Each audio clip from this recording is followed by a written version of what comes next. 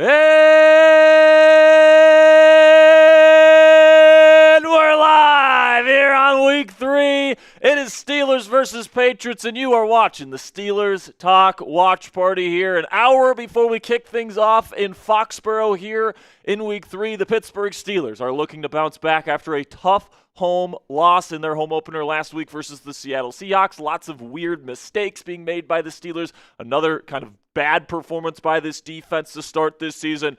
This week against the Patriots, a very young team, missing Christian Gonzalez. This is a fantastic opportunity for the black and gold to get back in the win column and instill some confidence in this fan base as we head towards week 4 when we play the Minnesota Vikings in Dublin next week. With that, we'll bring on our producer today. Producer Ponzi is with us here. Ponzi, we are less than an hour away from kicking things off here in week 3. It's been a terrible taste in our mouth here all week long. Pause. And now it's time to, kind of wash that away. Again, pause again. But, Patriots on the road.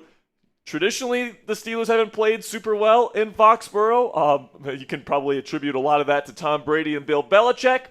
Now, Big Ben is no longer here. Belichick and Brady are no longer in New England. It's a new day, and I definitely think that today is a great opportunity for the Steelers to get back on the horse. I do agree. I think the Patriots are a great team. I think that they have a lot of talent on their roster. But I think, without Christian Gonzalez today, a lot, of the Steelers' game plan does become, getting the ball deep to your receivers. And I think, the Steelers have a great chance to just rebound and get some momentum going into a pretty good stretch for them with a lot of backup quarterbacks faced, or backup / Joe Flacco. We don't even know if Flacco's still going to be the starter. Exactly, by that point. Yeah. So it's, it's a good chance for them to really show them, get off to a good start. Last week it sucked, but it was a very winnable game. So now it's just time to rebound and get the boys back together. Yeah, and I feel like the feeling coming out of this game, it's going to be very drastic depending on what the outcome is. If you win today on the road versus kind of a young and up-and-coming team, a good culture there with Mike Vrabel, this is probably the toughest game that the Steelers will have over the next 5 weeks. Of course, They played 4 games. They have their bye before the Cleveland game. But Minnesota with Carson Wentz or maybe even Max Brosmer if Wentz doesn't play well today against Cincinnati. Then you get Joe Flacco in the Browns, and then you get Jake Browning in the Bengals. And obviously you can't take any opponents lightly over the next month.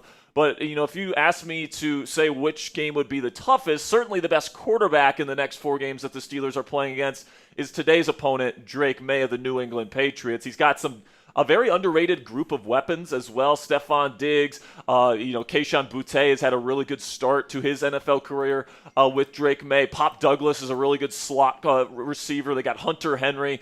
I'm going to go out on a limb here today, Ponzi, and say I think this one's going to be a higher scoring game than some people are expecting, all right? I think that the Steelers will score more points than maybe what the general public is expecting out of Aaron Rodgers in this group. I think it will be a bounce-back day for the Steelers offense, but I also think Drake May and this Patriots offense, they've got a 3-headed monster at running back. Ramondre Stevenson, one of the most underrated running backs in the league. Antonio Gibson's had a good start to his season. You got the super explosive Travion Henderson as well that you also have to keep your eye on. So the Patriots have weapons, all right? Now, the weakness on offense is certainly the offensive line, and then Drake May, even though he can make some big plays, certainly has his inconsistencies with accuracy, with decision-making. He's still a young quarterback, and another reason why you should feel good as a Steelers fan heading into this game, Ponzi, is because Mike Tomlin versus young quarterbacks usually does extremely well. So it's going to be an interesting matchup here today, guys. Of course, if the Steelers lose today, though, it kind of feels like you got to go on a run over the next 3 games to really feel really good about yourselves going into the Green Bay game.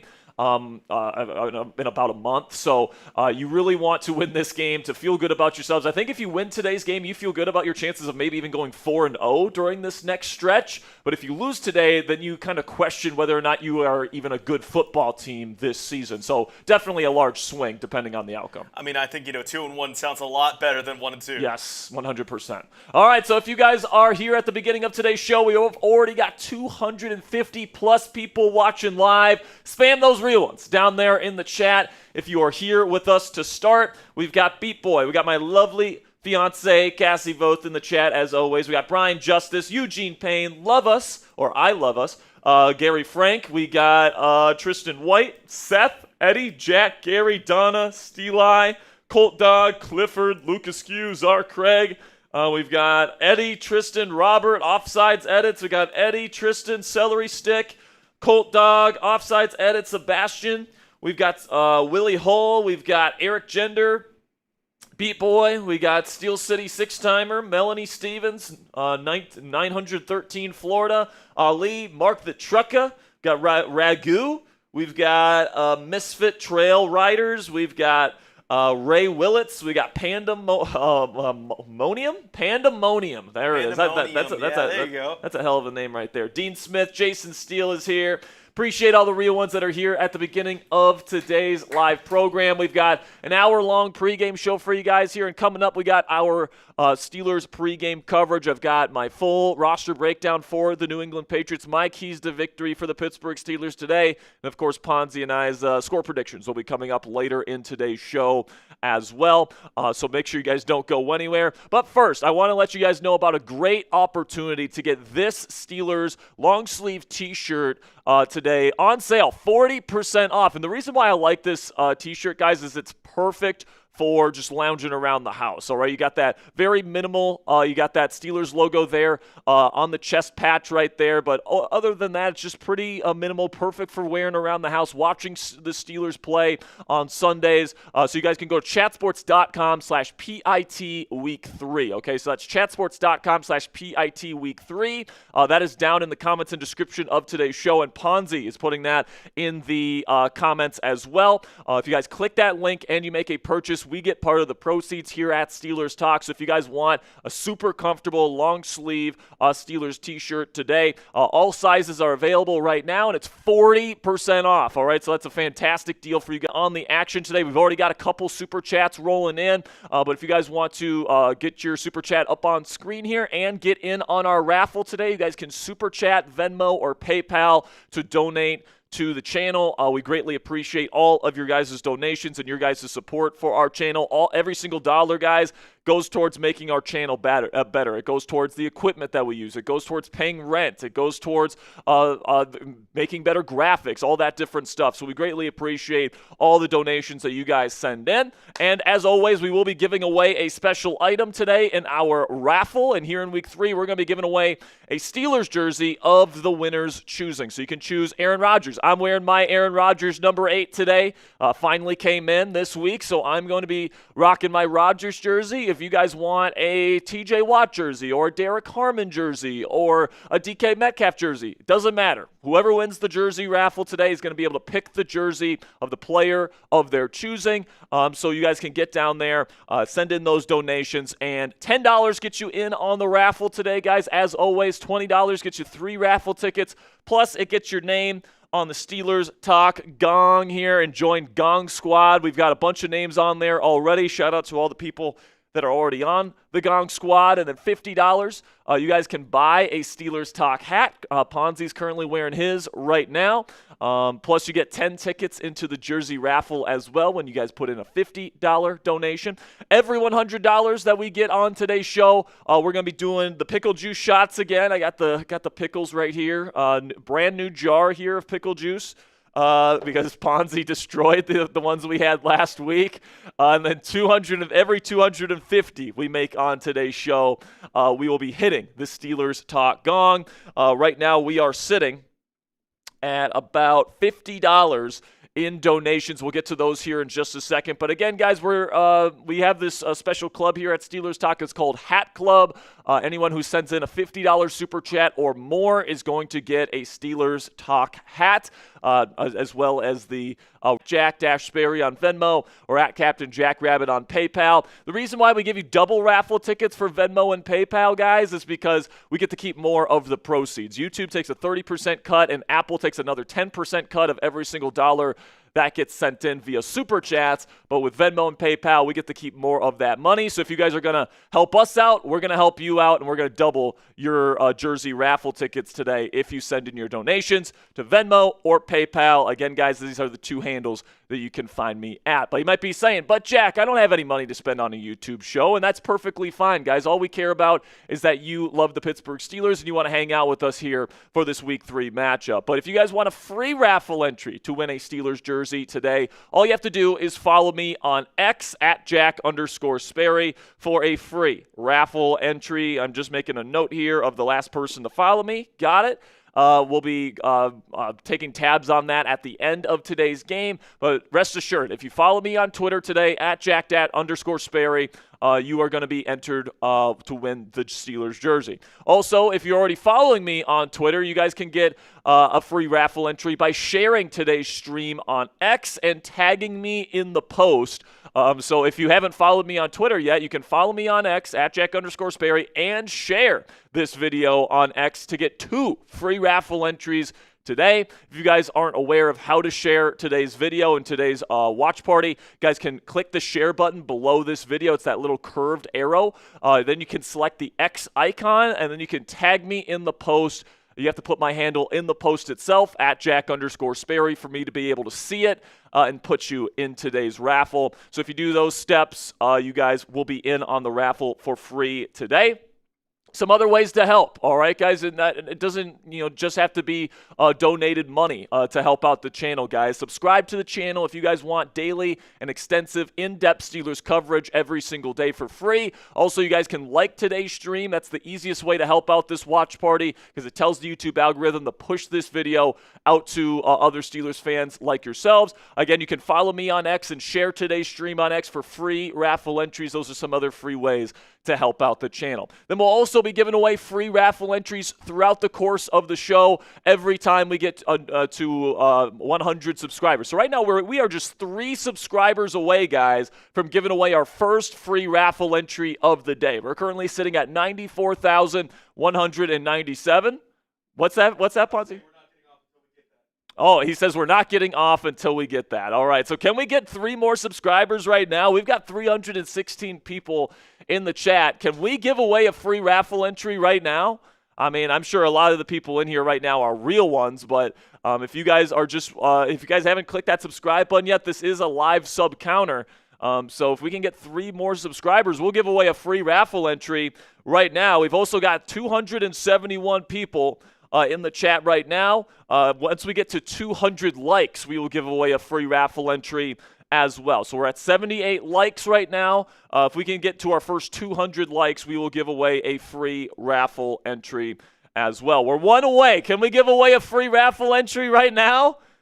There it is. Let's spam those me's in the chat if you want a free raffle entry. Whoever puts me in the chat the most in the next 60 seconds is going to get the free raffle entry. Let's go. We've got Czar, Craig, Nick, Shifty, Donna, Eugene, Beat Boy. We've got Czar. We've got Nathan Glass, Robert Kirkpatrick, Steel City Six-Timer. We've got Skull Edits, David L. We've got Shifty, Misfit, Robert, Trix, Eugene. Who wants it here? 30 more seconds. Let's go. We're almost at 100 likes as well, guys. Keep clicking that thumbs up icon.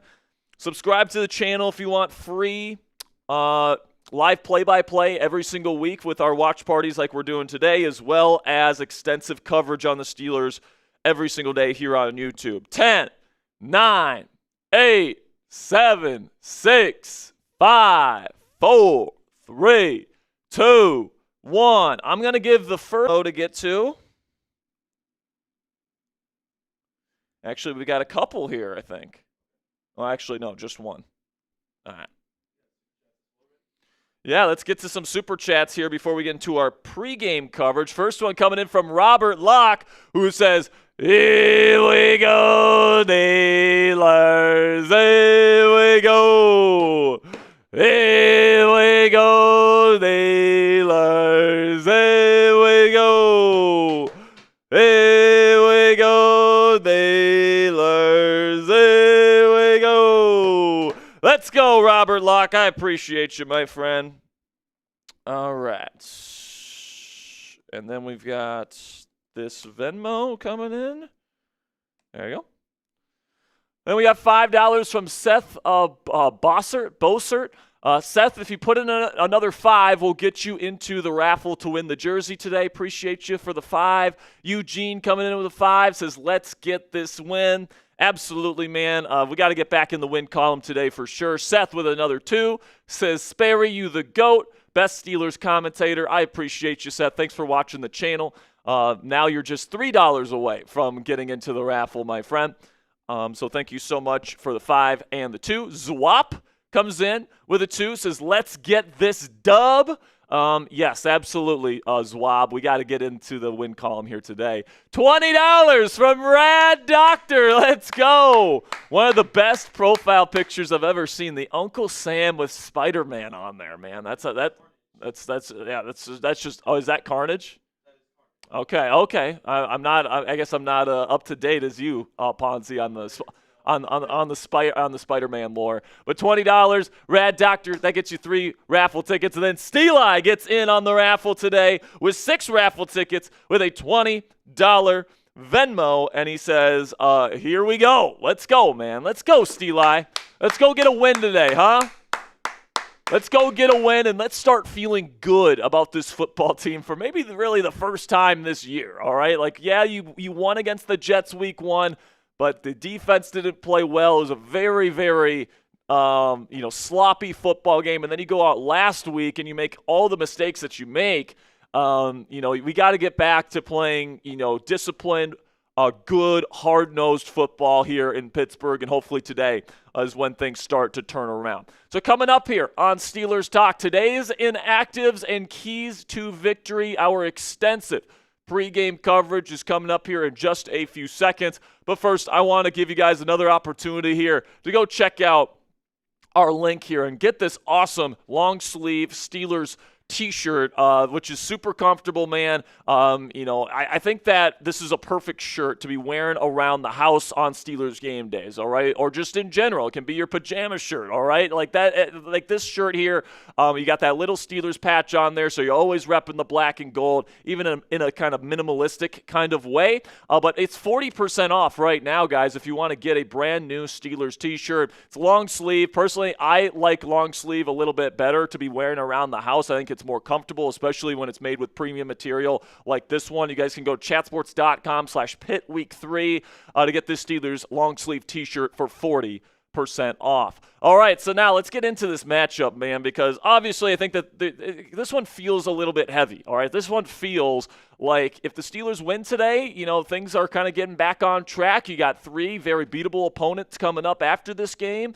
And, the Steelers would be 2-1, and they got a chance to win, more than a few games in a row after this one if you can beat the Patriots. But if you lose and the defense underperforms again, I think you really start to wonder whether or not it's actually going to ever come to fruition here in Pittsburgh here in 2025. So definitely a big one today in terms of the feels and the vibes and the fan base, and hopefully the Steelers can pull out a victory here in this one. Now you can take a look at the inactives for both teams here. We'll start here with the Pittsburgh Steelers, I should say. Joey Porter Jr., Deshaun Elliott, Alex Highsmith, all starters who are dealing with injuries. They are inactive today, of course. Then Andrews Pete and Azesi Odemiwu will be out today as well.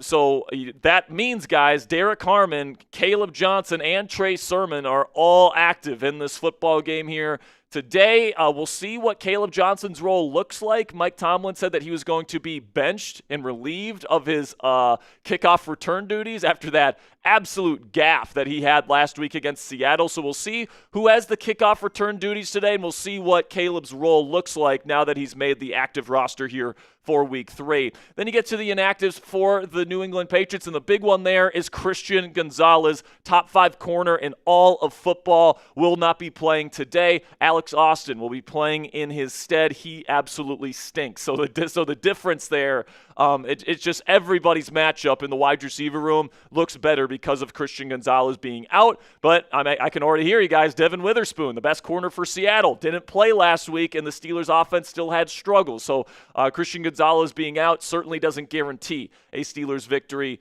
today. But that's pretty much the one that is the biggest name on that inactive list. Efton Chisholm is somebody that Patriots fans have been wanting to play for a while, but he has not seen the field to this point. Take a look at the scheme and coaching breakdown for the New England Patriots. Of course, Mike Vrabel, their first-year head coach, he's got a 55-46 record as the head coach or as a head coach in the National Football League.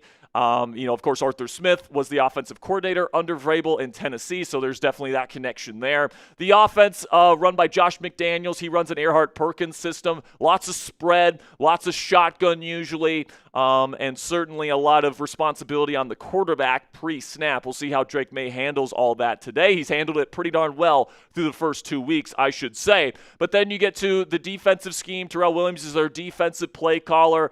They run a multiple attacking style defense, so they will adjust their defensive game plan week to week based on their opponent. So it'll be definitely interesting to see how they attack the Steelers. But one thing that is a constant in this Patriots defense is that they like to get after you. Take a look at the Patriots offensive roster here. Drake May is their second-year quarterback out of North Carolina, very talented individual. Their offensive line, I would say, is the weakness to this offense. Will Campbell has looked good at left tackle through the first few weeks, but he's got very short arms and a very short wingspan. You can definitely take advantage of that playing tackle. But then the big weakness on this offensive line is is Jared Wilson, who's a rookie playing left guard, and then you got Garrett Bradbury at center. You can definitely get through those guys in pass protection.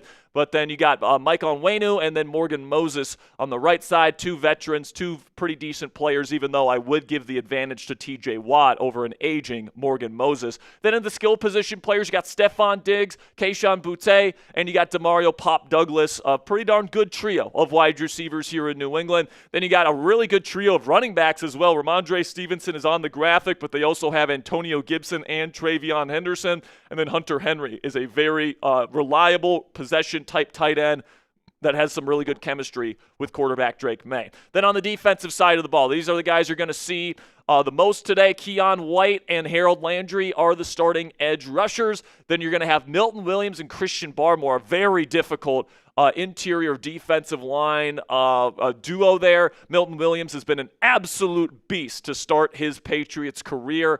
He's been an absolute monster up the middle. So guys like Isaac Seumalo, Zach Frazier, Mason McCormick, these guys will have their hands full trying to prevent that interior pressure versus this New England front. Then the off-ball linebackers, there's a familiar face here, and Bob Spillane, and then Christian Ellis is their other off-ball linebacker. By the way, guys, these two players right here, number 1 and number 2 in missed tackles in the entire NFL through the first 2 weeks, all right? So if you're Arthur Smith, you got to be trying to scheme things up here in the open field where you're trying to force Robert Spillane and Christian Ellis to tackle Jaylen Warren out in space.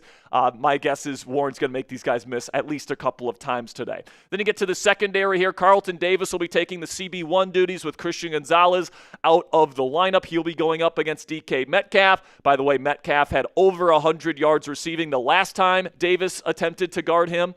So that's definitely a matchup that I'm excited to see today. Marcus Jones will probably be their number 2 corner today. He'll be in the slot when they're in their nickel looks. Jalen Hawkins and Craig Woodson are their very young safety duo here in New England. And then Alex Austin will be their 3rd corner rotating in with Christian Gonzalez out of the lineup. So I've got my keys to victory for you guys here. We're going to start with making life hard for Drake May. All right, a big consistency so far this season on film for the Steelers defense is they're making things too easy for opposing quarterbacks. They're giving them very easy pre-snap looks so that they can get the ball out quickly. And if they're getting the ball out quickly, that means the pass rush can't get home, right? So you got to make this guy think a little bit more. And Drake May's had a very good start to his sophomore campaign, over 70% completion percentage for over 250 yards passing per game. He adds a little bit on the ground each game as well and has had 4 touchdowns to 1 interception for a passer rating of over 100. Now, it is worth noting that the two defenses he's played in Las Vegas Raiders and, of course, the Miami Dolphins don't have great defenses whatsoever. Their secondaries might be the worst secondaries in the National Football League. And on film, I would say Drake May doesn't look quite as good as his numbers suggest. He does have footwork issues, which lead to accuracy issues, and he does have some head-scratching decisions on film as well that hopefully the Steelers defense can take advantage of today. Take a look at my scouting report on Drake May. Excellent size. Of course, everyone knows about the arm talent. He's definitely a plus athlete. You have to account for him in the run game. You can't forget about him. The playmaking instincts out of structure are very, very nice as well. So even when the Steelers are right, they could be wrong. And then the touch passing from Drake May, especially down the field, is really, really nice as well. But the cons, inconsistent accuracy and decision making, and a lot of that comes from some really bad pocket footwork. He will definitely be a heel clicky kind of guy. He will pop up. He won't keep a good base. That's certainly something that has been a constant of his, even going back to college. I currently rank him as the 16th best quarterback in the National Football League, or at least I did coming into this season. And he's had a pretty decent start to his 2025 campaign. But another thing to keep in mind, guys, is that Mike Tomlin, in his career, in his almost 2-decade career as the head coach of the Pittsburgh Steelers, has been extremely successful against young quarterbacks in their first or second year. Very good against quarterbacks playing against his defense for the first time in their career. So certainly looking forward here to Mike Tomlin, hopefully, getting this defense turned around against a younger quarterback that hopefully that they can get to see some ghosts today. Then we get to talk about the defense a little bit more in particular here. Got to stop the bleeding in terms of the run defense. Now, Mike Tomlin and Terrell Austin pointed out that, from a technical standpoint, the run defense did look better in Week 2 than it did in Week 1. But with that said, they did give up a ton of explosive runs versus Kenneth Walker and the Seattle Seahawks, including a 3rd and goal from the 19 for a touchdown in the fourth quarter that was completely unacceptable. So you do get Derek Harmon back in the lineup today. Hopefully he injects a little bit in terms of run defense today.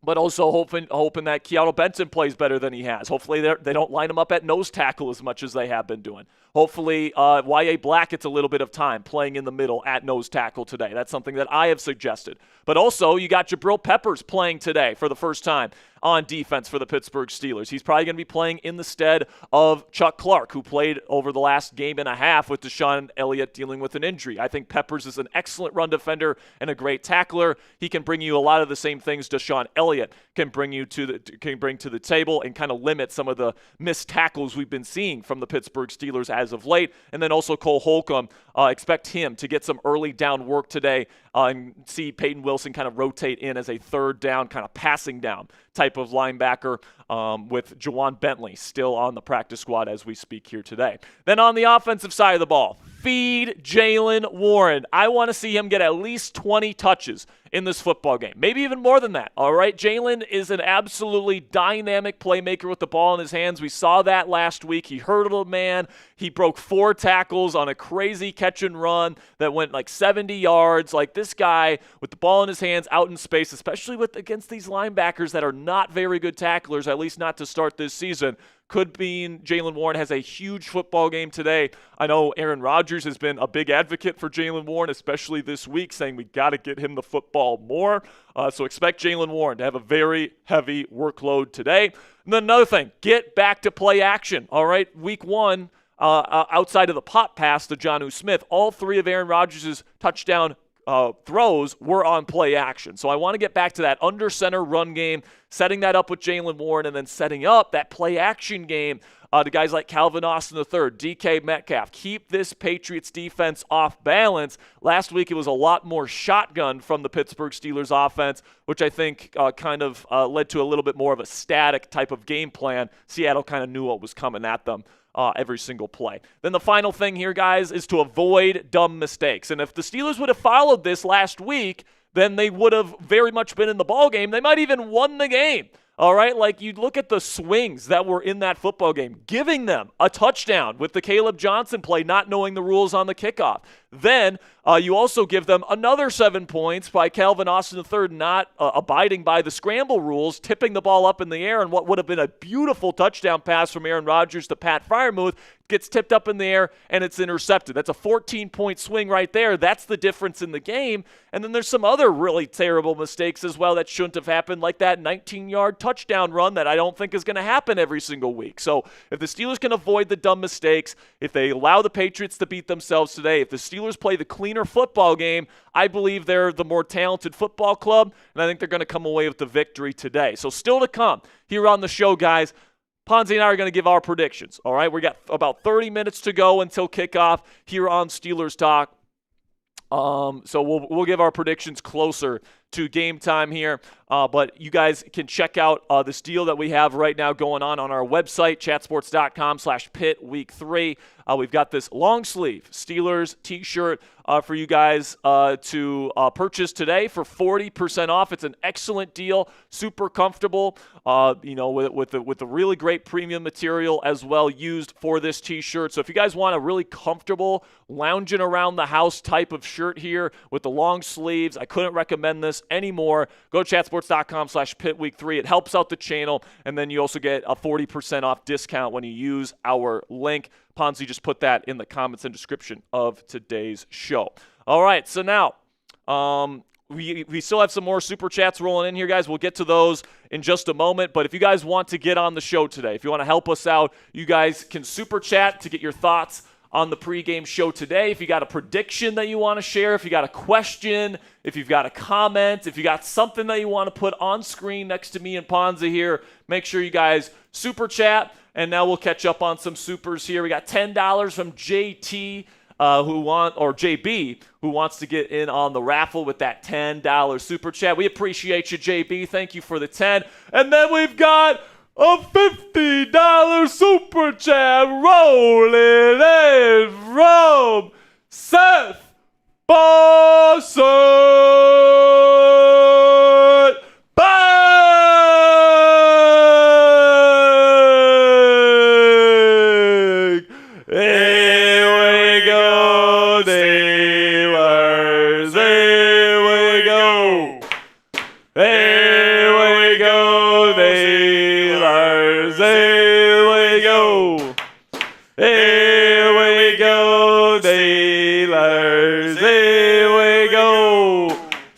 Coming in with a 50, and that means he's in Hat Club, Ponzi, so get my email down there in the L3.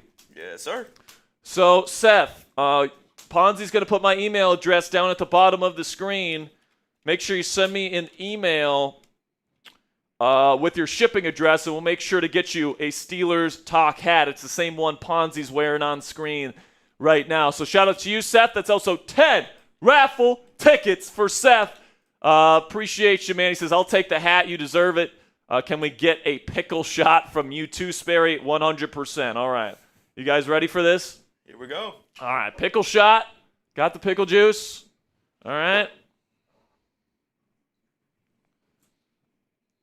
All right.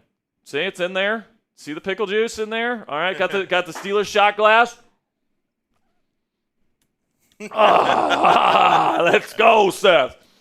Everybody spam Seth in the chat. Show him some love for that $50 super chat. We got any more Venmos? All right, we got another Venmo here.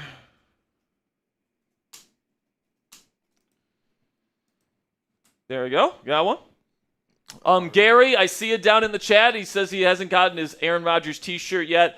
Gary, it's on its way. All right. I checked in with that on our shipping department this week, and they said that it's been sent. So, Gary, keep your eye out for that shirt. It should be coming in the mail here soon. All right, Gary? We appreciate you, my friend. $10 from William Hull, my man, gets in on the raffle with 2 raffle tickets, and he says Steelers Talk is the message on there. So shout out to William Hull. Also shout out to Sneaky, who just followed me on Twitter, so put him into the raffle there, Ponzi. That's gotcha. Sneaky with an I at the end. Ooh, sneaky. Okay. You're in the raffle. Let's go, man. All right, man, let's go. Let's go. We got about 30 minutes, 25 minutes away from kickoff here in Foxborough. We just went over my keys to victory, all that different stuff. Just a reminder here, guys, we are giving away a Steelers jersey of the winner's choosing today. For the people that enter today's raffle. And the way you enter the raffle today is you guys send in a donation. $10 gets you into the raffle. Again, guys, a jersey is like over $100. So if you guys put in a $10 entry today or donation, you could win over a $100 jersey for just a $10 donation. $20, you get 3 raffle tickets, plus you get your name on the Gong squad. $50, 10 tickets, plus you get a Steelers Talk hat. Every $100 we get on today's show. We're doing pickle juice shots right now. We are at around $150, so we're $55 away from another pickle juice shot, just so you guys are aware. And then every $250 we make on the show today, we are hitting the Steelers Talk Gong. Hopefully, my goal is to hit it at least once before we get to game time here today, guys. So we got about 23 minutes. And right now we're sitting at $145, so we are $105 away from hitting the gong before we get things going. And again, guys, if you want to join Hat Club today, just like Seth just did, $50 or more in a donation, you guys become a member of Steelers Talk Hat Club for life, and we will send you one of our Steelers Talk channel hats, as well as getting all those extra raffle tickets for the jersey raffle today. If you guys want to double your raffle tickets today, you can send in your donations to Venmo or PayPal. These are the 2 places that you guys can find me, at Jack-Sperry on Venmo, at Captain Jackrabbit on PayPal. Again, guys, the reason why we give you double raffle entries is because YouTube and Apple combined take a 40% cut from every super chat you send in. But with Venmo and PayPal, we get to keep more of those proceeds. So if you guys want to get extra raffle tickets today, that's where you guys can find us. And then also you can follow me on X for a free raffle entry. All you have to do is follow me at Jack_Sperry on X for a free raffle entry. And then you guys can share today's stream as well for a free raffle entry as well. So if you already follow me on X, this is the way you can get your free raffle entry of the day in. All you have to do is click the share button below this stream. Then after that, you have to click the X icon. Then you tag me in the post, and then you send the post. So these are the 4 things that you got to do in order to get your free raffle entry today. Click the share button, select the X icon, tag me in the post, and then send the post. We'll be making sure to get everybody who shares this video in the raffle at the end of the show. And then also, guys, other ways you can help out the channel. Not only can you follow me and share today's stream on X, but you can subscribe to the channel. Every 100 subs today, we are giving away a free raffle entry. And also, every 200 likes we get on today's show, we are giving away a free raffle entry here on the show. Right now, where are we at, Ponzi, with the subs? Getting it up right now. Right now, we are at 150 likes. So we're 50 likes away from giving away a free raffle entry. Right now, we're sitting at 94,214 subscribers. Once that gets to 94,300, we will give away another free raffle entry. But we got 565 people in this chat room right now. Can we get to 200 likes right now so that we can give away a free raffle entry? Spam those thumbs up icons. We got a couple of super chats to get to here, Ponzi. So we have a little bit of an update here. Let me see if I can find it. I think it was from Saunders. We got an update here that Cole Holcomb is going through warm-ups today with the first team defense. Ooh. So Peyton Wilson, it appears, is going to be going back to that. Kind of third down, kind of passing down type of role. Y.A. Black was playing with the first team defense as well. Derek Harmon was with the second team. And then Jabrill Peppers was the first team strong safety. So it appears Jabrill Peppers is now officially ramped up, and he will be the starting strong safety today. And we've got a $30 super chat from Blaze Thal. And he says, pickle shot for Jack, Ponzi, and Cassie. Let's go black and gold. All right. I'll do one just for you, Blaze, all right? We'll do one just for you, Blaze. Just for you, Blaze. By the way, we are a $50 donation away from banging the gong, all right? We're a $50 donation away from banging the gong. Oh, God, it's so bad. Ponzi's over there wishing we were still doing lemon shots. I do. Because Ponzi loved the lemon juice, man. I think I chugged 4 cups of pickle juice last time. So I had to up my price, guys. For every 1,000, I'll chug a cup. All right, every 1,000 today, Ponzi's going to chug. So $20 from Fluffy here. And he says, and Fluffy is from England, says, donate raffle tickets. All right, so that is what, 3? Yeah, 3 raffle tickets. Spam those me's in the chat. Who wants a free raffle entry? We're 20 likes away from giving away another one, too, guys. Get those likes in. Get those likes in. It's free to do so. We're going to be giving away free raffle entries right here. If you haven't already, click that thumbs up icon. We got George Pickensburg. We got Warrior, Anthony, Clifford, Eric, Howie, Splitman. We've got Troy. We've got Christopher, Seth, Christian, Sasha, Jack. Come on now. Sack Savage, Spitman, Czar Craig. Keep spamming me. Keep spamming me in the chat. Tobias, Christopher, Darth, Adam, Nate. We got Eric, Vimosity, Joe, Troy, this guy. We've got Stacy, Seth, Eugene, Cassie, Rez, Dean, Jack, Steelers Rule, Christian Cano. Keep them coming. 10, 9, 8, 7, 6, 5, 4, 3, 2, 1. I'm going to give one to Dominic. I'm going to give another one to George Pickensburg. And I'm going to give another one to Jack Hay. Jack Hay. All right, we're 1 like away from giving away a 4th. Can we get one more like? Can we get one more like to give away another free raffle entry? Keep spamming those me's. Keep spamming those me's. There we go. Did we get there? We got there. There it is. I'm going to give one to Darth. All right. Darth Sean, you are in. Darth Sean was a legend last week on the show. Exactly. All right, man. So appreciate your guys' support. Keep clicking that thumbs up icon. Keep sharing. Keep following. Keep doing all that stuff. But let's go over here, Ponzi, our score predictions for today's game. Of course, we went over the keys to victory. We went over the things the Steelers need to do in order to win this football game. And personally, guys, I think the Steelers are going to bounce back today. I'm going to go 31-20. Steelers win. All right. I don't think it'll be a perfect game defensively from the Steelers, but I think it'll be better than what we've seen in the first 2 weeks. I think Jabrill Peppers will really provide a little something to the Steelers defense that Chuck Clark simply was not. I think that Derek Harmon is going to bring something nice to the rotation today. He won't start today. If you're expecting Derek Harmon to come in and save this defense, guys, I got news for you. It's not going to happen.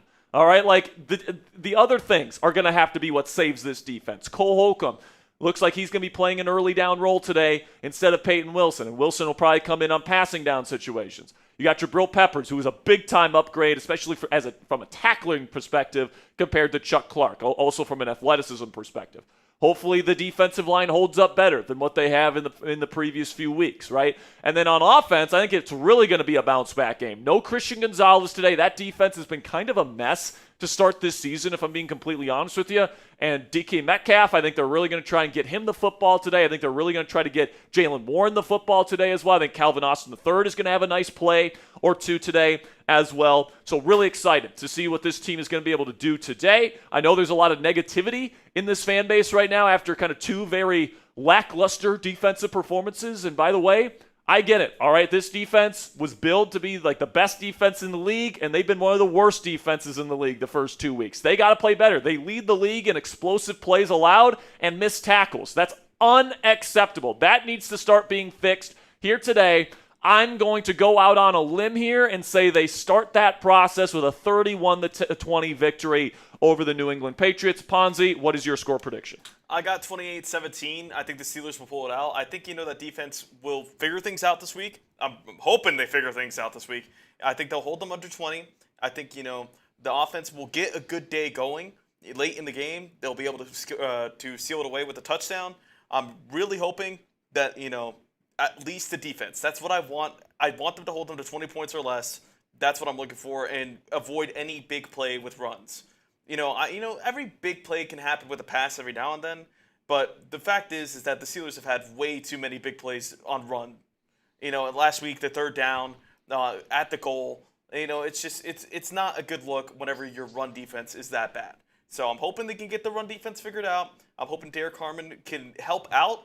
He's going to rotate in, but I think the Steelers will get this one done. And I did see that Sack Savage had the same score as me. So shout out to Sax. Shout out to Sax Savage. Get your score predictions down there in the comment section. We'll give you guys some shout outs here. See what you guys see the score being today. We got over 620 people watching live. We're less than 15 minutes away from kickoff. Spam those score predictions. We got Smitty saying 24-14 Pittsburgh. And are we there? Are we there yet? Are we there yet? Let me see. So we're at 180. So right now, guys, we are a $20 donation away from banging the gong. All right, we are $20. Only a $20 donation away from banging the gong. We got Jack Hay saying 31-15 Steelers. Dad Churban saying 24-24 tie. Wow. Anita saying 27-21 Steelers. Loose Stool saying 32-10 Pittsburgh. Eugene Payne 21-17. Czar Craig is saying 24-13 Steelers. Eric Gender saying 27-24. Troy Philip Abuga says 24-17 Pittsburgh. Jake Zion 24-20 Steelers. Voxy saying 28-20 Steelers. We got Pops saying 27-24. Berg, of course. Pops playing, I should say. Darth Sean says 21-20 Steelers. Michael is saying, I got a TJ Watt forced fumble. That'd be fantastic to get him going today. But listen, man, I think the number one key to getting TJ Watt going, Ponzi, is actually the coverage on the back end. Yeah. Don't give them easy answers. You know how many times this Steelers defensive line was actually doing a pretty decent job initially, winning at the line of scrimmage, and then all of a sudden, because of the pre-snap look, the quarterback is getting rid of it immediately, and the pass rush has no chance. You got to do a better job of taking away these really easy answers that Sam Darnold and Justin Fields have had throughout the first 2 weeks. And if the Steelers do that, and they can make these quarterbacks think a little bit more, Ponzi, I think we're going to see the sacks and the forced fumbles and all that stuff begin to come back. So hopefully the Steelers have learned their lesson. Hopefully they have learned that they're not that good, and they need to come out and really get creative on defense to be able to do some good things and win some football games. All right. $20 from Blaze Thal says, Hat Club me, buddy. All right, so put my email back down there, Mr. Ponzi. So, Blaze, you are now in Steelers Talk Hat Club. We appreciate the 30 and the 20 from you today. And make sure you send me an email, sperry@chatsports.com, with your shipping address. We'll make sure to get you your hat as soon as we can. Appreciate your support there, Blaze Thal. And right now we are just $20 away from hitting the gong. We're at $230 donated on today's show already. Can we get to $250? Who's going to get us there? Who is going to get us there with about 10 minutes to go? Ponzi, let's talk about the games around the league here today before we kick things off here in Steelers Nation. And definitely an interesting slate today. Got the Falcons and Panthers. I think that Panthers defense is once again going to destroy an opposing offensive line. I think that Falcons team makes Bryce Young extremely uncomfortable. I got the Falcons in that one. I got the Falcons as well. I think, Bryce Young, tale of two halves for both games. But, that offensive line's so bad. Yeah. It's bad. It's terrible. Exactly. Packers-Browns. I expect the Packers to win that game. I got the Browns. I'm not sure if the Browns score a point in that game. That Packers defense is ravaging.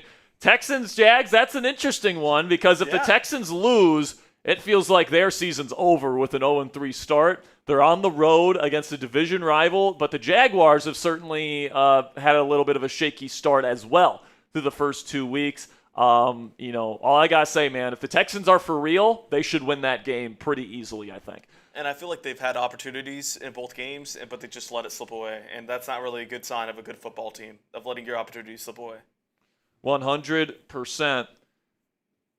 Then we get into the Bengals-Vikings, the backup quarterback game. I think the Vikings should win that.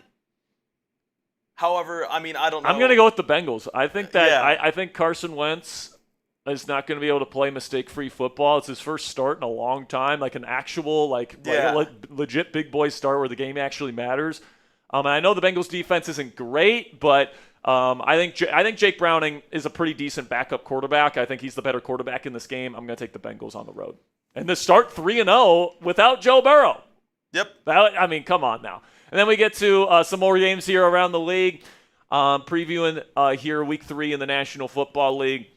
We got, of course, Steelers Patriots. Both Ponzi and I have the Steelers winning that one. Then Eagles Rams. Interesting rematch of the divisional round last year where the Eagles or the Rams almost knocked off the Super Bowl champs on the road in the snow. But Jalen Carter completely wrecked that final play. I'm going to go with the Rams in this one. It's early in the season. It's not a cold weather game. I love Matthew Stafford and what that offense is doing. That defensive line is just getting after people. I think Jalen Hurts will be uncomfortable today. Like Matthew Stafford is far and away the best quarterback in that game. I don't think the Eagles are going to be able to run the football the way that they want to. I'm going to take the Rams. I'm really going to take the Eagles here. Okay. I really think that, I just really think that, the Eagles are going to find a way to win. I said this in, my Chat Sports Power Ranking. I think that, until someone can beat the Eagles, I still have them as my front runner just because I think that team is very well organized. They're very well put together. Their young players are actually doing decent. And I think that as the season goes on, they'll get more powerful. But, I got to love that Philadelphia defense. I think that defense is really good. And the offense doesn't do too much, but they win the game. So, I got the Eagles there. Jets, Buccaneers. I think we all expect the Bucs to win that one with Justin Fields out especially. Don't have to talk about that one too much. Colts, Titans. I think most people expect the Colts to win that one. I think if the Titans win that game, the Colts' reputation kind of takes a little bit of a hit. All right, the Titans are just not a good football team. Colts, it feels like they got to win that one to kind of, maintain the kind of positive momentum that seems like that team is on right now. Raiders, Commanders is an interesting one because Jaden Daniels not playing today. Multiple starters for the Commanders out for that football game, but the Commanders are home, and Marcus Mariota's looked good for the Commanders in his career there. So kind of a revenge game there for him. Played with the Raiders before, so it'll be interesting to see if they can corral Max Crosby with rookie Josh Connolly Jr. Guess we'll have to see. But then Broncos, Chargers, definitely another interesting game there. I'm going to go with the Chargers to win that one. I just like the offense better. I think both defenses are pretty darn good, but I'm going to go with Justin Herbert to outduel Bo Nix. I think I agree right there. Chargers are a very good football team. They're very well put together. Their defense has kind of been shocking me of how well they've been playing. Very bend, don't break, but they dominated the Raiders last week on Monday night. So, it's going to be a good game, though. 100%. Saints, Seahawks. I think the Seahawks, even with all the injuries that they have, still expected to win at home. Cowboys, Bears, Eberflus going up against his former team and his former quarterback. I'm sure the Cowboys would love to win that game. I think they will. I think Eberflus gets his revenge versus the Bears. Yeah, I agree. I think, regarding these last two games, Saints, I think, have done notoriously good against the Seahawks somehow. But, I think that the Seahawks should win that game. Even without the injuries. But Cowboys, Bears, got to pick the Cowboys. 100%. Is that it for this week's games? I think there's one more slide, isn't there? There is one more. Yeah, okay. So we got Cardinals, 49ers. Cardinals, sneaky 2-0 team. I think that they've played well and not well at the same time so far this year. They almost lost to Carolina last week, but hey, they're 2-0, going up against Mac Jones today. That's one of the more intriguing matchups of the day, seeing if Mac Jones can repeat his performance that he had last week versus a really bad Saints defense, Ponzi. That'll be interesting. The Chiefs-Giants, I think we all expect the Chiefs to get into the win column. They lose that game against the Giants, and Russell Wilson has kind of been a Chiefs killer throughout his career. That is true. He's definitely got a winning record against those guys, and the Giants are home. So if the Chiefs lose that game, I think it's officially panic mode in Chiefs Kingdom. I think, with the Cardinals, 49ers, I think we kind of talked about it a little bit. If Mac Jones gets we kind of predicted, Mac Jones was going to do good against the Saints, but the Cardinals were going to be the wake-up call. I think that's the case today.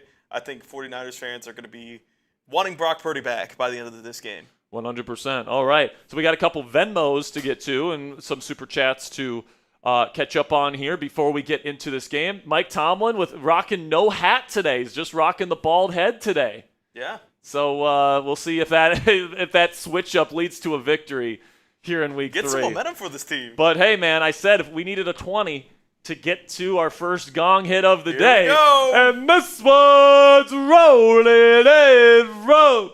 Robert Luck. Bang! Here we go, Steelers. Here we go. Let's go!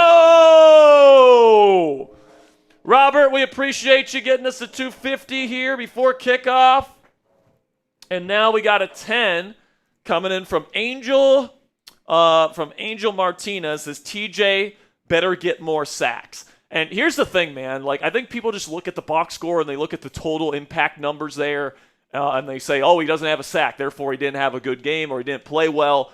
Really, I think the biggest issue right now, guys, with Watt's lack of production, with just the pass rush's lack of production overall, is actually the secondary and the coverage and the pre-snap alignment. Because right now the Steelers, just in their alignment, is giving quarterbacks way too easy answers pre-snap, and they're taking advantage of it. So I think the ways that you alleviate that is you do a little bit more post-snap rotations, you get a little bit more creative with the way that you are playing defense, and you play more zone. All right, I wouldn't play as much man, especially with how much the Steelers have been beat in one-on-one man coverage to start this year. So I would play more zone today. I would, definitely play zone when they go to that condensed look under center, when they try to play that Yankee concept or that jumbo mesh concept that we've been burned on one time each in the last 2 weeks. So we got to get that figured out, guys. But I'm hoping that Mike Tomlin and Terrell Austin make some sort of adjustment this week, play more zone than what they've been playing. Last week it was pretty much a 50-50 split, man versus zone, but I would like to see zone a little bit more heavy-handed with Joey Porter Jr. still out of the lineup. $2 from my man Kermit is my God. Says, so Chuck Clark won't have much playing time. It sounds like that's the case. It sounds like Jabrill Peppers, that's why they brought him in. They view Chuck Clark as a backup level, replacement level guy. I think he showed that on film the last game and a half. And Jabrill Peppers is a longtime starter in this league. So it'll be interesting to see if he's still got it. And if there's anybody that's going to have like really bad coverage mistakes and blown assignments today, it would probably be him, because he's the new guy here, right, guys? He's only been here 2 weeks. So on the one hand, I think Jabrill Peppers is a better player than Chuck Clark. He's faster. He's a better tackler. He's more aggressive. And he's just an overall better player. But he hasn't been here as long as Clark has. So maybe the communication and stuff like that might not be on the same level, even though I can't necessarily say that the communication was on a phenomenal level when Clark was out there himself. So I do think it'll be an upgrade today, but definitely somebody to keep your eye on here, especially because it's a revenge game. He's going to be highly motivated. This team released him, 3 weeks ago? And now his first game playing for another team is against his former team in his former home stadium. What a story Jabrill Peppers is today, guys. That's definitely going to be one that we keep our eye on. $5 from Dylan Lewandowski. Dylan, another 5, and you get in on the raffle today, my friend. Says, what's up, guys? Great to see you, Dylan. Thank you so much for your support for the channel. I see Hot Rod 24 in the chat right now. What's up, Hot Rod? Good to see you. And we got, we're very close to kicking things off in this football game here in week 3. Make sure you guys click that thumbs up icon if you haven't already. Right now we're at 266 likes. We got over 1,000 people in this chat room. Every 200 likes, we're giving away a free raffle entry to win a Steelers jersey of the winner's choosing. My jersey today, guys, I'm wearing the Aaron Rodgers number 8. It finally came in this week, so I'm rocking my Raji jersey today. Also, for every 100 subscribers we add to today's show, we are going to be giving away a free raffle entry. So once we get to 94,300 subscribers, and when we get to 400 likes on today's stream, is when we're going to be giving away free raffle entries. So let's get that going right now, guys. Can we get to 400 likes before we kick things off? We're 120 likes away. We got over 1,200 people watching live around the world. Can we get there? Now, let me actually do me a favor here, guys. If you've clicked that thumbs up icon and you want the Steelers to win today, type those PITs in the chat if you want the Steelers to win today. Let's go. Spam those PITs. Here we go, Steelers. Here we go. Here we go, Steelers. Here we go. Here we go, Steelers. Here we go. Hot Rod, you are in the raffle. Robert Locke just put in a $10 super chat, and he wants Hot Rod to get in on the raffle today. All righty, duly noted. Shout out to you, Robert Locke. Shout out to Hot Rod as well. There we go. We're at 337. Keep clicking that thumbs up icon. Spam those PITs if you want to win. We got Mike Hurst, Jackie Jones, Rez, Mike Hurst, Dragonfly, Reese Walker. Come on, Jeff Sigsby. Mike Hurst, OG Chronic, Sasha Johnson, Jason Evans, Voxy, Eugene Payne, Ali, OG Chronics, Nate Bell. Come on, baby. We're at 40 likes away. We've added 60 likes in the last 20 seconds. Can we get to 400? Let's go. If you are watching, thank you guys so much for joining us here for our coverage of Week 3 of the National Football League. Pittsburgh Steelers versus the New England Patriots. Definitely feels like a big game for this team. After a 1-1 start, have struggled on defense, lead the league in explosive plays allowed and missed tackles as a team. Just haven't been good enough. Passing defense, rushing defense, situational defense.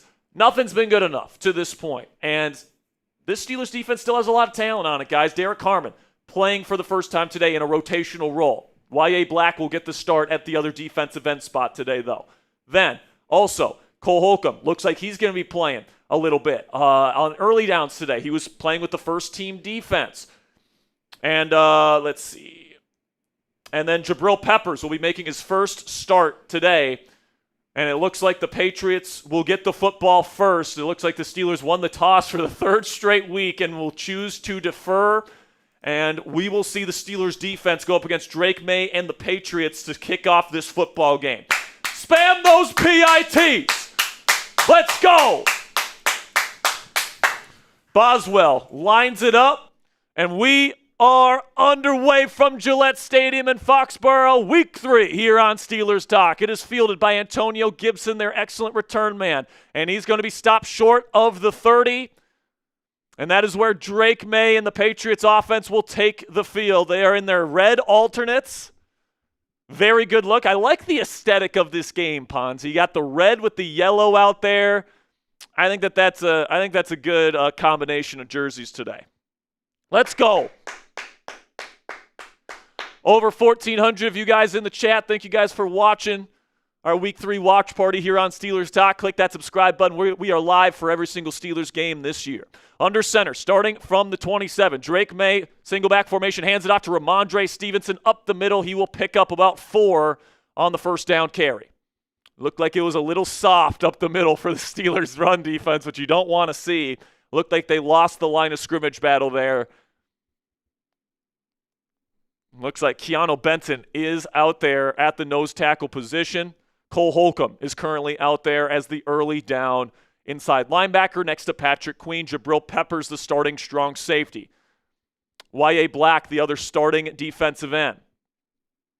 Shotgun May here, trips, or 3-receiver set. Twins left, 1 receiver to the right. Takes the snap, pressure up the middle. Now he's looking to run, and he's going to be brought down for a short loss. That's going to be a sack. Looks like for Cam Hayward. Let's go, his first of the season. It'll be third down coming up. Spam those 3s in the chat or type stop.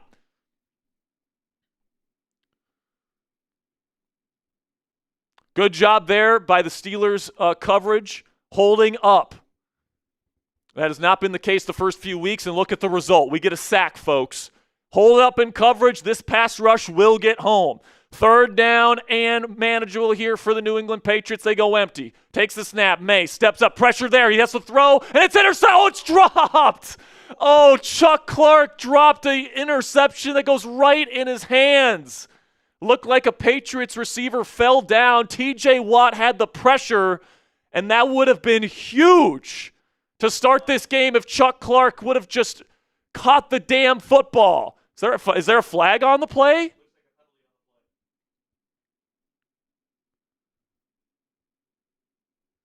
Legal contact on the defense, and it'll be first down Patriots. So even if they would have caught the interception, would have been Patriots football and a first down. God, if they score points on this drive, that's going to be an absolute bummer. First down and 10 now. Tomlin rocking the no hat look. That's definitely not normal for him. Twin receivers out to the left under center, 2 tight ends. It's going to be a handoff to Stevenson, and he fumbles the football. Picked up by the Steelers. And now it's going to be taken the other way. This is Darius Slay with the football. He's around midfield. He's reversing field, gets to the 45-yard line. Steelers get a turnover on the first possession of the game. Let's go.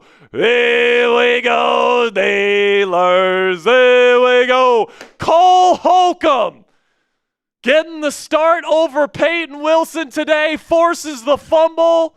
A huge impact play to start this football game from the Steelers defense.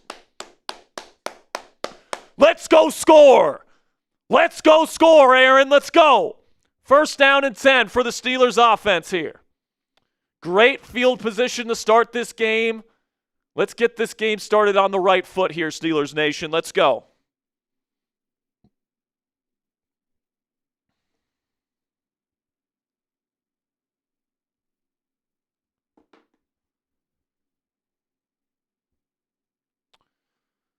Whew, big time play right there, folks. Big time play right there. And now the Steelers offense takes over around midfield. And Aaron Rodgers in this offense, look. To start this game off on the right foot, man. Let's get this game started off on the right foot. Let's go. By the way, we passed 400 likes. We're going to be giving away a free raffle entry next commercial break. The Steelers will start under center, 3-receiver set. Takes the snap. Handoff, Jaylen Warren up the middle. Flag on the play. It'll be offsides on New England.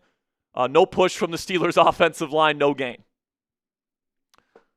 Steelers will get 5 yards there. Good job by Rodgers on the hard count. It'll be first down and 5 coming up. Good opportunity to take a shot here, Ponzi. Setting at about midfield. You're already ahead of the sticks, first down and 5. I think this is a good chance to maybe get under center, go play action deep shot on a post. Try to get this to Calvin or DK on a deep shot here.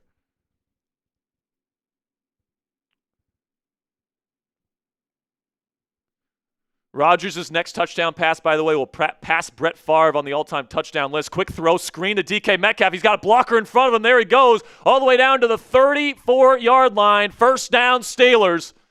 Let's go, man. Feed number 4. Arthur Smith compared DK Metcalf's skill set to Shaquille O'Neal this week. And if that's the case, you feed the big man in the post. Feed the big man in the post. Let's go.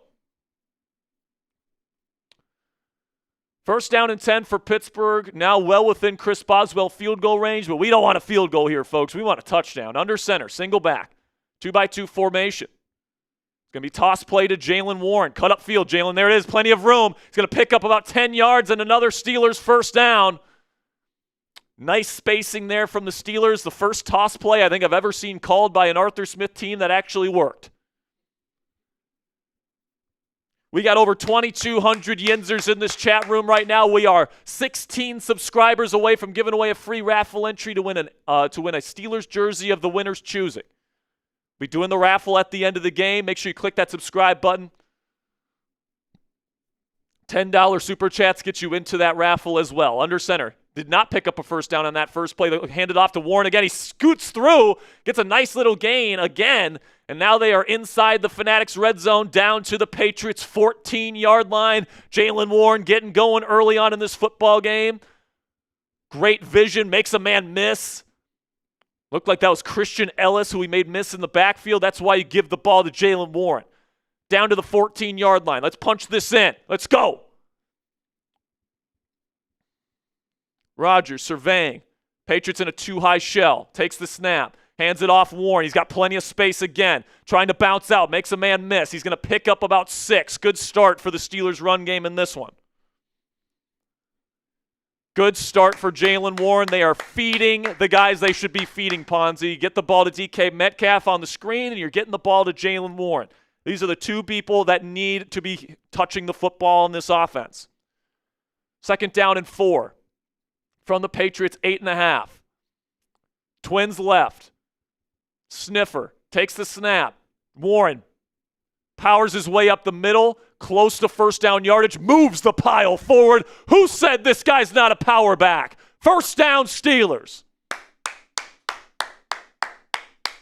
Let's go. This is absolutely beautiful what we're seeing right now, folks. This offensive line is winning at the line of scrimmage, and they are moving the pile consistently to start this game. Make them stop it. Give it to them again. First down and goal under center is Rodgers. 2 receivers, 2 tight ends. Jonnu and Muth are the 2 tight ends out there on either side. Warren still the back. Takes the snap. Hands it off. Warren up the middle. He needs another push. He's not going to get it. He gets down to the 1-yard line. 2nd down and goal coming up. Come on. If you want a touchdown right here, folks, type those TDs. Steelers making a substitution. Taking Metcalf off the field. Putting out Scotty Miller. Scotty Miller and Skoranek go out there. And then Darnell Washington is in the slot. Watch out for him here. Under center is Rodgers. He will send Big DW in motion. He will hand it off to Warren again. No push by the Steelers offensive line. He will lose a yard. It'll be 3rd down and goal coming up. There's only been 1 pass attempt on this opening drive to this point. Warren's got to be gassed. Will we see the Steelers go pass here, and will we see Aaron Rodgers pass up Brett Favre, his predecessor in Green Bay, for the 4th most passing touchdowns in the history of the National Football League? We'll see here. 3rd down and goal from the 2. If you don't get this, you go for it, in my opinion. You play aggressively. Trips left for Rodgers in shotgun. Takes the snap. He's going to throw it up. Washington, end zone, incomplete, flag on the play. They're going to say he was held, and it's going to be a brand new set of downs for the Steelers. We'll take it. We'll take it. They're putting, Marcus Jones on Darnell Washington at their slot corner. It's Alex Austin, my mistake. But Alex Austin's tiny too, and he's obviously grabbing him. So now it'll be 1st down and 10. And they take Austin off the field as Vrabel yells at him for holding him. Punch it in. Let's go. Under center. 3 receivers out there for Pittsburgh. They send a man in motion. It's going to be a toss play. Kenneth Gainwell. He's going to have room. He's in. Touchdown, Steelers. There we go, Steelers. There we go. There we go, Steelers. There we go. Here we go, Steelers. There we go. Producer Coop, what is up, man? Here you go. Here we go, Steelers. There we go. F-U, helper. F-U, helper. Boswell puts up the extra point. It is good. 7-0 Steelers to start this ball game. Couldn't be any better. Cole Holcomb, the new early down linebacker, forces a fumble, followed by a nice touchdown drive. That, by the way, the Steelers' run offense got going. Let's go, man. What a start to this ball game. And if you guys, I'm pretty happy about that touchdown, Ponzi. I don't know about you. I'm pretty happy about that drive. You know what else I'm happy about? Giving you guys this awesome opportunity to get this awesome Steelers t-shirt, 40% off right now. All right, chatsports.com/pitweek3. That link is down in the comments and description, and Ponzi's putting that in the live chat room right now. Make sure it's a link that they can press, Ponzi. So make sure you guys go check that out. 40% off. You guys can see here you got the little Steelers logo there in the corner with the square logo there. So if you guys want to get a really comfortable Steelers t-shirt to be wearing around the house or wherever you guys want, go chatsports.com/Pitt Week 3 to get an awesome deal on this t-shirt today. All right, man. We get any super chats during that drive? Let me see. All right.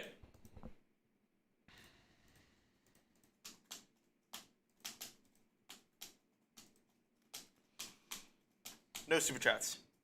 No super chats. All right, cool. All right, man. Great start. Great start, Ponzi. Obviously, forced that interception. I thought the defense and coverage, at least in terms of how much May had to think about throwing the football, looked a lot better. If I was looking at the defense correctly, it looked like a post-snap rotation, which a lot of Steelers fans have been complaining that they haven't seen enough of over the first 2 weeks. We saw that on that first drive. So that was nice to see. Confuse Drake May a little bit. Make him think. All right, that is the key to victory. Make his life hard here today. Let's go. By the way, the Steelers did not score opening drive touchdowns at all last year. I think there was a grand total of 0 first drive touchdowns from this offense last year with Justin Fields and Russell Wilson. They already have 2 in the first 3 weeks, and they scored a field goal on their first drive against the Seahawks. So the first drive on the script, Aaron Rodgers and the Steelers have been pretty darn good to start this season. And also, they are now 5 for 6 in the red zone, and they should be 6 of 6. So they've been really good in the red zone to this point, guys.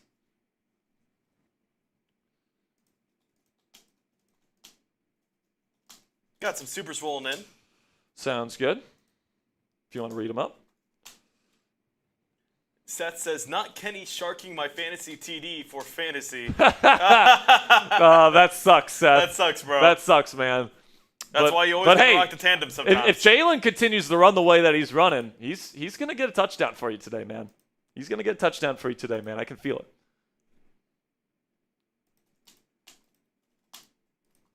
Back here, as the Patriots will return it. Now here comes Henderson, and he's going to get hit hard at around the 27-yard line. And Drake May and the Patriots will come out for their second drive of the game. Let's get a stop here, huh? Let's go get a stop here and make a statement. Let's go. Turnover. All right, man. Let's go. Let's stop the run. Patriots will start under center here.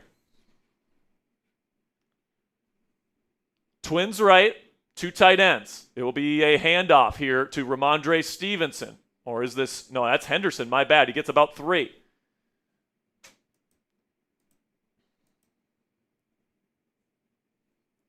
Got about 3,000 Yinzers in this chat room right now. Thank you guys so much for joining us. About as good of a start as the Steelers could have hoped for. A turnover on the first drive, touchdown followed up after that, and they get the ball to start the second half, so they've completely flipped the script here in the first half of this ball game. Under center, Drake May here on 2nd down and 7. Once again, 2 tight ends for the Patriots. It's going to be a 5-step drop. He throws outside his caught Mac Hollins, one of Arthur Smith's favorite players, catches it, and it'll be 3rd down and short coming up. Darius Slay in the coverage. He was playing off on that rep.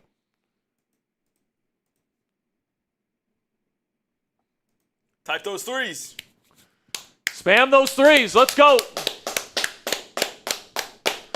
Come on, let's get a big stop here. Impact play. Sack, tackle for loss. Let's make them punt this football away, huh? Let's go. By the way, we're 1 like away from giving away 2 free raffle entries. Next commercial break. If you want to show that sub counter too, Ponzi. They're going to go fullback dive, and he picks up the first. Picks up about 3 yards. Patriots will move the chains. They're out, still on their side of the field at the Patriots' 41-yard line. By the way, we're giving away now 3 raffle entries next commercial break. Let's make it 4. Because we passed 94,300 subscribers. Our goal is to get to at least 95,000 subscribers by the end of today's show. We really do appreciate your guys' support. We are so close to 100,000 subscribers on this channel. It's all because of your guys' support. Make sure you click that subscribe button. 1st down and 10. May, play action. They send blitz. May steps up. He throws it into the dirt, incomplete. It's picked up by the Patriots, but that was pretty clearly a forward pass, incomplete. Good pressure by the Steelers. Looked like the pressure was that the coverage was holding up enough for the pressure to get home. Looked like Patrick Queen affected the throw there very clearly. Or let's see here. Yeah, very clearly a forward pass from Drake May. It was Patrick Queen that touched his arm in the throwing motion. Be 2nd down and 10.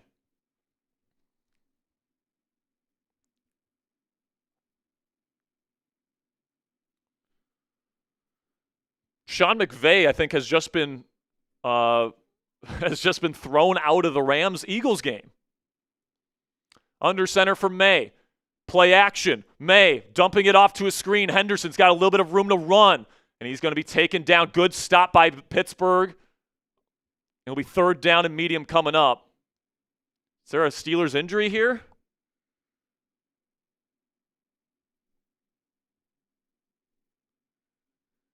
It'll be 3rd down and manageable here. Let's get off the field here, Ponzi.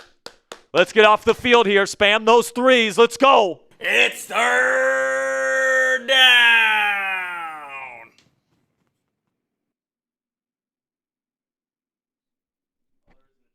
And now Darius Slay is slow to get up, and he's limping off the field. That's not what you want to see.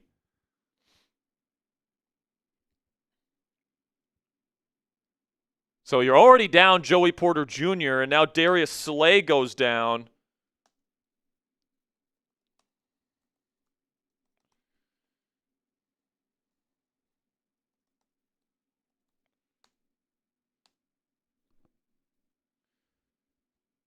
So he's not going into the blue tent right now, though, according to Nick Farabaugh from Penn Live.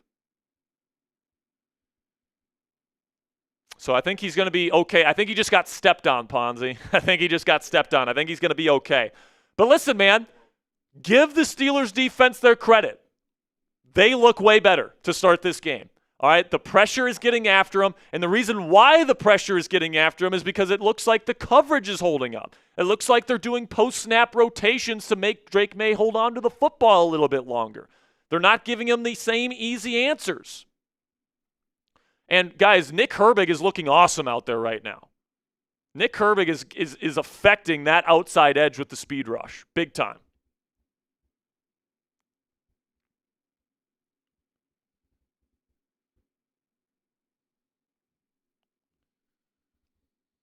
All right, let's give away some free raffle entries here, folks. Spam those me's. We got 3 to give away. Every 200 likes and every 100 subscribers, we're giving away a free raffle entry. Spam those me's. We're giving away 3 right now.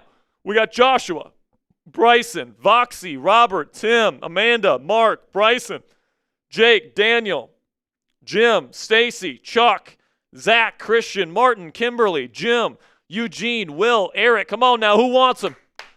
20 more seconds. 20 more seconds. Let's go. Oh, man, I got to sneeze, Ponzi. Excuse me. Goodness gracious. Jason Winter, Diego, OG Chronics, Rosie, 10, 9, 8, 7, 6, 5, 4, 3, 2, 1. I'm going to give one to Dana Washington, one to Isaiah, and one to Christian Beaver. Darius Slay still on the sideline here. Shotgun May. Bunch formation out to the right. Takes the snap. He's looking right. Nothing there. Now he's got to try to escape. And he's down. It's a sack for the Steelers defense. And this is the brand new Steelers defense, folks. Let's go. And who else but Cam Hayward is there to bring him down. The edge pressure from Watt and Herbig forced May to step up. You know who else? Right into the arms of Derek Harmon, the rookie out of Oregon. Let's go. Now that's the way the pass rush is supposed to look. You hold up on the back end coverage-wise and it gets home. That just hasn't been what's happened the first 2 weeks. The kick is away, and it's going to be in the end zone. Touchback. Steelers have the football with a chance to go up 2 scores. Got to take advantage here. Let's go. Got to take advantage here. 2 sacks already There is a flag on the field. Flag on the play here. Let's see what the flag is. Rodgers is walking out, so this isn't going to affect the possession, but it is going to be on Pittsburgh, so this is going to park them back a little bit. Brandon Echols was called for holding.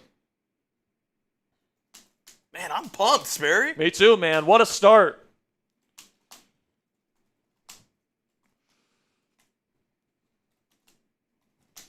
Derek Harmon already making plays. That's what we want to see. And it looks like I got an update on that McVay situation. It wasn't he got ejected. The Eagles false started on a tush push, and he lost his mind. Oh. So he was just complaining to the refs. He was like, they false started again. They I mean, they do it every play. Yeah, I mean, They do it every time. It's a big part of why the tush push is as successful as it is for the Eagles is because they move early. All right, man. Right now we are about 60 likes away. Where are we at with subs here, Ponzi? I'm going to pull it up right now. Man, Derek Harmon, first career sack. Big congrats to 99 in the chat. Right now we are sitting at about 17 subscribers away from giving away a free raffle entry. Probably a good time to let the people know how they can get in on the Super Chat menu here, Ponzi. $10 in a donation today, whether it's Super Chat, Venmo, or PayPal, gets you into the raffle today. $20, you get 3 raffle tickets and your name on the Steelers Talk Gong. $50, you get 10 tickets, plus you get into Steelers Talk Hat Club, where we send you one of our channel hats. And then every $100 we get on the show today, pickle juice shots. And speaking of that, guys, I've got a pickle juice shot. Oh, boy. Cheers to you guys. Let's go. God, it tastes so bad. All right. So, I mean, what a start for the Steelers. They've been taking a lot of vitriol all week from this fan base, saying the season's over and this defense can't play football and this coaching staff can't get them figured out and they never make adjustments. Well, at least to start this game, they have done a wonderful job holding up on the back end without guys like Deshaun Elliott, with Joey Porter Jr., Darius Slay for that final play. And the pass rush is definitely getting home already with multiple sacks on Drake May. You're affecting him. What should have been an interception on the first drive. They forced a fumble. They are getting after Drake May and this Patriots offense to start this game, man. They look like the team that we kind of hoped and expected them to be to start this game. But you got to keep it going. You have the ball now with a chance to go up 2 scores. Let's go make it happen right now. Steelers will start at the 10-yard line. Under center in the I formation. Looks like Jonnu Smith is at fullback. He is.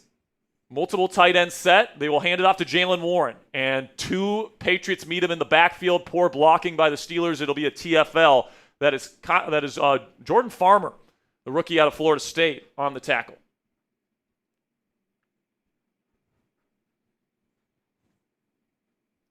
Second down and 12. Steelers' run game was rolling in the first drive of this game. First play of this second drive, not so much. Heavy tight end set here for Pittsburgh. 3 tight end set and 13 personnel. We've been asking for this. Shotgun Rodgers takes the snap, looking. He's going to throw quick out to Pat Freiermuth. It is caught, and he will pick up a good 7 or 8 yard chunk and make it third down and manageable coming up. We are 10 likes away from giving away another free raffle entry. Again, $10 to get in, $20 3 raffle tickets, $50 to get 10 raffle tickets. And then if you put in a Venmo or PayPal, it's double the raffle tickets to win the Steelers jersey of your choosing at the end of the show. Steelers go out shotgun, third down and 6. Ken Rodgers move the chains. They got a bunch out to the right.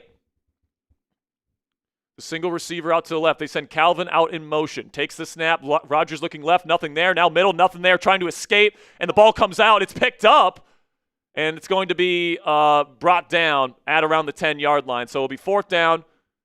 Is there a flag? It looks like holding on the Patriots. Rodgers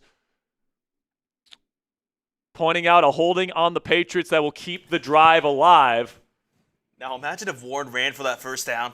Yeah. Warren picked up the fumble. I mean, Rodgers has to hang on to the football there, man. Like, can't be having these game-tilting type of mistakes. But Looks like the Steelers will be bailed out here. There is no flag? Nope. Holding on the defense.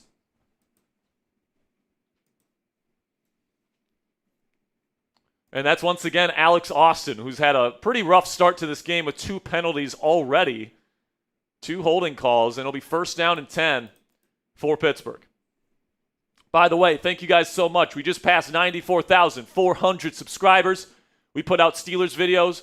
At least, lately we've been putting out 2 videos a day on this channel. It's been absolutely fantastic. Make sure you guys click that subscribe button for our extensive Steelers coverage throughout the week. And then, of course, all culminates in our watch parties here that you can watch for free here on YouTube. They go empty here on first down and 10. Rodgers will throw a quick screen to Darnell Washington, it looks like. No, Jonnu Smith, and he will pick up 7 yards here, or 3 yards. Flag comes in after the play. I think this is going to be the same thing that we saw Ramsey get called for, going low on a blocker, trying to get around him. So that's going to be, I believe that's 15 yards, first down Steelers. Yeah, it'd be a personal foul. So it'd be 15 yards at the end of the run. So that's 15 additional yards on this play for Pittsburgh. So, I mean, New England has been very undisciplined to start this game. This time Marcus Jones gets called for it. And I think that this used to be a pretty normal play in the National Football League where you would go low to try and, like, blow up a tackler. But, like, you just can't do that nowadays, man. You just can't.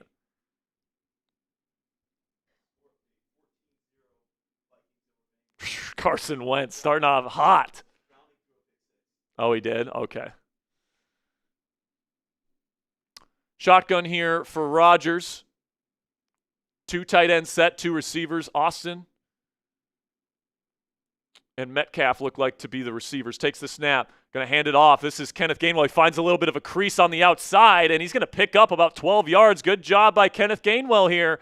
Already has a touchdown, and now he adds a nice explosive run. That was a really nice delayed draw right there. A little pump fake, seals the outside, and gets the defender to bite. Nice run. Yep, nice job by Rodgers there. Selling it, as he always does. Gotta love the classic sleight of hand. And it'll be first down Steelers again. Moving the football again, folks. Let's go. Under center. Play action. Rodgers looking. Nothing there. Pressure getting in. Now he throws in the area of Jonnu Smith. He pretty much threw it away. Incomplete. Nothing doing there for Pittsburgh. Pressure's got to hold up. Or the protection needs to hold up, I should say. Protection's got to hold up here, Ponzi. There's not a whole lot of times where I've said, great protection for Rodgers. It looks like Rodgers got hit on the helmet there. He was pointing to it, trying to get a call from the refs, but... Second down and 10 here.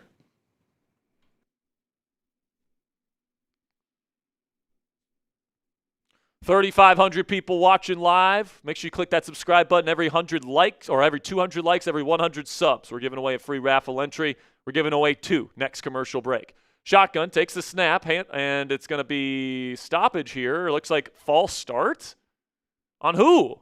Delay a game.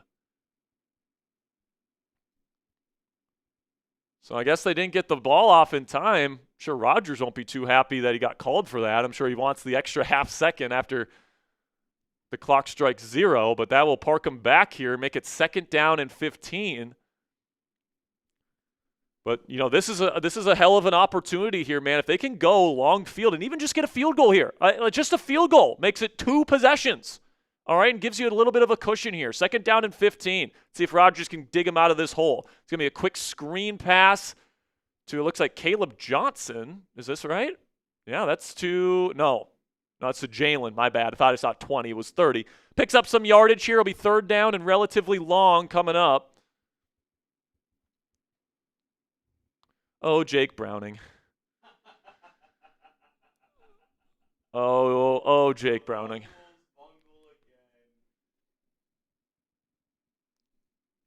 So here we go. It'll be third down and 10. Big play for the Patriots defense to try and get off the field, keeping it within 1 score. If Rodgers can move the chains here, that would be massive. Takes the snap. He's looking left, scanning the field. Throws middle. Perfectly placed. First down Steelers all the way down to the Patriots. 30-yard line. That is Jonnu Smith with the catch. He beats Jalen Hawkins, the safety, and that is a massive play in this ball game already, folks. Massive play. Rodgers getting the ball out quickly with that signature quick release, anticipating the open receiver, wrapping around. That would be Mapu. First down and 10 Steelers. What a throw from Rodgers. Let's go. First down and 10. Keep it moving. They go Wildcat here with Gainwell. Read option. He keeps it, and he's going to get about 4 yards. Another decent chunk from the Steelers' run game.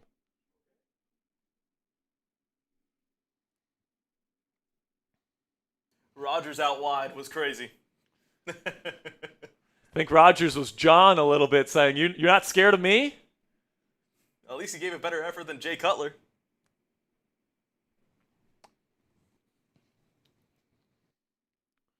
Second down and 6.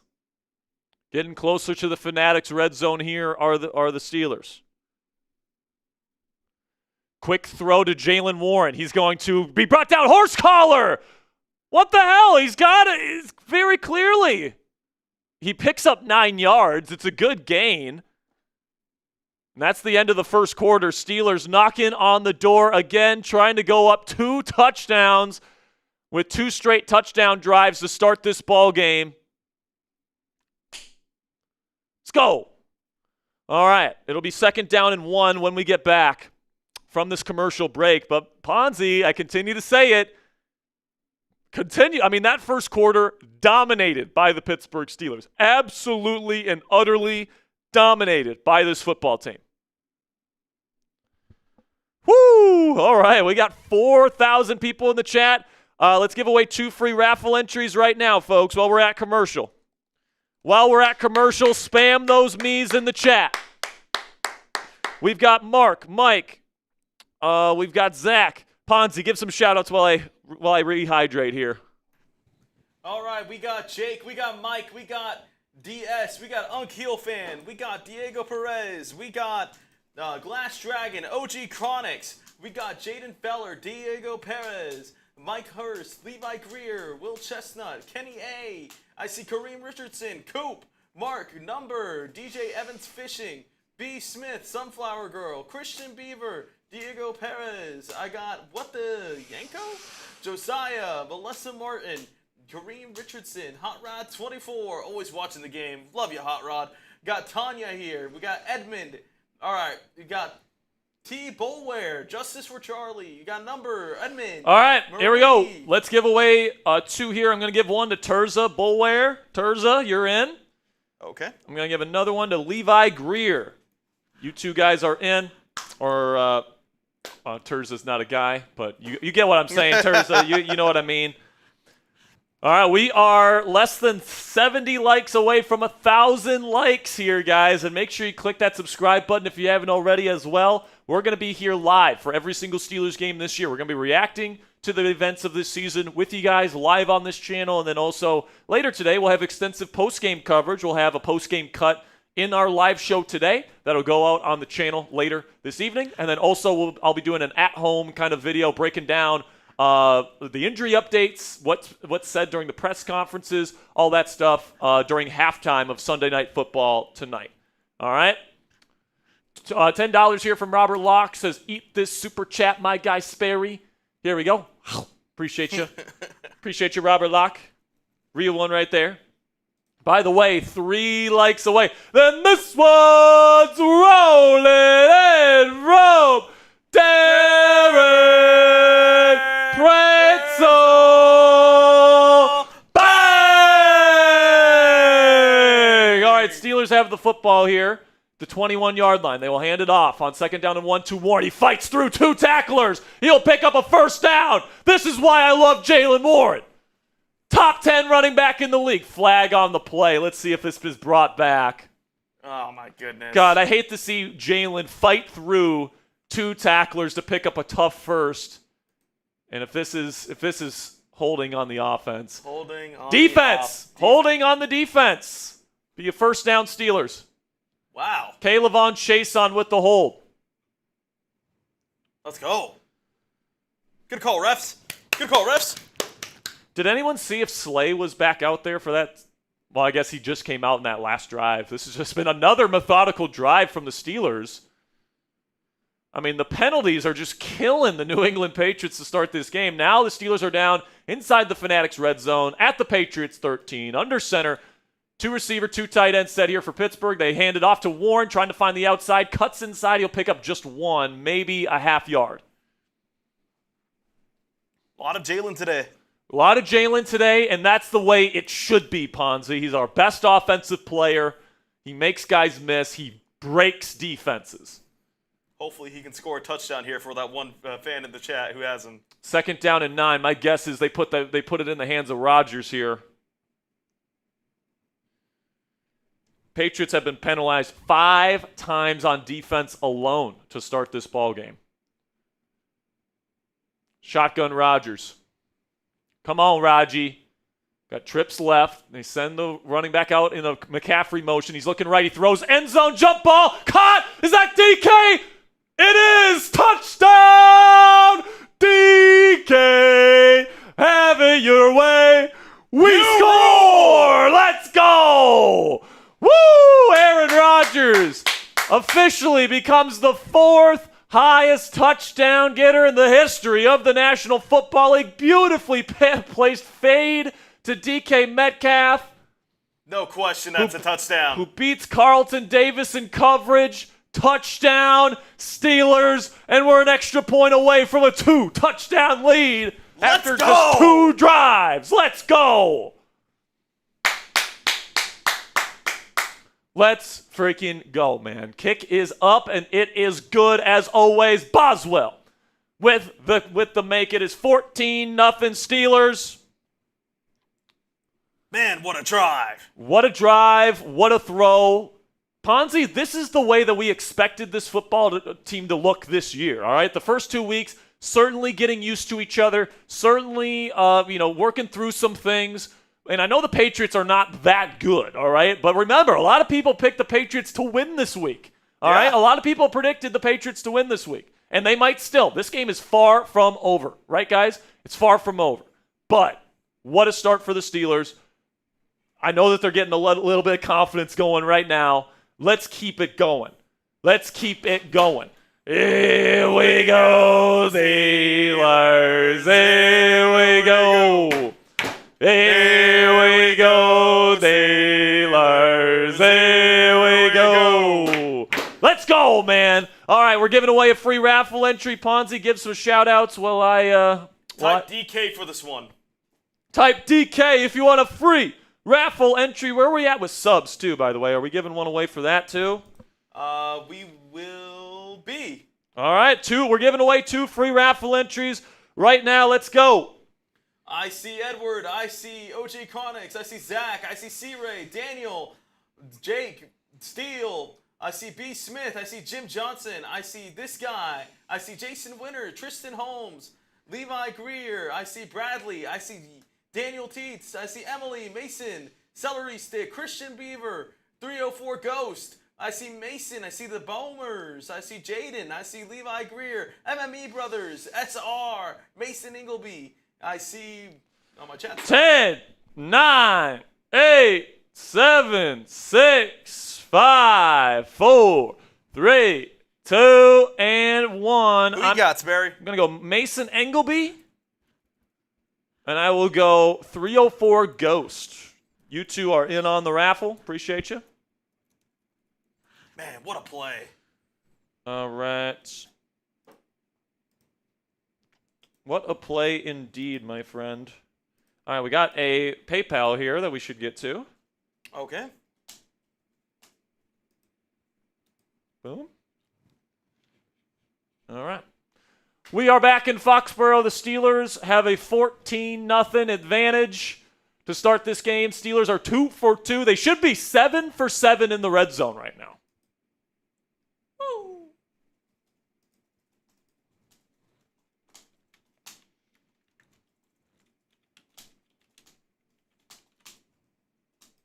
Kick is underway here. All right, it is fielded by, looks like Henderson, and he's taken out. He slips at the 22-23, and another good Special teams play here from the Steelers. Looked a little banged up on that play. I don't know who that was. That looked like Peyton Wilson.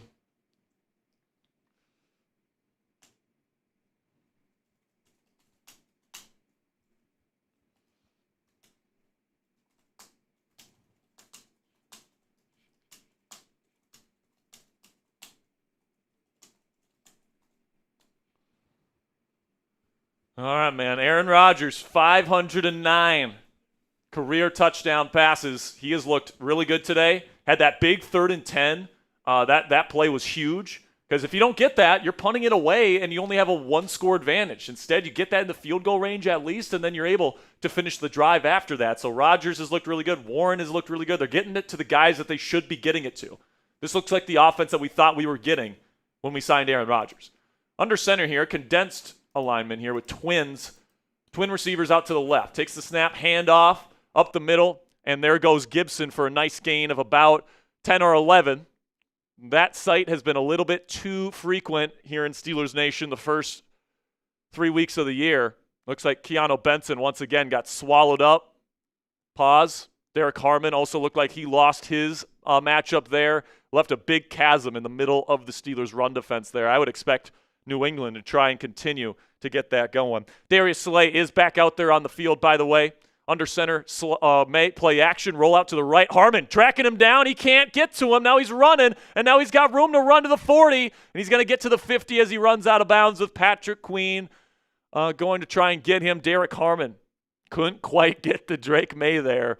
May is sneaky fast is the way that I would describe him. He's kind of similar to Patrick Mahomes in that way where you watch him run and he doesn't look like he's going that fast, but Harmon with kind of a brutal pursuit angle there. Yeah, we're not playing we're not playing Northwestern anymore. Derek he had him by the fingertips too, just couldn't bring him in. Single high safety coverage here for Pittsburgh. Press on the outside to the left, off coverage out to the right. Shotgun May takes the snap. He looks left, nothing there. Now throws middle, and it's blown up immediately by Cole Holcomb. Good instincts from the early down linebacker. We also have a super chat that we should get to, Ponzi, from Pat Lepla. Let's catch up on some supers next commercial break. Also, Darren, shout out to Darren for the 50. We had to go back because the action was starting. But Darren, make sure you send me an email with your shipping address. We'll get you a Steelers Talk hat for that $50 donation. 2nd down and 6. Shotgun May. Fake handoff behind him. Nothing there. Now he's going to throw it to the back, and it hits the ground. Incomplete. Tried to get it to Pop Douglas. Be 3rd down and 6 coming up. Let's get off the field again. Come on. Let's make this a college blowout. Let's go. Don't take your foot off the gas. Peyton Wilson is in the injury tent. Hopefully he's okay, but we'll see. Shotgun here. Steelers show pressure at the line of scrimmage. Takes the snap. Looking. May. Nothing there initially. Now he throws. Open over the middle. Caught 1st down Patriots. That is Hunter Henry for a gain of around 8. And now they're into Steelers territory at the 38-yard line. Big 1st down pickup there. The pass rush did not get home. Steelers showed pressure. Got out of it into Tampa 2, so post-snap rotation. There you go, guys, for the people that were complaining they weren't doing it enough. Found that little soft spot in the cover 2. And good processing from May. That's a well-executed play from New England. Maybe you hope that the 4-man rush gets there a little faster, but now Steelers go out with off coverage. Looks like a cover 3 look to start. We'll throw quickly slant, 1st down, and there's the inside leverage or the outside leverage from the slot that we've been seeing the last few weeks that have not worked out for the Steelers. You're putting Stephon Diggs on Chuck Clark one-on-one in the slot. It's just not going to work very often, man. It's just not going to work very often. You got to go out and nickel. You can't put Chuck Clark out there in that situation. 1st down and 10. Under center. He will hand it off. This is Gibson, and he will pick up about 2.5. So they approach the Fanatics red zone. They are well within range of a field goal here, but what's nice about getting a touchdown on that last drive, Ponzi, is you force the Patriots to either get 2 field goals or a touchdown to get back within 1 score.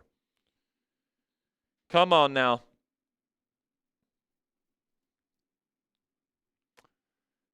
$53 yards for the Patriots on this drive already. Steelers looking to get a stop from the Steelers 24. Under center is May.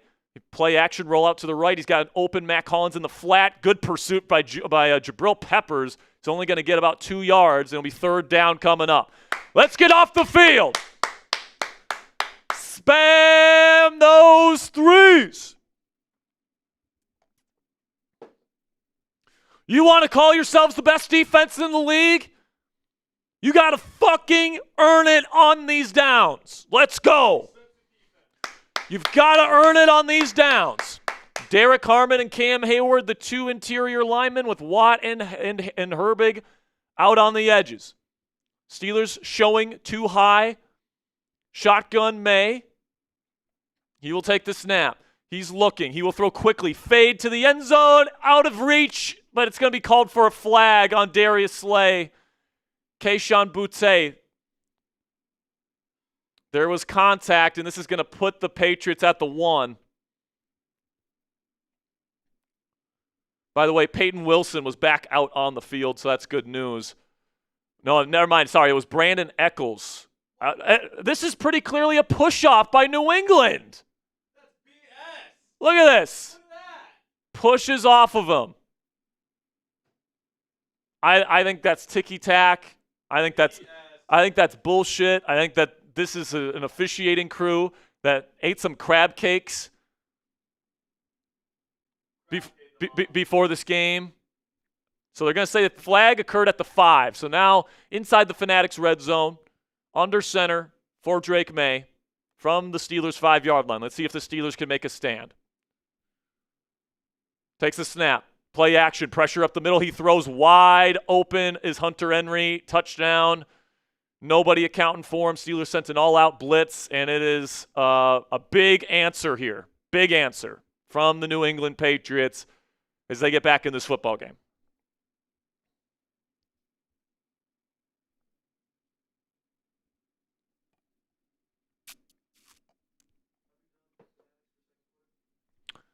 We have not. But pretty creative design there from New England. They had their guys fake block, their tight ends fake block like they were going to run, and then ran right by the Steelers defenders that were supposed to have them in coverage. And they will attempt the extra point. It is up, and it is good. 14-7 with about 9 minutes to go in the first half. Patriots back in this ball game, but Steelers still up by 7 with a chance to go up 2 scores in the next drive. If you guys want to take advantage of this deal that we got here exclusively for Week 3, for today only, you guys can get 40% off this Steelers t-shirt. Got that little minimalistic Steelers logo in the square background there on a great t-shirt. It's long sleeve, super comfortable. You can wear it around the house, all that great stuff. Excuse me. And you guys can get it at a great price when you use our link, chatsports.com/pit. Week 3. Ponzi just put the link to that in the comments and description of today's show. Appreciate all of your guys' support. Make sure you go grab that right now by going to chatsports.com/pit week 3. Where are we at with subs right now, Mr. Ponzi? We got to catch up on some super chats, though.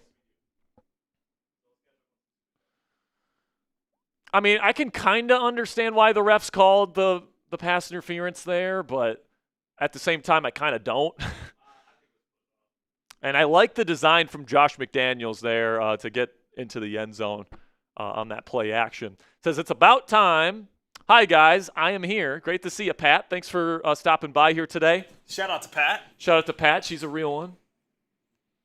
And Robert Locke coming in with a 2 says, it's easy money, or it's easy against garbage teams.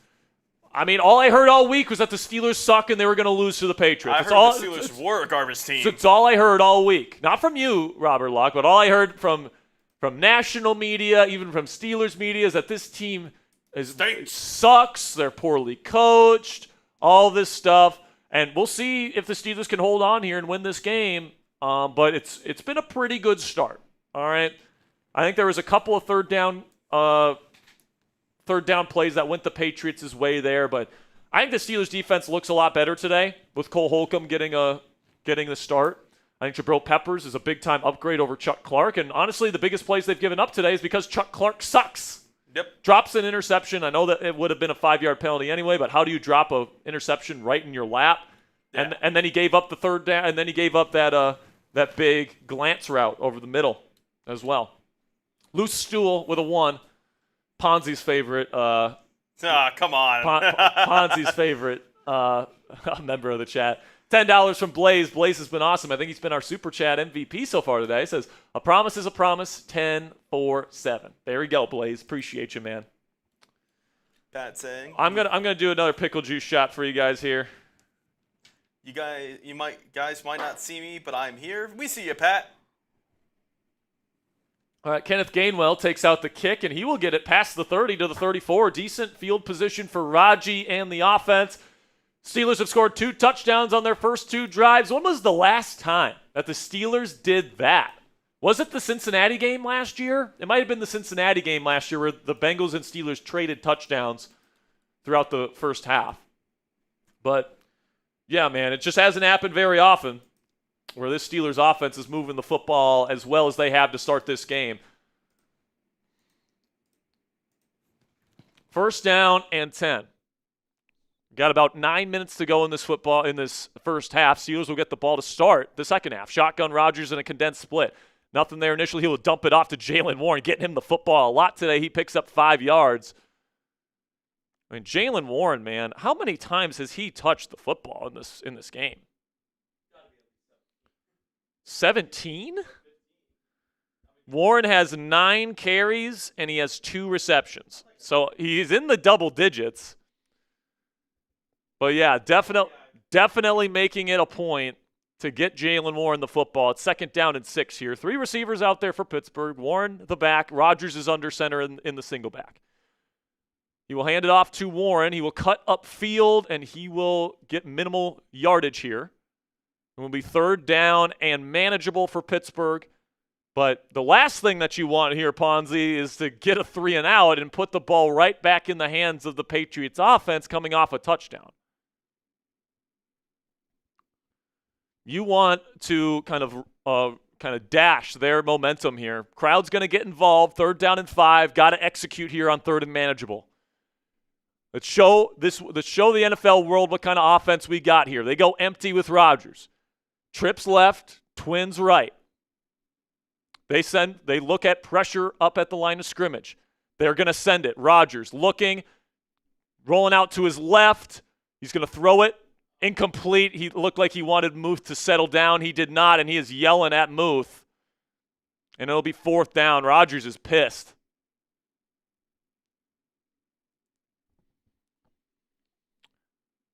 So this looks like another instance here where he's expecting his receiver to do something here, settle down. I mean, what is Muth doing? He's moving right to a defender. He's got to settle down. I mean, Rodgers, maybe he shouldn't be screaming at his guys, but like he's got a point. Now the kick is away. It's going to hit inside. Great punt by Corliss Waitman. And it's going to go out at the 7-yard line. But man, that's the second time now, Ponzi, where scramble rules, Rodgers is making a hell of a play. And if Freiermuth just settles down the way that Rodgers wants him to, we move the sticks. And, that drive continues. But instead, Muth keeps running into a defender, mind you. It's just a stupid scramble rule play. I mean, the Steelers got to work on their scramble drill rules this week. I mean, that's what it seems like. I mean, you got the mistake last week that cost a pick. That could have been a first down if he just settled. It's basic scramble drill. I know Rodgers isn't the type of athlete anymore where scramble drills are very common. But, I mean, he's been pretty darn good when he's been outside the pocket. Exactly. So you got to learn that. I mean, one of the best scrambler outside of the pocket type of quarterbacks of all time. I mean, we've seen him work his magic, but you got to do a better job right there of knowing your zones and knowing where open space is. Just being aware of who's around you. 100%. 100%. I mean, last week it was Calvin Austin, costed the Steelers 7 points, and who knows how many points that just costed the Pittsburgh Steelers. And now the Patriots, they have to go on a long field, but, the best case scenario here, the Steelers get a relatively quick stop. They get the football back, and they score again before the 2-minute warning, going up 2 scores, which means they'd have a chance to go up 3 scores to start the second half. Which is what you want here. That's what the game plan should be for the Pittsburgh Steelers here. The Patriots do have a long way to go, but they went a pretty long way last drive. So Steelers defense has to be a little bit tired after pretty short drive by the Pittsburgh Steelers. But, they need to get a stop, plain simply, all right? Plain simply, you need to get a stop here, guys. Especially get a short field here. By the way, we are about a little bit over 50 more likes away from giving away a free raffle entry. And right now, we already gave one away for 500, so we are about 90 subscribers away from giving away another one for the subs, just so you guys know. If you guys want to get in on the raffle today, here are the ways you can do it. You can wait for a free raffle entry from one of our subscriber or like promotions, or you guys can super chat, Venmo, or PayPal a donation to the channel today. Every single dollar goes towards making our content better for you guys, better equipment, better graphics, all that great stuff. $10 enters you into the raffle to win a Steelers jersey of your choosing. It can be Aaron Rodgers, like the one I'm wearing today. It can be DK Metcalf, TJ Watt, whatever you want. $20 gets you 3, $50 gets you 10, plus a Steelers Talk hat. All right, we are back in Foxborough. Under center is May. He will hand it off, and it's going to be brought down here. Great job by Patrick Queen. And it looked like Peyton Wilson was back there as well for the TFL, who was Antonio Gibson on the carry. Nice job. Looked like Benton was getting back there too. Patrick Queen with a couple of nice run stuffs over the last 2 weeks. Peyton Wilson, who's been a little bit rough the first 2 weeks, let's call it, in run defense, cleans up Patrick Queen's disruption there. They go empty here with Drake May. Steelers showing cover 3 pre-snap. Takes the snap, looking. May will throw it into the seam, and it is knocked away. Good play by Darius Slay. Tried to go into the seam against cover 3 to the tight end, number 81 for the Patriots, as Austin Hooper. Good call, Ponzi. But good job by Slay to get in there, get that hand in there. Now it'll be 3rd down and long. Great opportunity to trade 3 and outs here and get the Steelers offense back out there on the field. Shotgun May. Ramondre Stevenson, who can catch the football, is back there in the backfield. Takes the snap. May has time in the pocket. He will throw short. Stevenson got to get the tackle. It's so close. I think he's going to be 1 yard short. He's a half yard short inside their own 20. Will they go for this?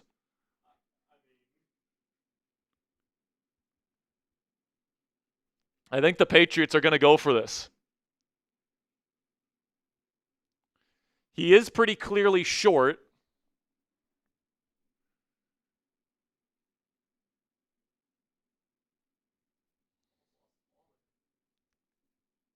They will go for it. 4th down and 1. Watch the QB sneak. Takes the snap. He's going to shovel it to Ramondre. There's disruption, but he gets it. 1st down, and he's going to pick up about 10 yards down to the 25. Man, that is a big-time turning point in this game. Mike Vrabel sensing that he does not want to give the football back to the Steelers with a chance to go up 2 scores before halftime. Rolls the dice. Cole Holcomb was in the backfield, and he slips on a cut from Ramondre Stevenson. Ouch.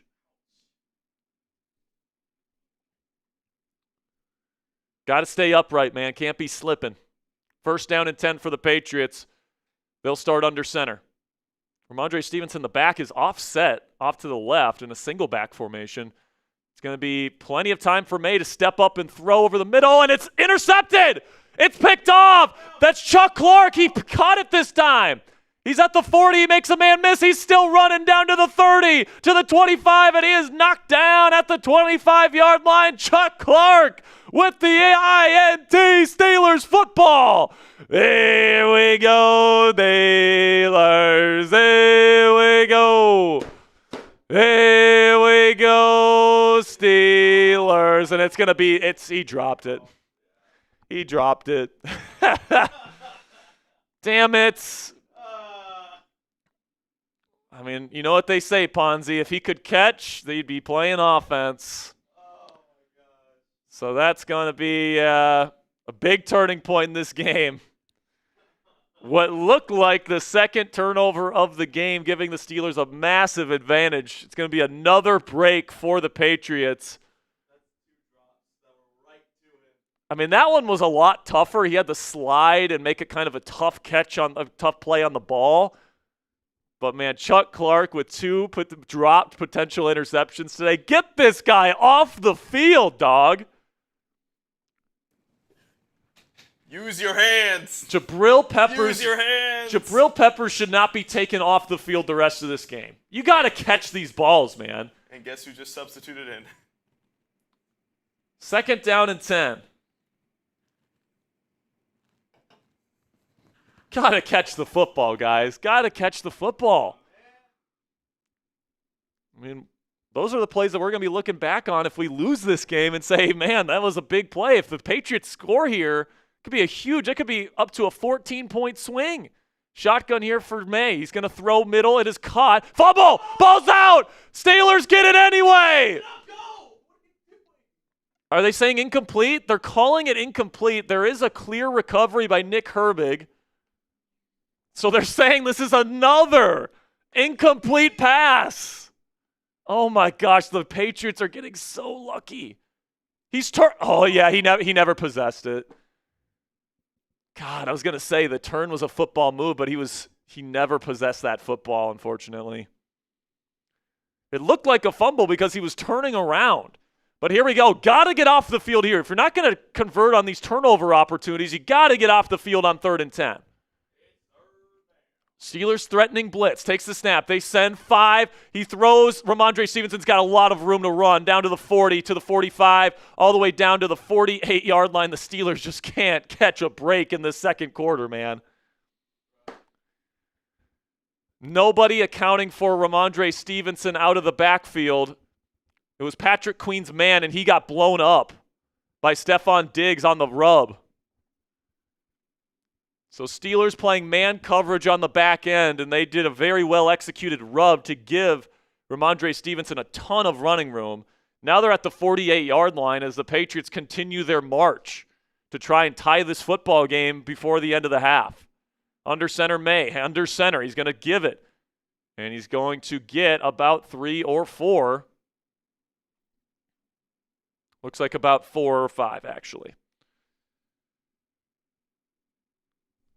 A lot of missed opportunities here in the second quarter from the Steelers. It was a really great first quarter where you're taking advantage of your opportunity, scoring 2 touchdowns, executing on a 3rd and 10, all that stuff, and then, of course, scoring the touchdown. But, it should have been a completed 3rd down and 5 to extend the drive, last offensive drive, but Pat Freiermuth doesn't do his job. And now on this drive, you have a dropped interception, there's a fumble, there's a near fumble, and you can't get him off the field on 3rd. Double play action here for May. Pressure coming. And there he is. T.J. Watt with the first sack of the season. And he is back, baby. Let's go. A quick pressure. Beat Morgan Moses and a chip immediately. Look at this. Beats the tight end. Gets around. And he brings Drake May straight to the ground, baby. There we go. That's the T.J. Watt we know and love. And it'll be 3rd down and 13. Got to get him off the field here. You get him off the field here. You give Rodgers enough time to go on a last-minute drive, go get a field goal maybe, and have a chance to go up 3 scores to start the second half. Shotgun May, got to get him off the field here, folks. Now May's got time to throw. He steps up. He throws middle, and it's caught for a first down. Can't get him off the field on 3rd. Jesus Christ, we got to get to the quarterback on 3rd down. May has all the time in the world to stand back there. It's the second straight 3rd and very long, the Patriots. That's just a clean pocket. Clean pocket. Good job by May to step up and find the open man in a tight window, relatively tight window to Boutte. But you got to make May feel it, man. That pass rush needs to get home there. Now at the Steelers 35. As the clock will continue to tick. Play action. May has a lot of time again as he throws down the field. Open, caught. Another 16, 17-yard chunk, but there's a flag on the play. My bet is legal man downfield. Yeah, I think this is going to be a legal man downfield here.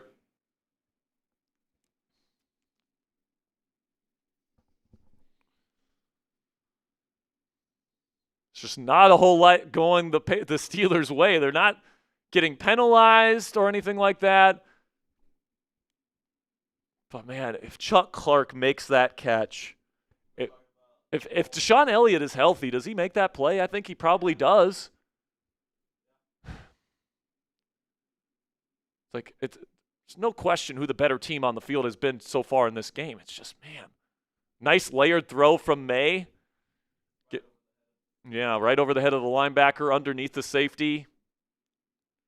Be first down and 15. That's the 2-minute warning. So if you got him off the field there, that last 3rd and 13, Ponzi, you get the football back. They get 0 points out of it, and you have a chance to go down, get a field goal, go up 2 scores, and then you get the ball to start the second half, and you can make it 3 scores, and the game is pretty much over because that means the Patriots' run game won't be able to get as much going, and barring a complete collapse, you're really set up. But now the Patriots are probably going to have the football the rest of this half, or at least for most of the rest of this half, because they got 3 more downs here. You got 1st and 15.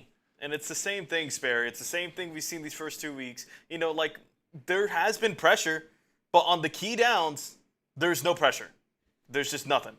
May has been able to read the defense, sit in, and deliver strikes, and it's the same thing.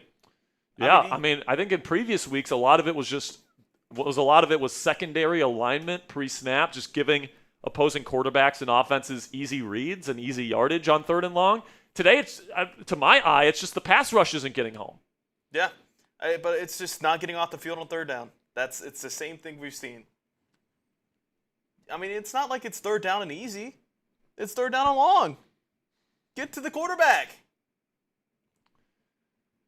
It's just, the 3rd downs on this drive has just absolutely killed you, man, because you've had multiple opportunities to get the football, and I can't tell you how important the Steelers scoring before the half would have been. But it looks like the chances of that probably not going to happen at this point. Barring a turnover. Barring a turnover, which could still happen. Drake May's put it in harm's way multiple times already today. And the Patriots receivers have not been able to hold on to the ball a lot. But sadly, they've been not able to complete it. By the way, we got to 1,200 likes. Spam those me's. We're giving away a free raffle entry.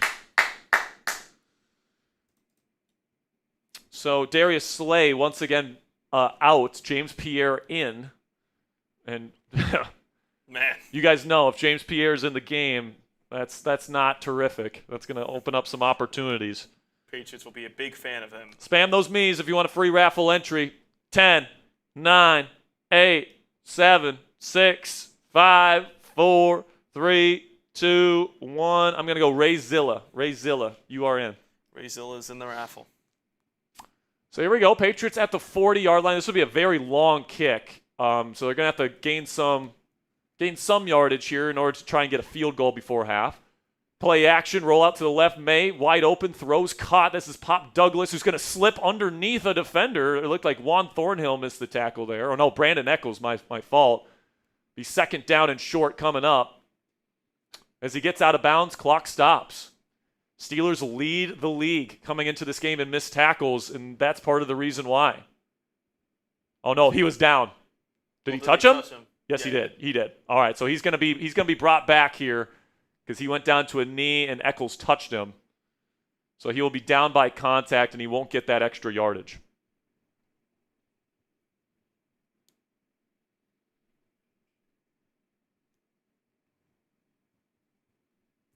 They're going to replay assist this and bring it back. Got some super chats that we'll get to here momentarily. Got 4,600 Yinzers watching live around the world. Thank you guys so much for joining us here. Steelers with a very good start to this football game, 14-0, but then over the last few drives here, just a lot of stuff not going the Steelers' way. Clark missed an opportunity for an interception. Would have been a nice play if he made it, and it's kind of a play that you kind of really hope your defensive players would make, especially if you want to say you're the best defense in the league, like this defense wants to say that they are. But unfortunately did not. He's 2nd down and 7 coming up.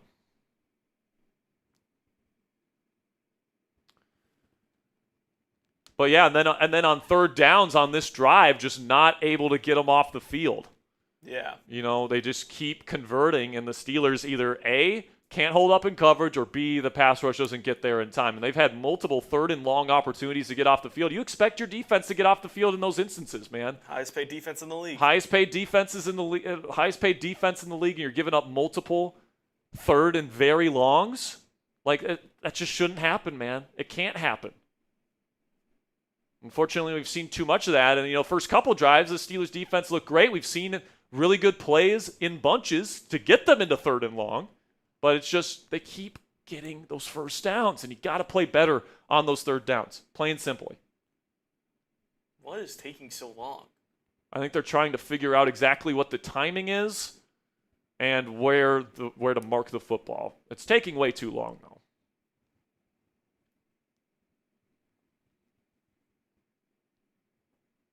Need a big defensive play here. Hold them to 3 at least. Yeah, you don't. I mean, to go into the locker room tied after the way you started this football game would be a big bummer. You get the football to start the half, you have a chance to set the tone still, but like giving up a touchdown here would just really take a lot of wind out of your sails. Under center here is May on 2nd down and 7. Takes the snap. Toss play over to Henderson, and good run defense by the Steelers, just a yard. Good job combo tackle there by Brandon Echols and Cam Hayward. It'll be 3rd down and medium here. Definitely an instance here where the Steelers can get off the field. Steelers call timeout with 1:13 to go. Steelers want the football back. Steelers want a chance here to be able to score a field goal before halftime probably. I mean, why not? Try to get off the field on 3rd. It's crazy about this first half, man. Steelers have only had 3 drives. Lots of running the football. Lots of the clock running.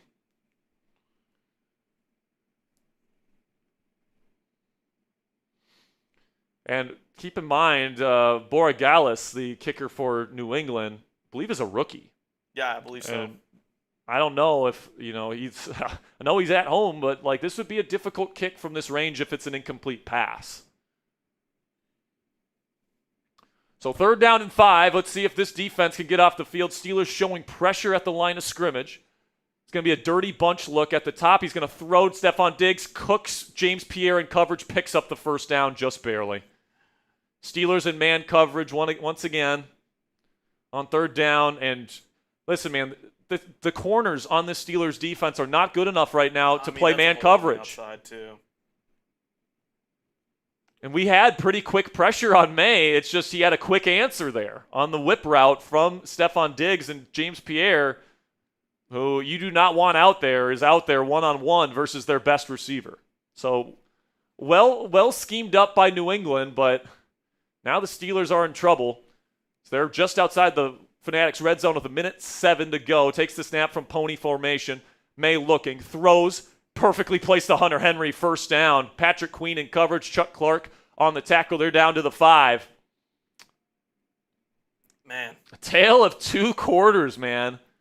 A tale of 2 quarters for this Steelers team. 2 very long, methodical drives from the Patriots, and a big mistake from Pat Freiermuth on the lone drive in the 2nd quarter from the Steelers, as allows the Patriots to be knocking on the door of tying this football game after a 14-0 start. Under center from May, 2 tight end set, Hooper and Henry. And false start, come on. I think they're going to give it to New England here. It looked like hard count, Steelers jumped. Are they going to say offensive line or defensive line? The refs are... That's a great question. I thought I saw the offensive line jump, but maybe that was because the defensive line jumped. They're going to call neutral zone infraction here. It's going to be half a distance to the goal. And it's going to be on Keanu Benton. Yeah.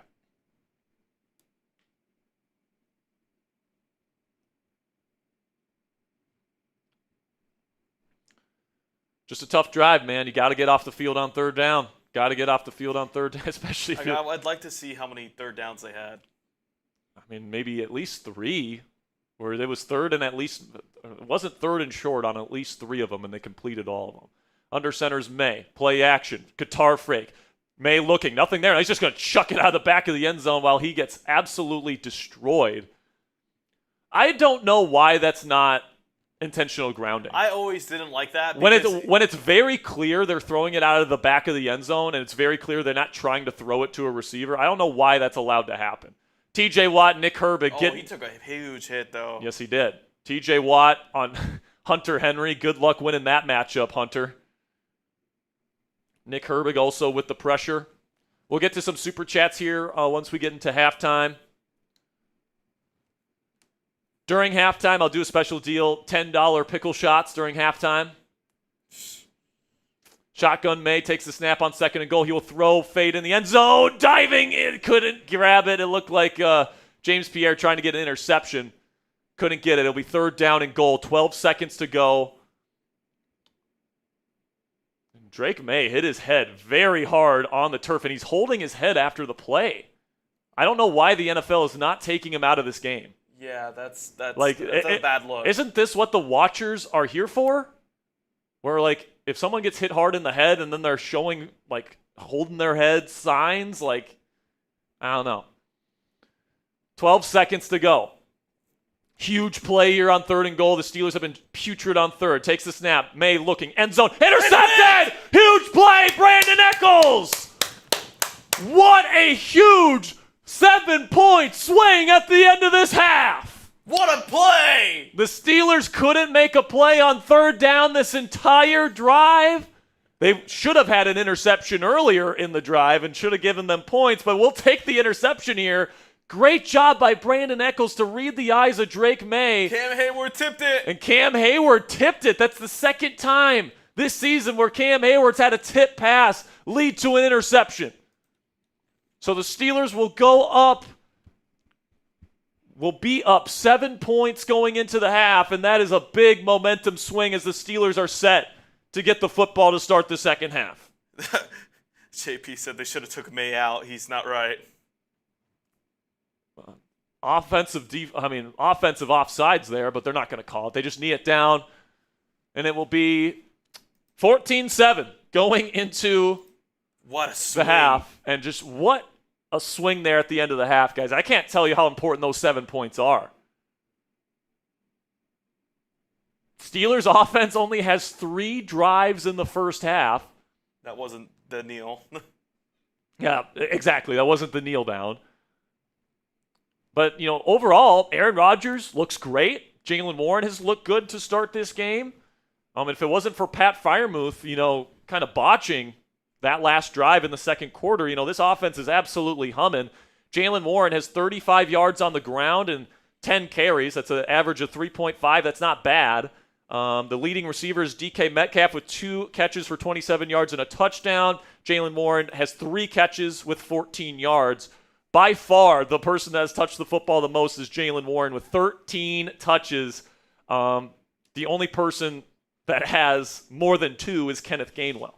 So nobody else has more than 3 compared to Jaylen Warren, man. So definitely, I like the game plan offensively for the Steelers. I think they've looked pretty darn good, and if it wasn't for just a weird mistake there by Pat Freiermuth, Rodgers is operating things well. 80% completion percentage and a touchdown, no picks.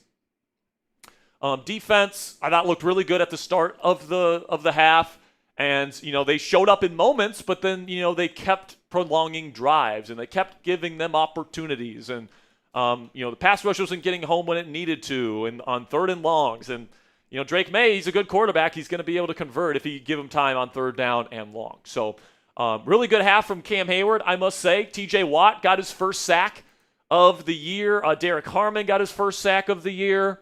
Nick Herbig is making an impact on the quarterback, even though he doesn't have any impact play stats to start this game. I think Cole Holcomb has looked a hell of a lot better than Peyton Wilson when he's been out there.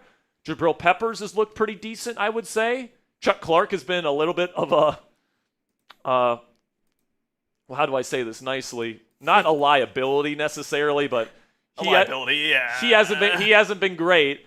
And then, you can definitely tell the Steelers' cornerback situation is the weakness of this defense right now.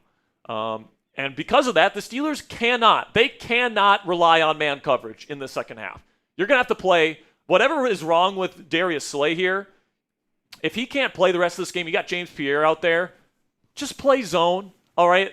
Get creative with the way you deploy that zone to make Drake May think a little bit after the snap. Allow that pass rush to get home. Get creative. But, if they're going to trot out, cover one with no disguise, and have outside leverage on the slot receivers like we've seen in this game one time actually already, you can't be running that, all right? These corners are not going to be able to hold up in man coverage because I like Brandon Echols. He's a good fourth corner that you can rely on in a pinch, but right now he's your number 2 corner. Nice bait from Echols to get that interception. Good play from him. But certainly, if you're trusting him one-on-one versus some of these route runners that they got here in New England, don't know if I love that matchup. And then you've got James Pierre in there right now. And you can't really expect too much out of him. So let's get to some super chats here, Ponzi, during the half. We have a special promotion going on, $10 super chats. I will do pickle juice shots. All right, so send in those 10s. By the way, $10 super chat gets you into the raffle to win a Steelers jersey of your choosing at the end of this game. Eric 6 with a $2 super chat. We appreciate you, Eric, for the 2. Great stuff. Michael with a 2 says, "You got to believe, Sperry." I'm believing, man. I'm believing. Now. Okay? We're believing now. I'm believing. All right. I think that the Steelers pretty clearly won that first half. They were the better team there, but like I said, got to continue to put the pedal to the metal, and the Steelers didn't do that after they got that touchdown to go up by 2 touchdowns. Seth with a 2 says, "Wilson waking up." I think he's talking about Peyton Wilson there. Hopefully so, Ponzi. He's another high draft pick that this team used on a player that they're hoping is going to be a mainstay in this defense. He had a really rough first 2 weeks. I think he's looked better this week, but certainly imperfect to start this game. $2 from Michael says, "Let's go defense." I think he's talking about it in the negative sense, where it's like, why do we keep giving up these third and longs? This is all during the last drive. During that little stretch, for sure. We got another one here, or is that it? No, got some more. All right, let's get to some more here. Michael says, "Where the hell is Dick LeBeau?" Yeah, man. They still run a lot of the Dick LeBeau stuff here in Pittsburgh. It's just not as frequent. $20 says, "That just running back made Holcomb his bitch on 4th down. Don't blame Tomlin and TA. They call plays. The well-compensated professional athletes have to make them." Yeah, man, they have to make them. They do. If you look at the defensive stats for the Steelers under Tomlin, ever since EPA per play, and oh my goodness, Cam Ward with just the worst pick 6 you will ever see. But anyway, there's a long track record of defensive success here under Tomlin. It's been a little bit decreased since Terrell Austin took over back in 2022. But remember, guys, midway through the season in 2022, all the way through midway through the season last year in 2024, this team went on a 36-game stretch where 2/3 of their games, they gave up less than 20 points. All right? That was by far first in the National Football League, and that was under Terrell Austin as the defensive coordinator. So is part of it defensive play calling? Is part of it, having a little bit more of a predictable defense than what most teams run nowadays in the National Football League? Yes, that's part of it. But there's also a part of it here where sometimes the players don't execute, like Cole Holcomb on that 4th down. And, I think Holcomb has looked a lot better than Peyton Wilson on early downs in run support to this point. And, Stevenson's a good player. There's going to be missed tackles at times, but the problem is it's just too frequent for the Steelers defense, right, guys? This team came into today the league's leading team in missed tackles. That just can't happen for a team that is this highly compensated. You got to be more disciplined. You have to go out there and show what you can do. And the Steelers made a huge play in the red zone there to finish out that second half. $2 from Gary says, "TJ for the sack." Great stuff there. His first of the season. Hopefully it's the first of many. Hopefully first of many in this ball game. We still got a whole second half here. Hopefully he makes an impact. $5 from Eugene says, "We have to stop them on 3rd down. Come on, defense. Let's go." Yeah, man. 3rd down needs to be a lot better. Let me see where they're at on 3rd down percentage so far. The Patriots are 5 of 8 on 3rd down in this game. And they've 1 for 1 on 4th. Yeah, and they're 1 for 1 on 4th. So on money downs, you are You are losing that battle. You are losing that. You are allowing them to convert on 2/3 of their attempts on money downs. That needs to get a lot better in the second half. Get that out of here. $2 from Michael. Says, I believed from the start.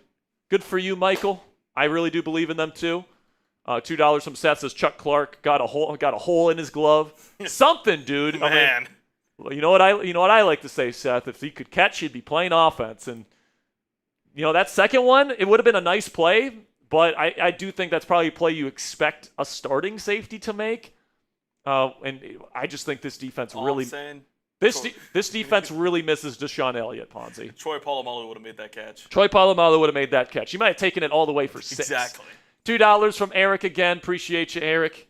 I believe you're $6 away from entering the raffle today. So appreciate your support. Check out some scores, Sperry. Yeah, let's check out some scores. So at the half, Panthers 10, Falcons 0. This one's an interesting one. Packers 3, Browns 0. I mean, yeah, man. Jordan Love must really been stinking it up. That Browns defense is pretty good. Yeah. That's the thing that I'll say about the Browns is that their defense can get after people with Myles Garrett, and now they've added Graham, and they've got good corners there in Cleveland. They can play man pretty effectively there in Cleveland. So, God, man, please don't win that game. Packers, please win that game, please. Panthers up 10-0 on the Falcons. So, Maybe we were wrong. Michael Penix, are we panicking a little bit on Michael Penix after not scoring at all in the first half against that Panthers defense? Man, that Panthers defense stinks. You can't score a point in the first half, dog. Then we get Texans once again. Bad offensively, man. I'm telling you, man. Only 3 points against that Jaguars defense. Are you kidding me? And the Jags have the football? I mean, I'd like to see the stats for C.J. Stroud there. Then looks like Carson Wentz is doing good in his Vikings debut, up 24-3. So good for him.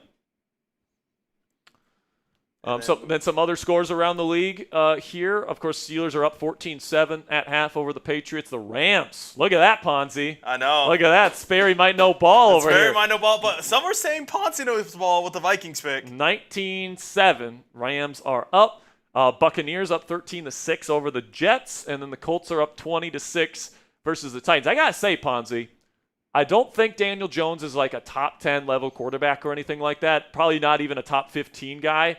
But is he a top 25, maybe top 20 guy inside that Colts offense with Shane Steichen, who knows what he's doing? He might be.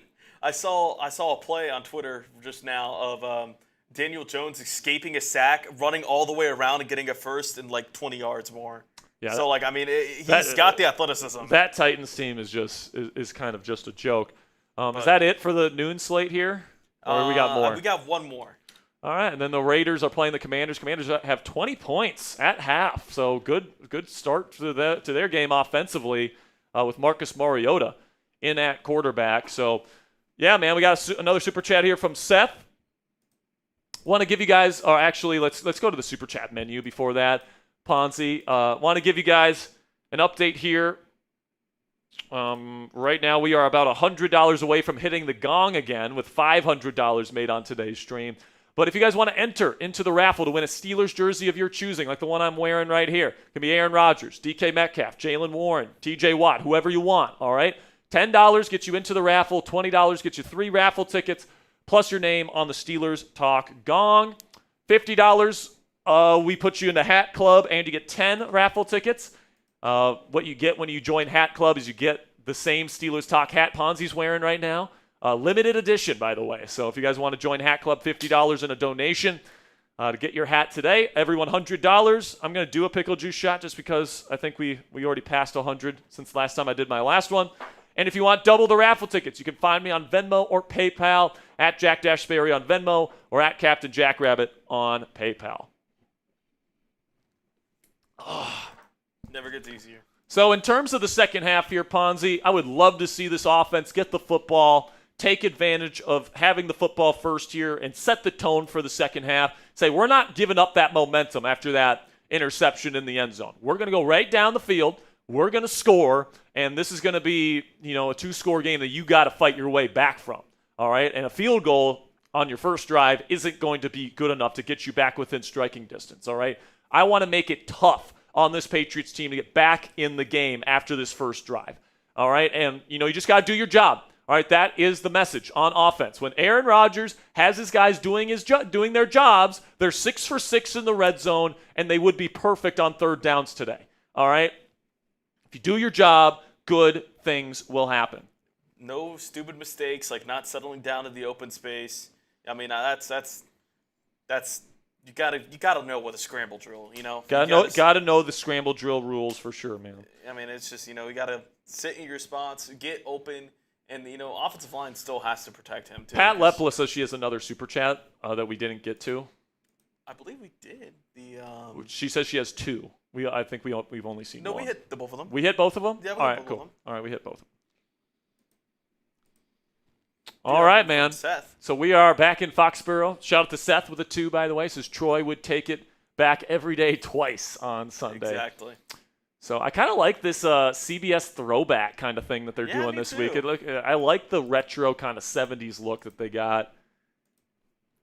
But in the second half, man, I don't want to be just sitting there with a 1-score lead. I want to be able to have that nice cushion throughout this second half. Force Drake May to throw the football, allow this pass rush to pin their ears back, make it easier in coverage. Oh man, how about Cam Hayward forcing I'm not going to say he got the 2 interceptions and he should be credited for them, but he is largely responsible for forcing 2 turnovers in very crucial moments for the Pittsburgh Steelers to start this season. Kick is away. It's going to be in the back of the end zone, and it is tipped and downed in the back of the end zone. Thank God he didn't just let it sit there like a certain someone. And it will be brought out to the 35-yard line for Aaron Rodgers and crew. Mike Tomlin, man, he is sweating bullets out there right now. No wonder why he usually wears a hat. He is sweating bullets. We saw that at the winter meetings or the off-season meetings in Palm Beach, where he was sweating his ass off in the media room. So we got 3,800 people watching live, guys. Where are we at with subs here, Ponzi? Under center is Rodgers on first down. Fake toss, throw, screen to DK Metcalf. He's going to stay on his feet and pick up about 5 yards. I like that. Get the ball in the hands of DK.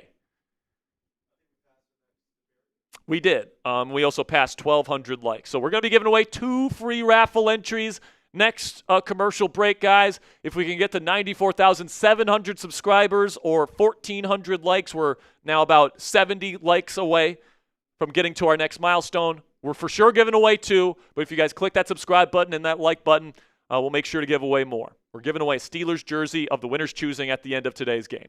Shotgun here for Rodgers on 2nd down and 5. They send blitz. He's going to throw a quick one out to Jalen Warren, and they are meeting him in the backfield. A big loss. Be 3rd down and very long coming up. That is Harold Landry. They sniff that out immediately. And now Rodgers will have to dig this team. Oh, never mind. It was Landry, and it was Robert Spillane on the tackle. And now it'll be 3rd down and very long.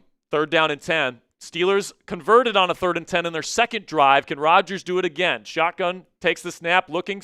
Now he's going to throw down the field in the seam, and it's intercepted. Robert Spillane is running down the sideline to the 20, down to the 15, all the way down to the 10-yard line, and the Patriots are going to get the football back close to where they had it before the end of the half. Rodgers trying to fit it inside a tight window. Robert Spillane read it like a book.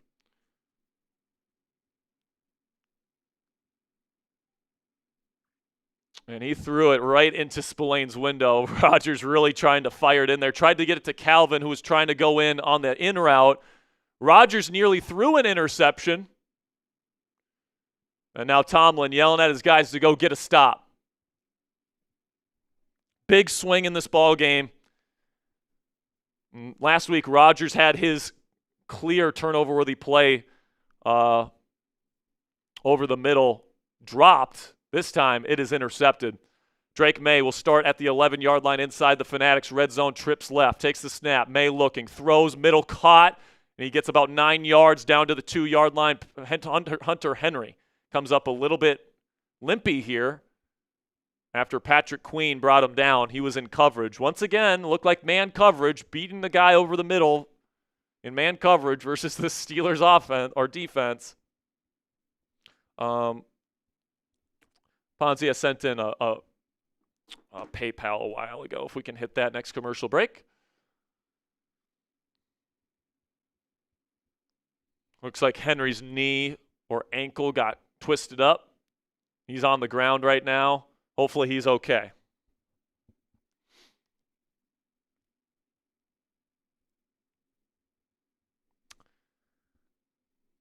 So Robert Spillane, Jabrill Peppers isn't the only guy looking to get a little bit of revenge today. Robert Spillane, man, Steelers said no thanks to bringing him back. Goes to the Raiders. He's one of the best linebackers in football for many years over there in Vegas. Now he's here in New England, and he picks off the new quarterback here in Pittsburgh. What's that? Eugene with a $3 PayPal. We also have one from Michelle West. Did I not send that one to you? I did. Did we? Okay. Michelle West is wondering how many super chat or how many tickets that she gets. You get 2 tickets for that $10 PayPal, Michelle. Thank you.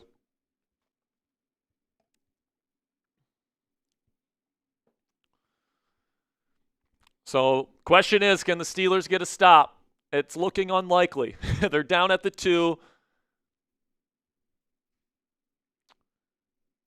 And it's looking like here pretty soon, unless the Steelers can get a really impressive stop, it's going to be a new ball game.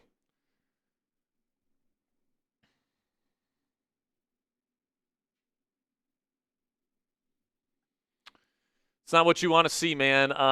Rodgers, very well known for his touchdown to interception ratio. That's his 3rd interception of the year. I think that's the first one that I really think, that was like a really bad one. The last one last week, he was trying to fit it into a tight window late in the game. You have to throw the ball down the field. There's like less than a minute left to go in the game. You got to get a chunk, and he's just throwing it into a tight window. It gets picked. And then the other one last week was the failed scramble drill from Calvin Austin that gets tipped up in the air. So I don't blame Rodgers for that one either. But on the other hand, there was a dropped interception last week from Seattle that should have been a pick. So he realistically he's at like 2 true turnover worthy plays so far this year. And that just comes at a really bad time. You had a chance to go up 2 scores, make it really tough on New England. Instead, it looks like now the Patriots are just 2 yards away from tying up this ball game. They go under center, twin receivers out to the left, 2 tight ends set. Really nice disruption up the middle, but Ramondre Stevenson gets it. Fumble! Ball came out! Steelers recover!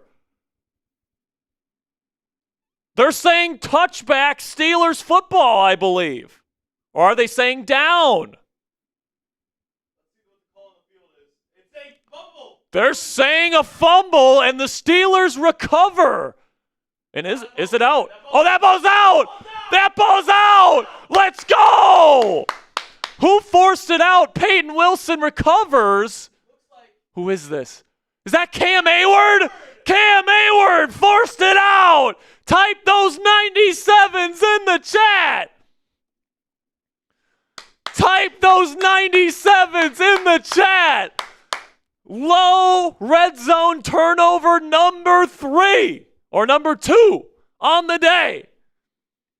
That is turnover number 3 and low red zone turnover number 2 for the Steelers defense. Type those 97s. What a game by Cam Hayward.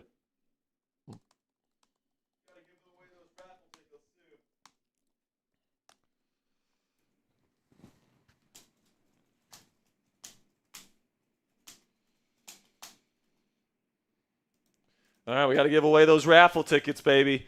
Cam Hayward, worth Get those 97s in. Worth every penny. Worth every penny. Let's go, Captain Cam. Spam those 97s. We got some super chats rolling in, but spam those 97s if you want a free raffle entry. We're giving away 2 right now. We're 20 likes away from giving away another one. We got 4,300 people in this chat.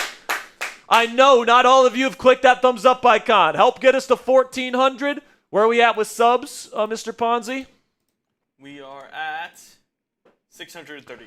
All right, so we're still about 70 subscribers away from giving up another one there. There we go. We got the 1,400 likes. We're giving away 3 right now. Let's give one to Rez. Let's give one to Mark with a C. Let's give one to Preston Y. Preston Y. Preston Y, you are in. Let's get to some super chats here.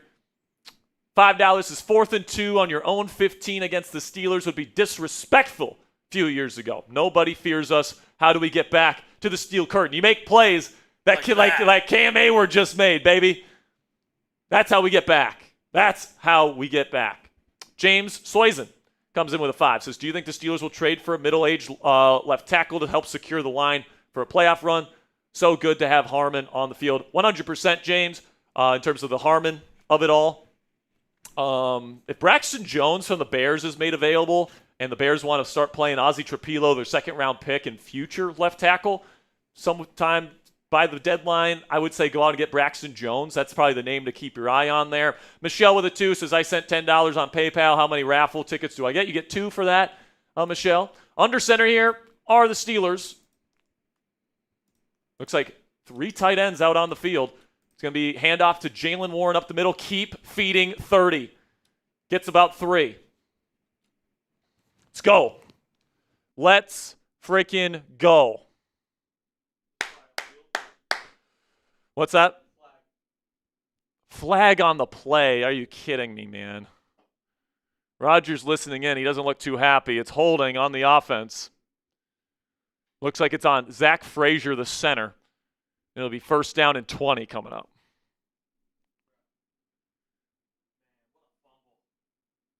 Oh, never mind. I think it was actually Patrick Queen that forced the fumble. Oh no, it was Cam.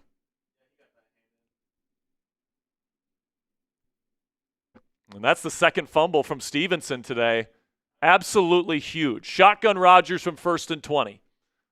3 receivers out on the field. This might be the first time I've seen Roman out there today. They send pressure. They hand it off to Warren, and he's going nowhere. No push from the offensive line. Now, the Patriots did send a lot of bodies. Milton Williams, their big signing in free agency this year, gets the tackle for loss. It's 2nd down and 22. And, man, Los Angeles looking like the best team in the NFC right now. Absolutely taking it to the Philadelphia Eagles on the road. 26-7 right now.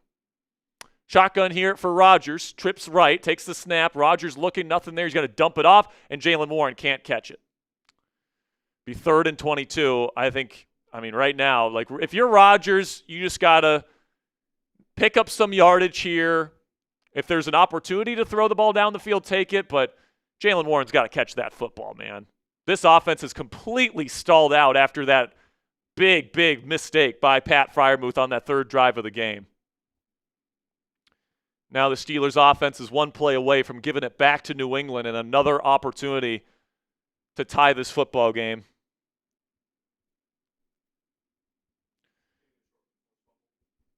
Shotgun here, cool. 2-by-2 formation, takes the snap. Rodgers looking. He's just going to dump it off here. Quick catch by by Calvin. Just pick up some yardage, gets back to the 19, and it's going to be a 3-and-out for the Steelers offense. Second straight 3-and-out to start this second half. Not great from Rodgers and the offense. Now, I don't think it's Rodgers' fault. You get a holding call followed by a TFL, followed by a drop. Obviously, the interception was on him, but you just can't get behind the sticks the way that the Steelers have.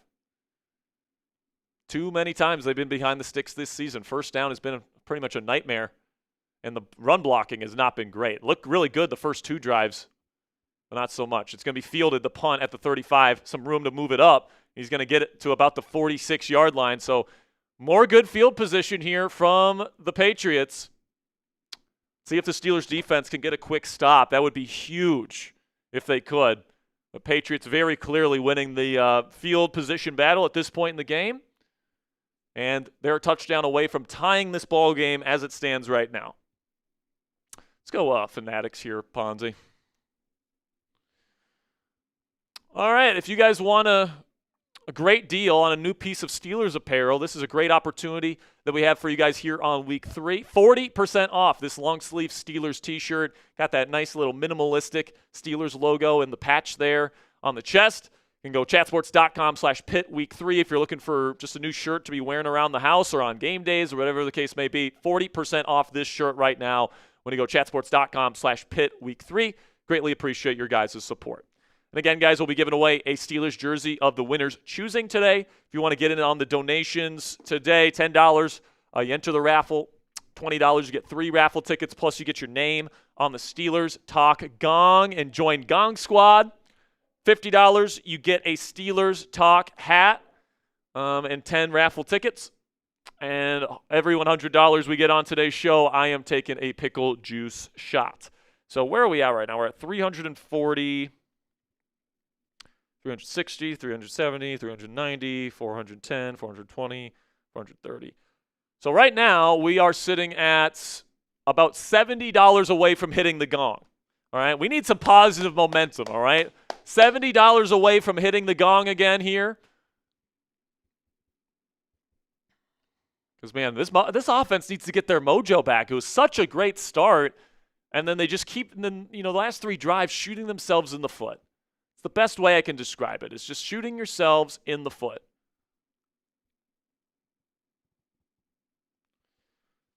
Certainly the offensive line is not where it needs to be at this point, I would say. Not getting enough push at the line of scrimmage, not protecting Rodgers enough.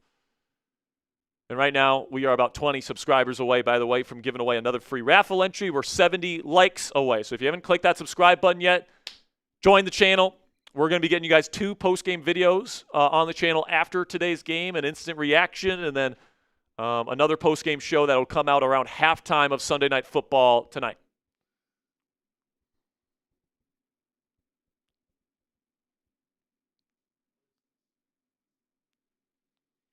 First down and 10 for the Patriots. See if the Steelers defense can hold them yet again. Looks like man coverage from cover 1 here. Under center. Handoff. Push from the line of scrimmage. It's going to be a gain of 9 from Antonio Gibson, and I don't love the way that the interior D-line looked on that play, folks. Hopefully they're not getting too tired. They've been out on the field quite a bit over these last 2 quarters. With the Steelers offense stalling out on their last 3 drives pretty darn quickly. Second down and 1 here.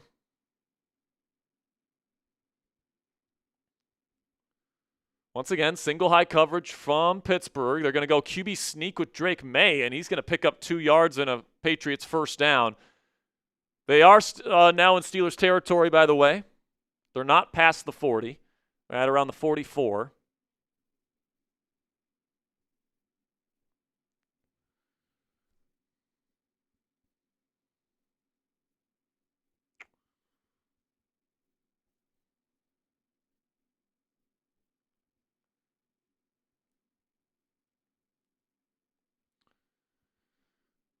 New set of downs for New England. Shotgun May. He will hand it off to Antonio Gibson. Better run defense here by Pan. Ball's out again! Do the Steelers have it? Do the Steelers have it again?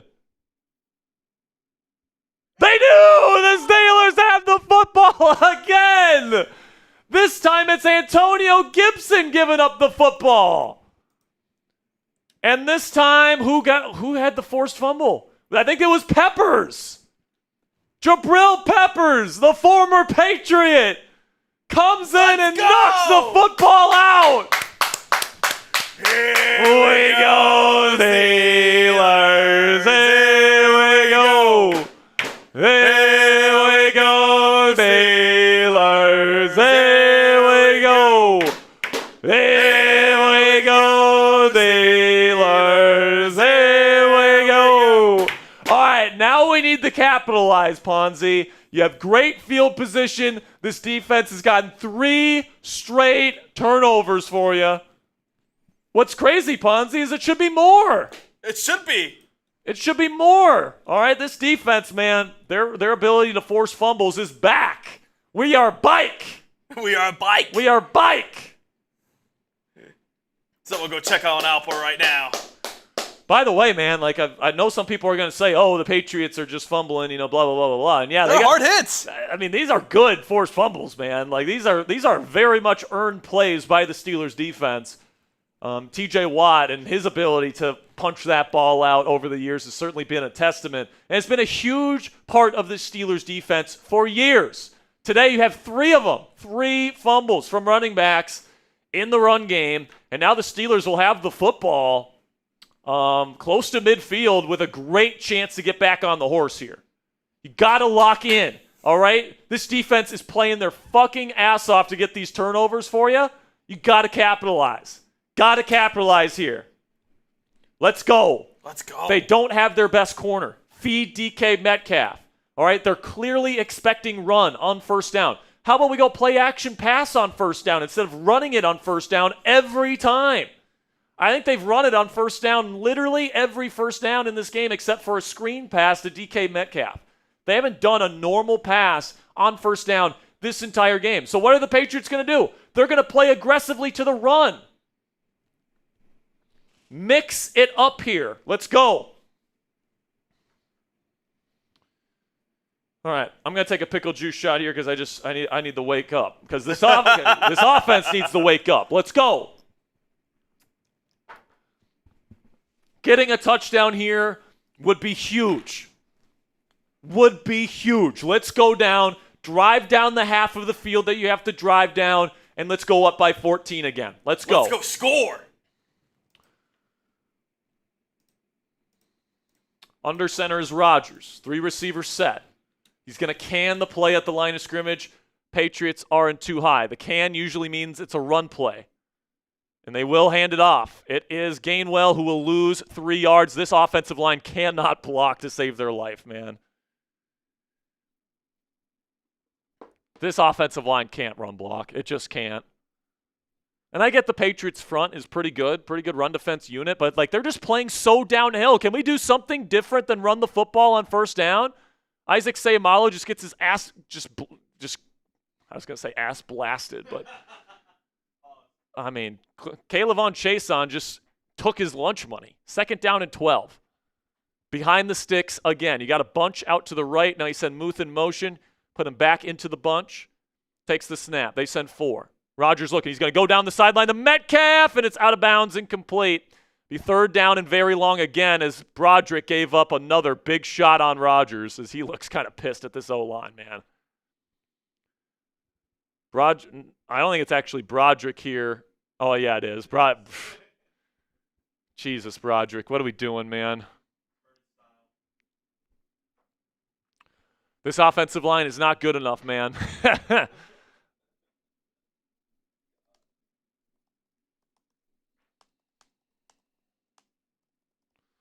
3rd down and 12. Can Rodgers dig him out? Takes the snap. He's looking, scanning the field. He's just going to dump it off to Warren. He's going to have to make multiple men miss. He will be tackled by Robert Spillane. Another 3 and out by the Steelers offense.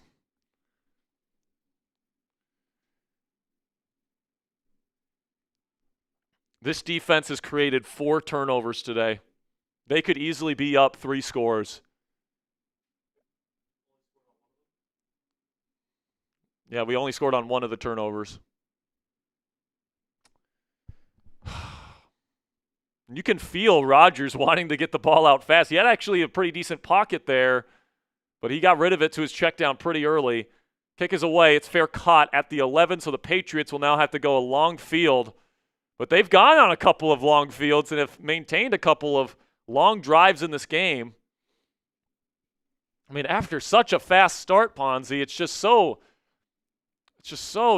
unencouraging because they could, and a lot of it is they just can't get the run game going on early downs, which is setting up 3rd and longs. And this, Rodgers feels like he has to get the ball out fast because this offensive line can't block for him either. Like, You want to be more consistent on offense, man. You got to get the run game going, and you got to protect a quarterback, especially someone like Rodgers, who's not very mobile. Under center for May, he will hand it off. Let's see if this is another fumble. Henderson will pick up 2, maybe. Good run defense by the Steelers.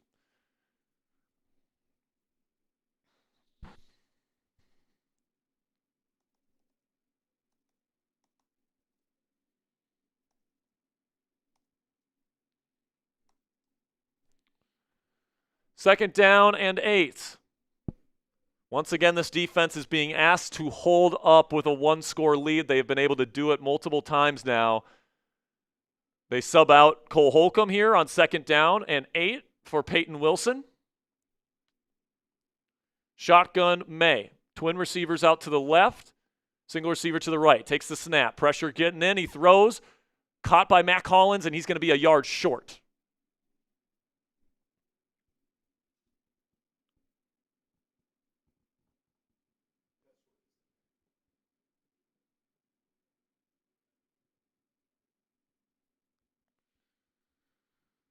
Third down and 1. Need an impact play here. Either an incompletion, tackle for loss, or sack to end this drive. Come on. Get a stop here. Why are we playing off coverage? They're just going to throw a quick out. Play action. Rolling to his right. May. He's going to have room to run for it himself. He picks it up. Gain of 2. First down, Patriots. Another third down. I mean, 3rd and 1 is really tough to defend, but It looks like TJ got held there. no, I don't think so. I disagree with that. There was no tug of the jersey. He let him go. I did see him put his hand in, but then he took it right back out. It didn't affect the play. First down and 10.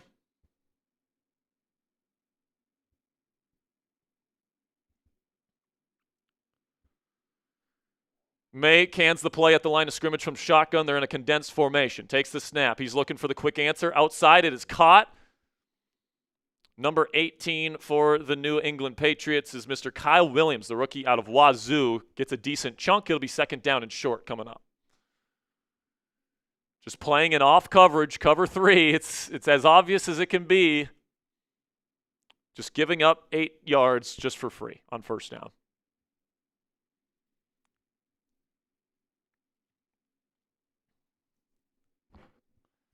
Second down and 2, under center. May will hand it off. It's Henderson up the middle. He'll pick up 3 yards and a first down. And now Jack Sawyer limping heavily. That would mean DeMarvin Leal will have to play significant snaps in a rotational role if he has to come off the field. Alex Highsmith is already out 4 to 6 weeks.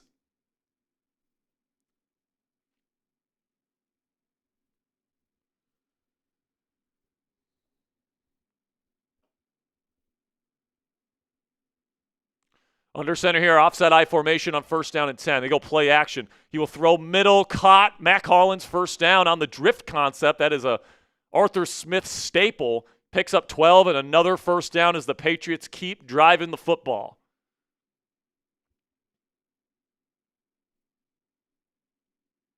Tables have certainly turned in terms of the team that's capable of moving the football in this game. First 2 drives of the game, it was all Steelers.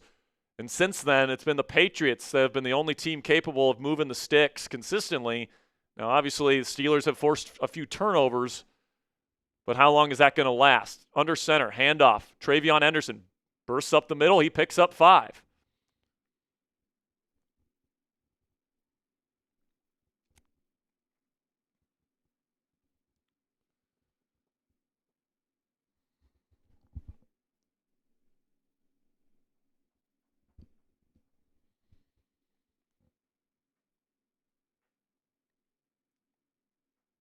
Rodgers is 11 of 16 with a touchdown and a pick with only 89 yards passing so far.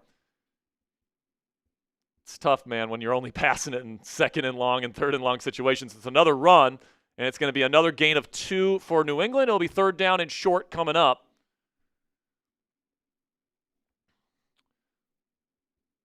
So right now, Patriots, total rushing yards is at 80. or 82 now. No rusher is close to 100 yards like the Steelers have given up. So the Steelers' run defense has been much better today, not giving up nearly as many explosive runs. And, of course, punching the football out has been nice. But here we go, 3rd down and 3. Steelers showing pressure up front. Steelers showing man coverage. Now they're going to go out of it. Now here comes May trying to go up the middle. He's going to get close. Did he get there? He gave himself up. Yeah, he gave himself up short of the sticks. It'll be 4th down and 1 coming up. If I'm not mistaken, TJ Watt was lined up over the left tackle on that one. He was. And he was pushed out of the way by Will Campbell. I mean, let's face it, guys. TJ Watt is just so much more comfortable on the other side. But May gave himself up before getting past the sticks. So it'll be 4th down and 1 coming up. Spam those 4s. Let's get off the field. Let's go. Under center is May. Can they stop him? It's going to be a toss play again. Out to Henderson. He's going to find his ball's out again. Oh, no, it's not. I thought the ball was out. Sorry. My apologies, guys. He picks up a yard, but there's a flag on the play. I think it's going to be on Pittsburgh, though.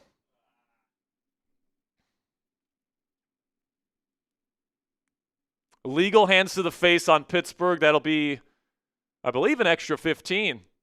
It's just 5. Herbig with illegal hands to the face. It's 5 yards. Patriots pick up the first. Another money down conversion for the Patriots.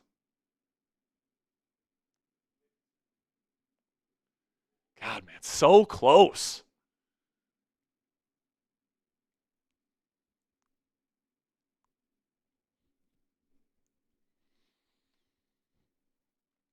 First down and 10. Under center is May.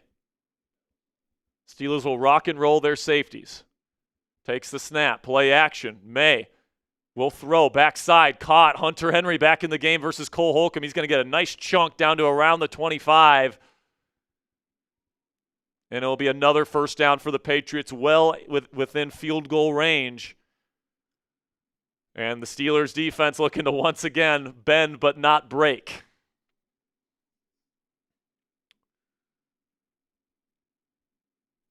Josh McDaniels does love those backside tight end concepts. And in man coverage, that's going to beat you every time. Don't know why the Steelers are playing man. You don't have Slay. Or do you have Slay out there? I think I actually do see Slay out there now. Handoff. It's going to be a short gain of about 2 on first down.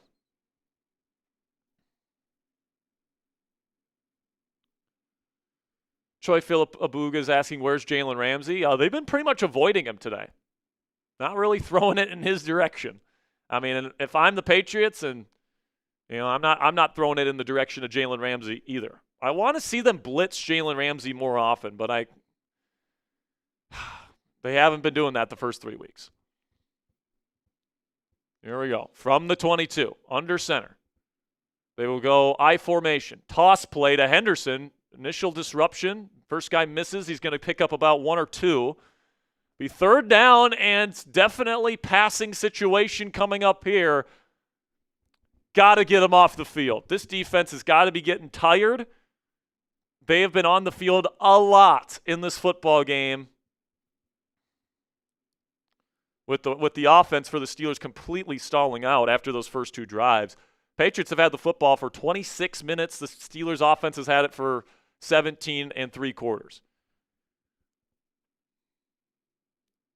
Steelers go out in 2 high safeties, and they show pressure at the line of scrimmage. Takes the snap, May. He's looking. Can pressure get there? Not in time. He throws it short of the sticks. Be 4th down and 2 coming up. That is Diggs on the catch. My guess is they will go for this. They have been too good on money downs to not go for this, and Vrabel has been very, very aggressive throughout this football game. Type those 4s. Type those 4s. We're 17 likes away from giving away a free raffle entry, by the way. Sub 4 Steelers dubs. All right? Do not jump here. It's the end of the quarter. They may let this run out. 1. Yeah, they let it run out. So that's the end of the 3rd quarter, guys. It's a little too close for comfort. With all the turnovers the Patriots have handed the Steelers, it feels like the Steelers should be leading by more. but they are up by a touchdown. It will be 4th down coming up. We'll see what they come out in after this commercial break. We are 8 likes away from giving away a free raffle entry. Where are we at with subs here, Ponzi? We're 1 subscriber away from giving away another free raffle entry here. We got over 5,200 people watching live. Sub for Steelers dubs. There it is. Spam those me's. We still need 4 more likes to give away 2 free raffle entries here. What we provide for you guys on this channel and why you click that subscribe button. Free watch parties for every single Steelers game. We have the largest Steelers watch parties anywhere here on YouTube every single week. Also, we give you guys 2 Steelers videos a day for you guys to enjoy here on the channel. We go live usually every Monday and Thursday on this channel for our live shows. So if you guys want the most extensive fan experience for Steelers fans anywhere here on YouTube, make sure you guys click that subscribe button. All right, we passed 1,600. Spam those me's. I see Justin. I see Preston. I see Justin again. Matthew, Jason, Steele, Sean, EJ. We've got Country, got Edward, we got Daniel, got Josh, Big Lee, Celery Sticks, Hot Rod 24. Spam those me's in the chat. Let's go. Over 5,000 people watching, hoping the Steelers can pull out a victory here in week 3. 5, 4, 3, 2, 1. I'm going to go with Robert Anderson, you are in. And I'm going to go with Donna Elliott, you are in. If you guys want to get in on the raffle and you don't have to worry about getting a free raffle entry in the chat, you guys can put in $10 donations today. $10 gets you in on the raffle. $20 gets you 3, $50 gets you 10. And if you do Venmo or PayPal, I will double the number there. So for a $10 PayPal, you get 2 raffle tickets. $20 Venmo, you get 6 raffle tickets. $50 Venmo, you guys get 20 tickets. All right. I will say, just to my eye here, guys, Jabrill Peppers has had a hell of a football game.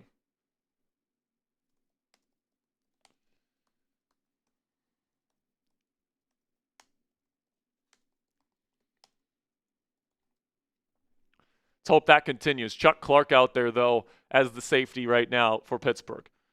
From the 16, 4th down and 2. Come on, let's get another turnover here, folks.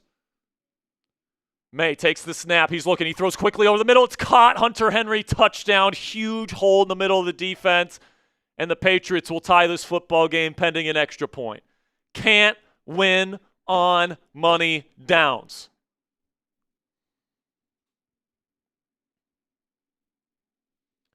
It's infuriating, man.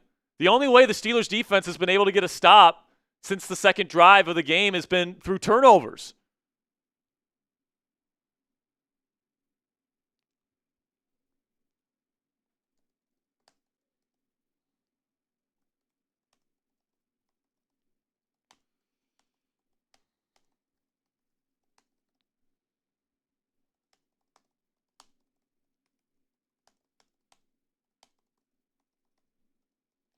Kick is up, and it is good. Tie football game in Foxborough.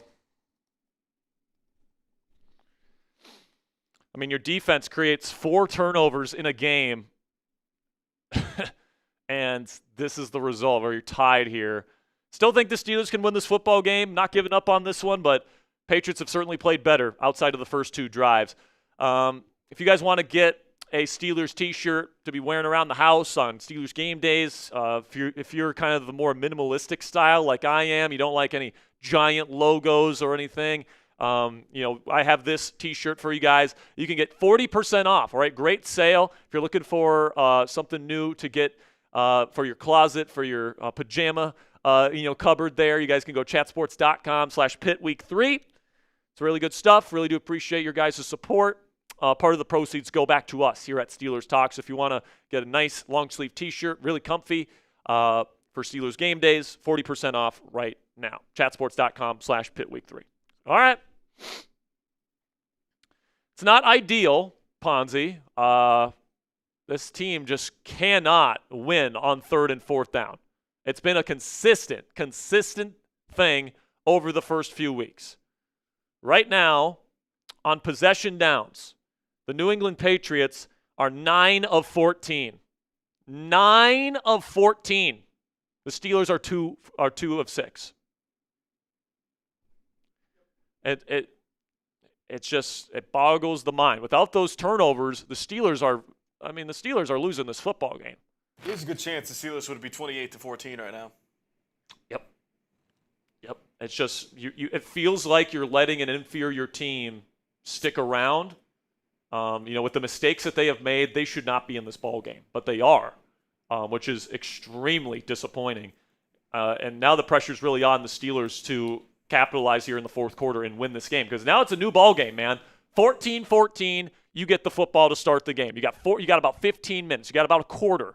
All right, you got a quarter to win this football game on the road. It's got to start with an offensive drive right here. The Patriots have 279 yards of total offense. The Steelers have 133.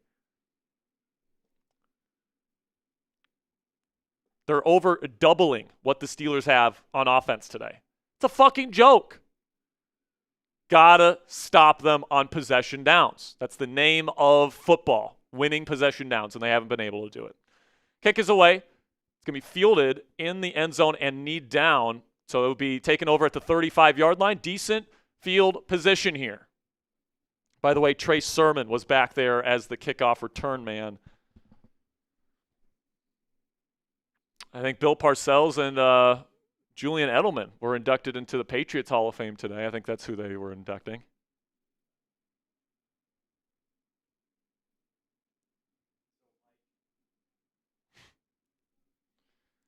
All right, man. 14-14, new ball game. You got the ball at the 35-yard line. Sub 4 Steelers dubs. If you want to win this game, so show your support for the channel and let's ride. Under center here is Rodgers. Play action. Roll out to the right. Rodgers will dump it to Jonnu, who will get ball's out. No way. Ball, get it up. It's out of bounds, I think. They're going to say Steelers football. It's out of bounds. Jonnu Smith fumbled the football, and that was almost a disaster, giving the ball back to the Patriots at their own 35, or at the Steelers 35. Harold Landry forced the fumble.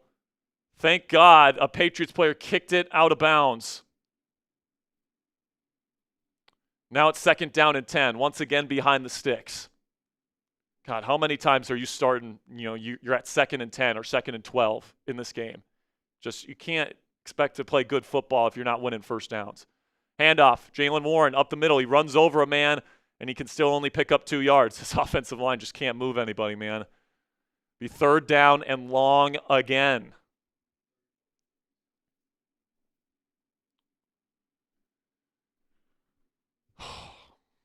Eventually, someone's going to have to go make a play. This Patriots crowd rises to their feet again. Steelers in danger of going 3 and out for Lord knows how many drives in a row now. Warren's still out there as the back. They got 2 tight ends, Jonnu and Muth, forming a trips formation out to the left. Rodgers will take the snap. He's looking. He's going to bomb it down the field to DK Metcalf, and there's going to be a flag.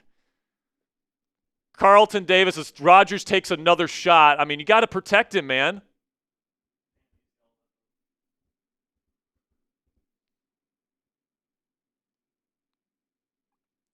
So now Steelers will get the football in Patriots territory. You kind of hate to get it that way on a penalty, but Carlton Davis holds DK Metcalf and, clearly getting into the body of him, preventing him from getting to the football. It looks like Rodgers is very upset with his offensive line not being able to protect him.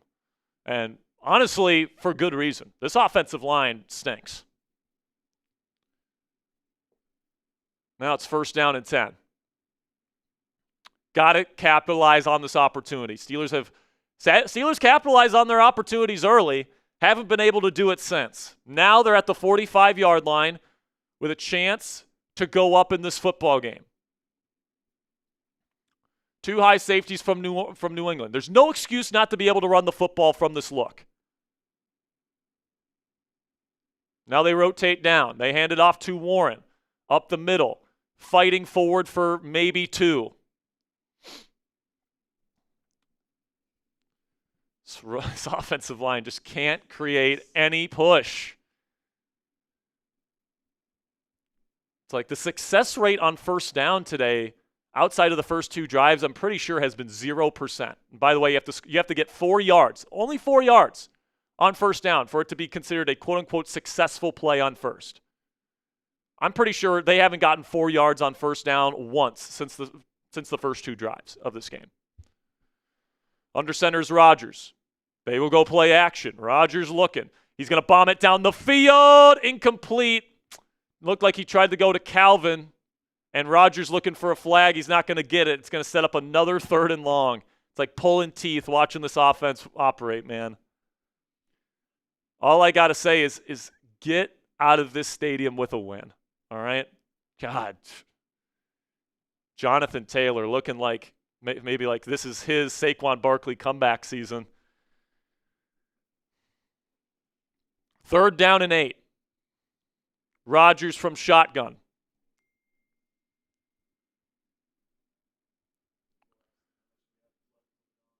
I think we're about $50 away from the gong, folks. $50. Trips left. Rodgers shotgun takes the snap. He's looking left. He throws. It's behind him. Incomplete. He got hit as he threw. So I think probably long Boswell field goal attempt here.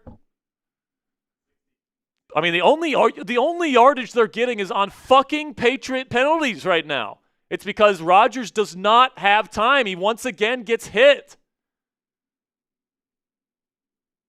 And he throws it behind Muth because, I mean, pretty clearly the throw's being affected when he's being hit. Fuck. Nope. They're going to punt this. You have the best kicker in the league that's made a 60-plus yard field goal. You're not going to try one here. You can't stop this offense either. It's going to be fair caught at around the 17-yard line. It's a long field for New England. It's a long field.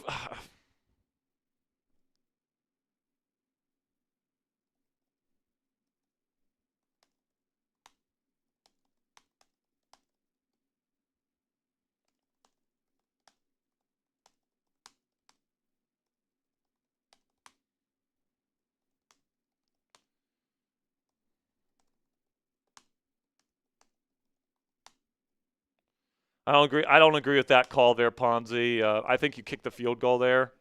I mean, you have, if not the best, but the second best kicker in the league. Like, we're not talking about a field goal to potentially, like not tie the game, but like you're already like up so much, but like this is the field goal to take the lead. I mean, I get it on the opposite side. It was just an awesome start for this team, man. Like, you go and you get a turnover on the first drive, and then you go straight down their throat with – honestly, the run game looked great the first drive, and you're getting pushed. Jalen was getting some nice runs and all that stuff. But then, you get a little predictable, and you start running the football on first down like every play. Yeah. And teams are just – they're going to pin their ears back and just – they know what they're doing.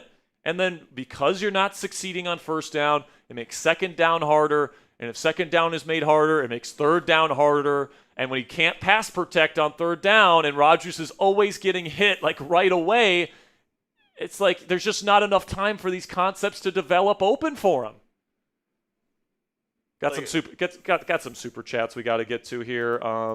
Spam those me's. We did pass 94,800 subscribers. This game is not over, folks. Just escape with a win. That's the mentality, all right? Escape with a win. This is the type of game that we're used to as Steelers fans. Scrappy, defense-centric. $10 from Big Yellow Bird says, here we go, Steelers 97. $2 from Vince says, come on, Steelers defense.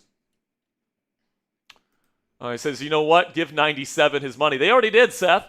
He has to earn it this year with his production. He's certainly gotten off to a good start. Preston, what did Preston say?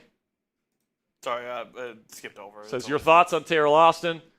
I mean, the last several games, what is it now? It would be 11 straight games here.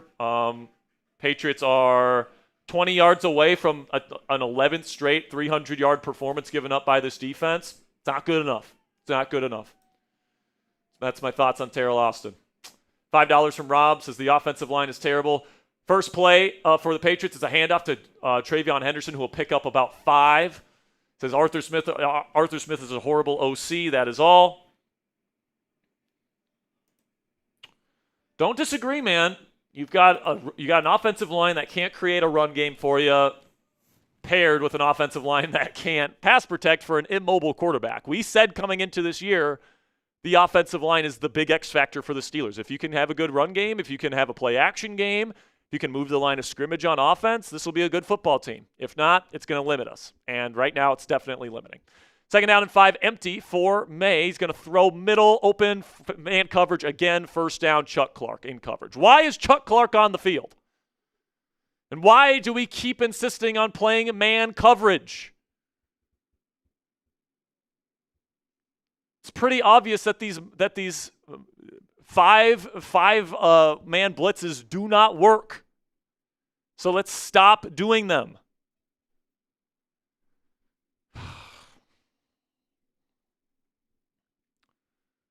First down and 10.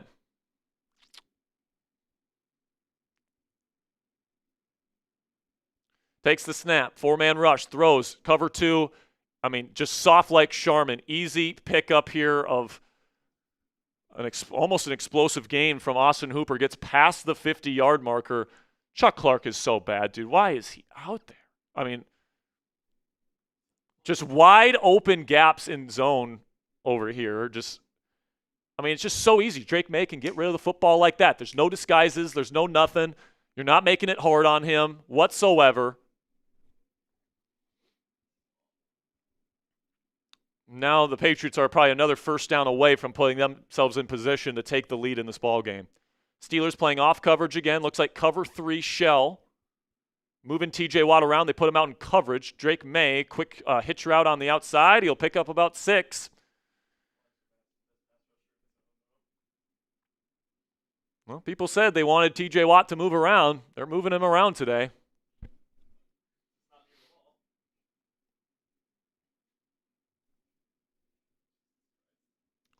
And, another part of this, Ponzi, is that this defense, they've got to be just gassed.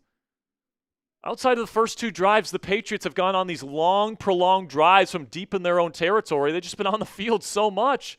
Under center, handoff, Travion Henderson. It's going to be stopped short. It'll be 3rd down and about 1. But if we know anything about the Patriots, they're going to go for this if they don't get it. This is 2 down territory here for the Pats.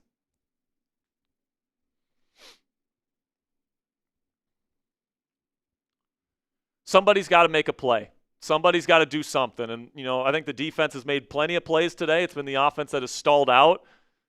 The Steelers lose this game, I'm putting it on the offense. All right, the defense obviously needs to play better, but it certainly doesn't help when, the Patriots are on the field as much as they are and they're just getting worn down.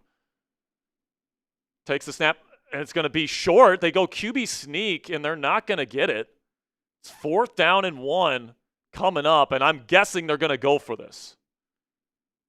4th down and inches.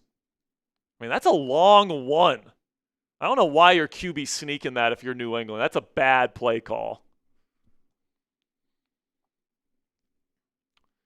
They're keeping their offense out on the field. Somebody's got to make a play. All right? Good teams find a way to win football games. Plays like this matter. 4th down and 1. Jumbo formation for New England. Play action. Rolling out May. Watt trying to get him. He can, and May is going to throw. He's just going to be able to run for it. No flag on the play. Watt wants some sort of penalty. He's not going to get it. But Drake May's legs multiple times today, and once again, on a money down, Steelers can't get him off the field.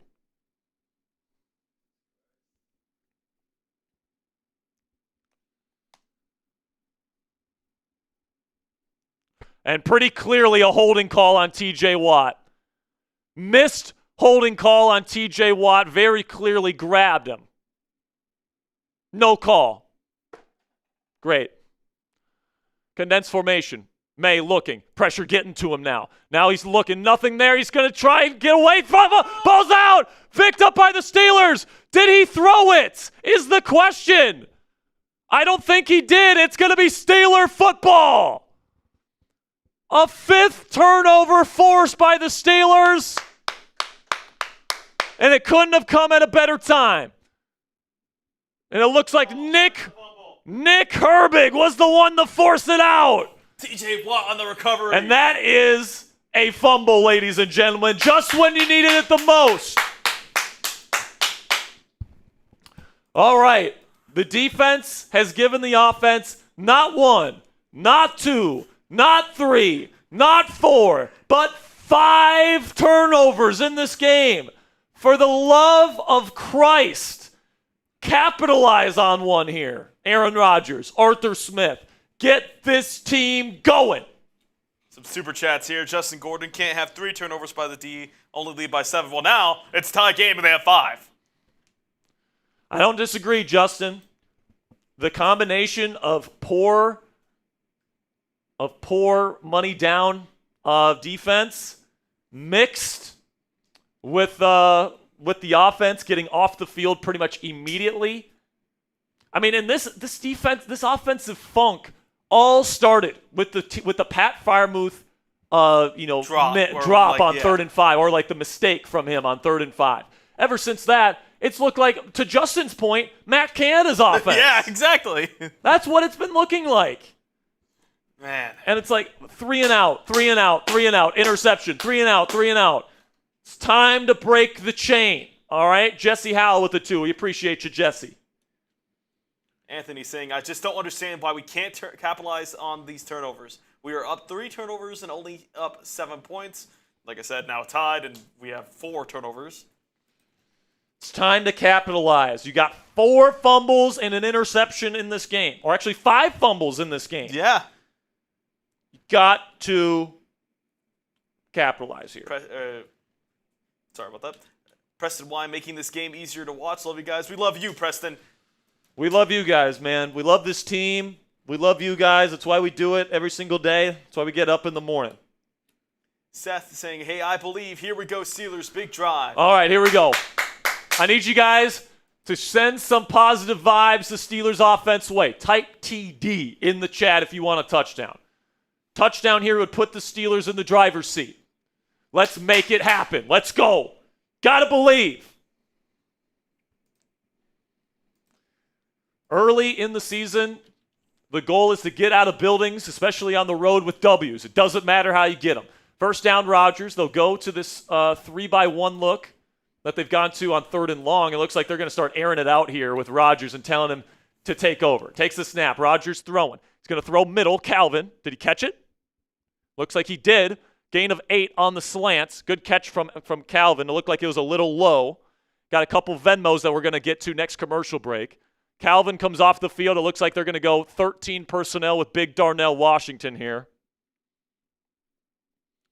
By the way, I think the Vikings have found a quarterback. Carson Wentz with another touchdown.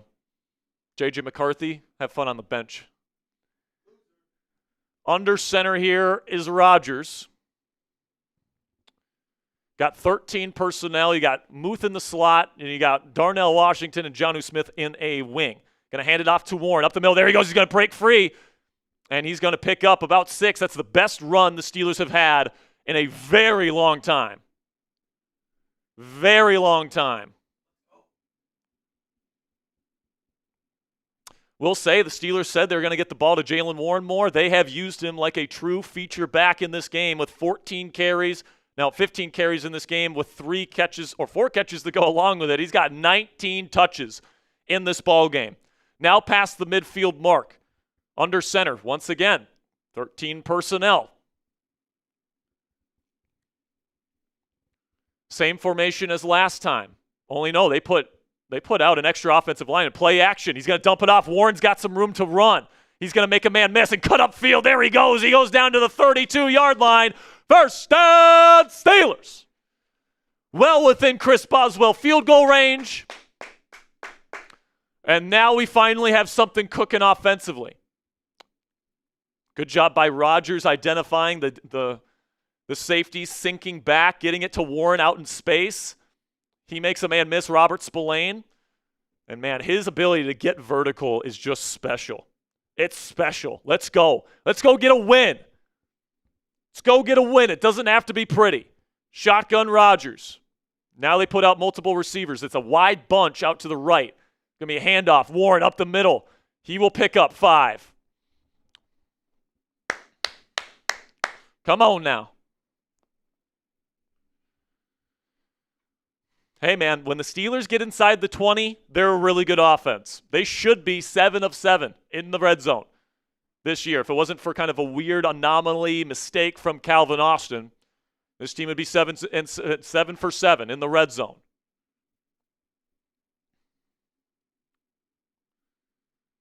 Let's go. 2nd down and 5.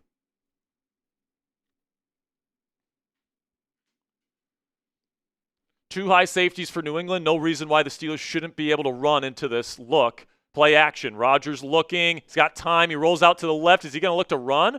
He is. He's going to go down, and he hits the quarterback. But I think they're going to say it's a clean hit. It's going to be 3rd down and short coming up.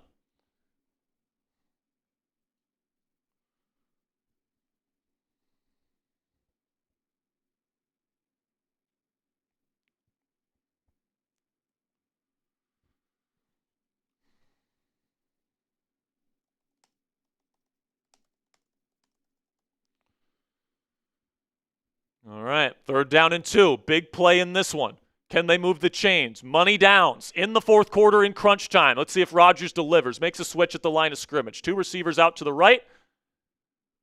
Timeout, Steelers. Now Rodgers talking with Mason McCormick about something that he missed there.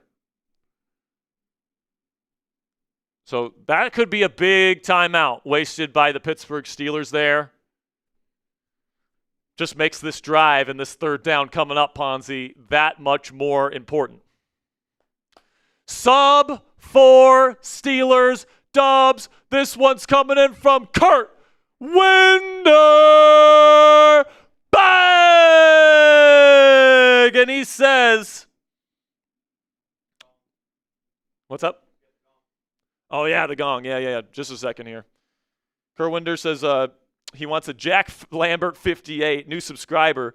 For the love of LeBeau, drop the curtain on the Patriots. Let's go, Kurt. Appreciate you. You know what? We're going to hit the gong if they can score a touchdown here. How about that? Yeah. 3rd down and 2. This is where the Steelers have struggled defensively. Very manageable situation for Pittsburgh. Shotgun Rodgers. Trips out to the right. Now they send Muth out in motion to the other side. Takes the snap. They will hand it off. Warren makes the man miss. Huge play from Jaylen Warren. 1st down, Steelers. Man, letting a guy into the backfield is always tough. It looked like Troy Fautano let Harold Landry in, but a huge play from Jaylen Warren. Good job to hang on to that football. He got hit while airborne on that play. And now they're in the Fanatics red zone. Steelers very efficient when they are in this area of the field this season.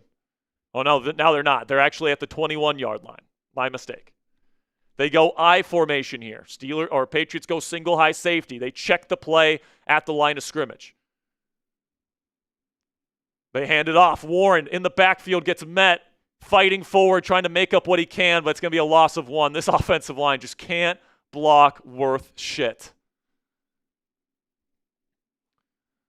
I mean, we're lucky we picked up that 1st down on a 3rd and 2. Looks like Mason McCormick just lets his man right through. And, Jaylen Warren's lucky he made a man miss and fought forward to only lose 1 yard there. The yards before contact have got to be just ridiculous for Jaylen Warren in this game. Gainwell now in there for 2nd and 11. Rodgers looks like he's going to be throwing. 3 receiver set. 2 high safeties for New England. They're going to rotate down. False start on the Steelers. Offensive line mistake again.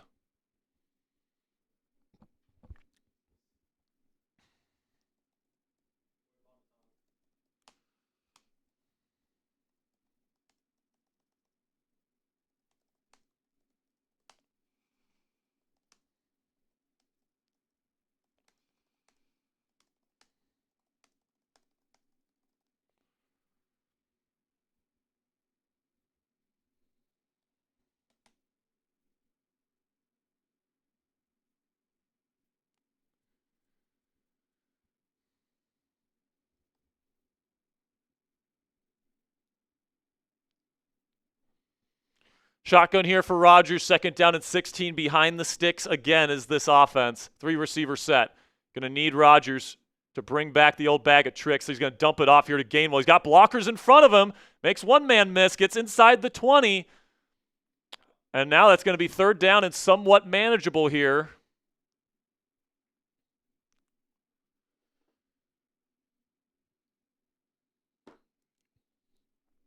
Timeout called by the Patriots here. Yep. Time running out here. They called timeout because they didn't want the Steelers to run it down to the 2-minute warning. Patriots still have 2 timeouts. This is a big play in this football game, man, because if you only get a field goal, a touchdown, and the Patriots win this game. And the Patriots have just run it right down your throat or been able to get things when they've wanted to all game long. Only way I feel somewhat good here is if they score a touchdown. It's 3rd down and manageable, 3rd down and 6. This is what you bring in Aaron Rodgers to do. This is why you bring in a future Hall of Famer. Go get it done. Good teams find ways to win.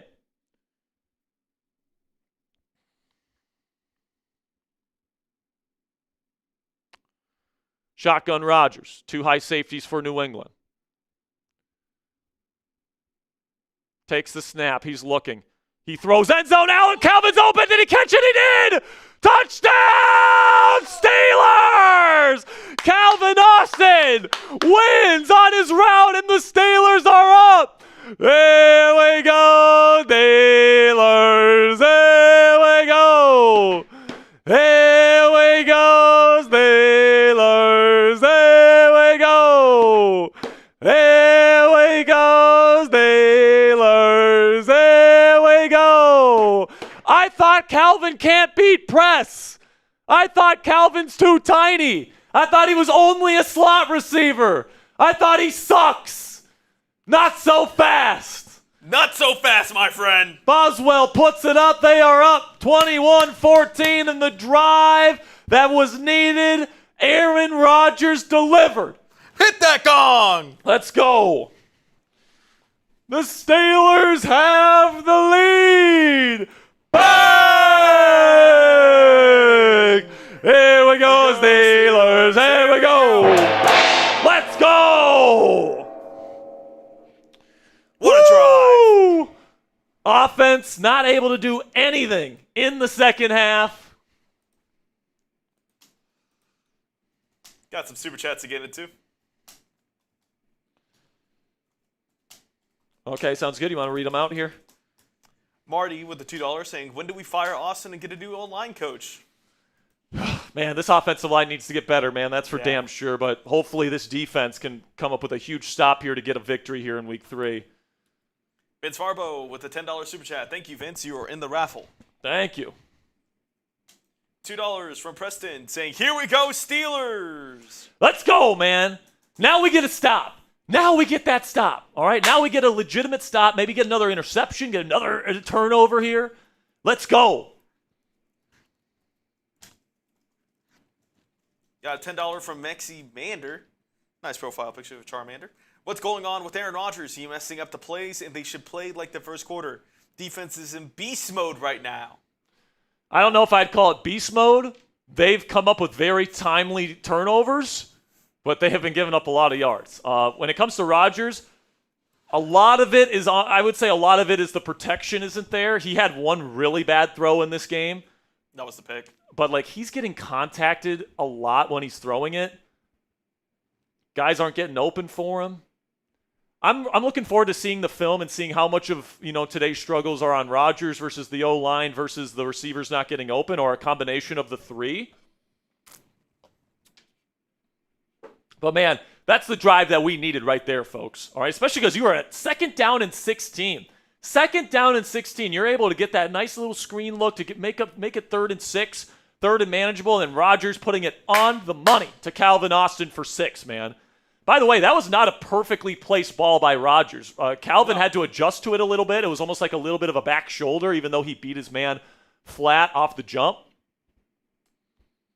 And now this Steelers defense, which has given up a lot of yards today, has an opportunity to put this thing away. Boswell will kick it away. It will be caught at the 3-yard line by New England. And Travion Henderson will bring it down to the 26-yard line. The kick return coverage has looked a lot better for Pittsburgh today, I would say.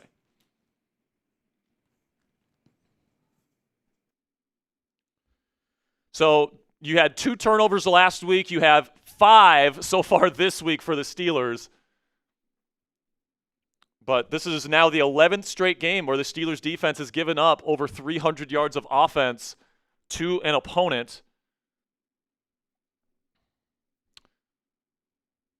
But they've only given up 14 points. Shotgun May here. Takes the snap. He's looking. He's going to throw out route, caught by Boutte for a gain of 8 or 9. Everybody type stop in the chat.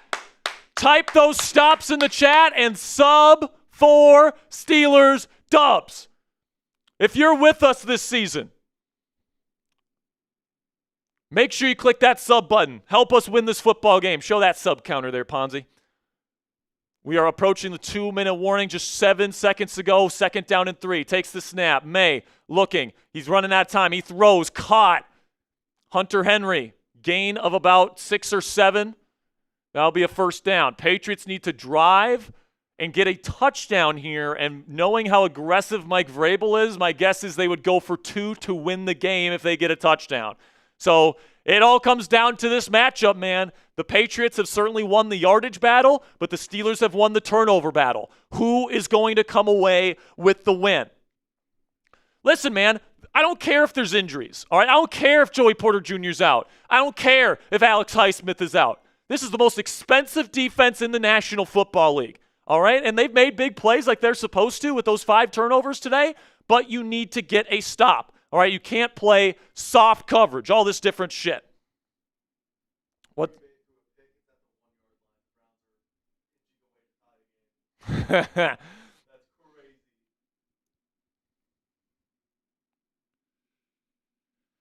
Broderick Jones coming out of the blue medical tent with a big wrap around his shoulder.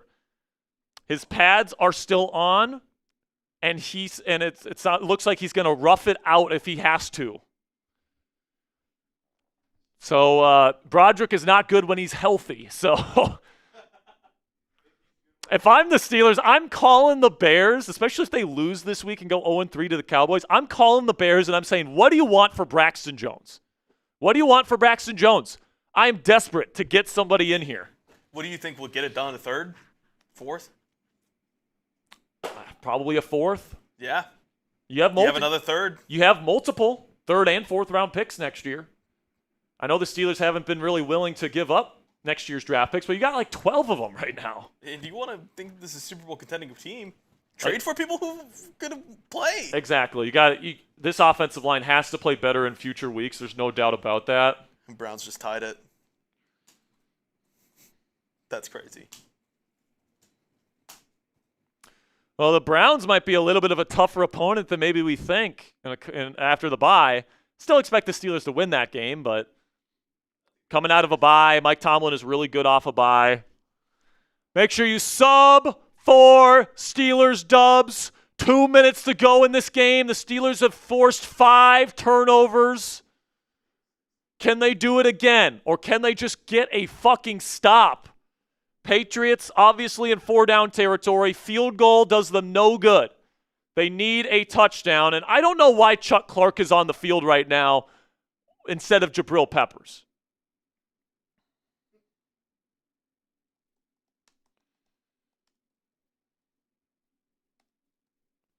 Shotgun May takes the snap. He's looking. Pressure trying to get home. It doesn't. He's going to check it down to Henderson. He runs over a Steelers defender. He will pick up about 7.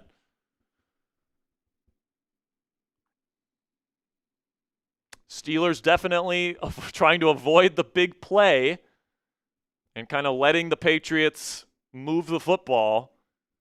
Takes the snap. Steelers send pressure this time. Herbig chasing down May. He's looking, still running, and he's going to pick up a nice chunk. I mean, Drake May picks up another big chunk now well into Steelers territory, close to the 40. I think he's been by far their leading rusher in this game. Steelers send a bunch of players there. Nobody gets contained. Yeah, Drake May is by far their leading rusher. Antonio Gibson has 28. Travion Henderson. Yeah, Travion Henderson and Antonio Gibson both have 28, and Stevenson only has 18. Shotgun May looking again. Nothing there. Going down. Oh, is he going to? No, he's not. Now is he going to get out? Oh, he's sacked by T.J. Watt. Yeah, let's go. TJ's second sack of the year. Clock stops for some reason. Why is the clock stopped? Timeout Patriots. TJ gets around Moses. May trying to escape out the left, and he falls right into a TJ Watt sack, his second of the game. Lucky, oh boy, that ball almost came out. That ball almost came out. See, man, I told you TJ was going to show up. I told you. Told you TJ was coming. Steelers show a pressure look here on 2nd down and 13. Takes the snap. They drop out of it. May looking. He throws. Middle. Behind his guy. Incomplete. Steelers have a clear recovery. He tried throwing the Pop Douglas. It was incomplete. 3rd and 13 coming up. Type those stops and sub for Steelers dubs. If we can get to 95,000 subscribers by the end of this game, I'll give away 5 free raffle entries. Let's get there. Help us win. Click that subscribe button. Remember, 2 plays. The Patriots have 2 plays, so watch out for them to try and get some yardage here. Set up a 4th and manageable. Takes the snap. He's looking. May will throw middle. It is caught short of the sticks, but it will be 4th down and 1 coming up. This will be the ball game. They are now inside the 30-yard line. The Steelers defenders are pretty clearly guarding the sticks, allowing the Patriots receiver to kind of hook in there right in front of the sticks. Timeout Steelers. Steelers want to make sure they're in the play that they want. The Steelers have lost these situational football moments this entire game. Right now, the Patriots on money downs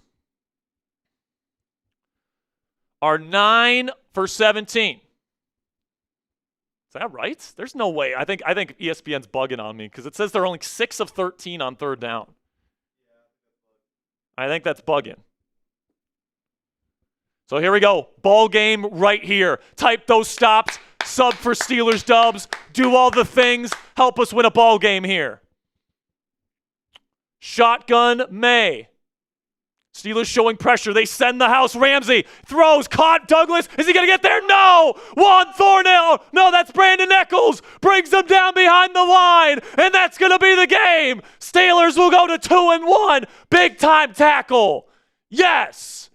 Now, will they review this? Is it possible he made it there?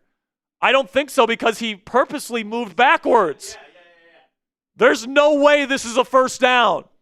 Steelers are going to escape Foxborough with a win, and the defense will have 5 turnovers. Yes! Type those W's in the chat.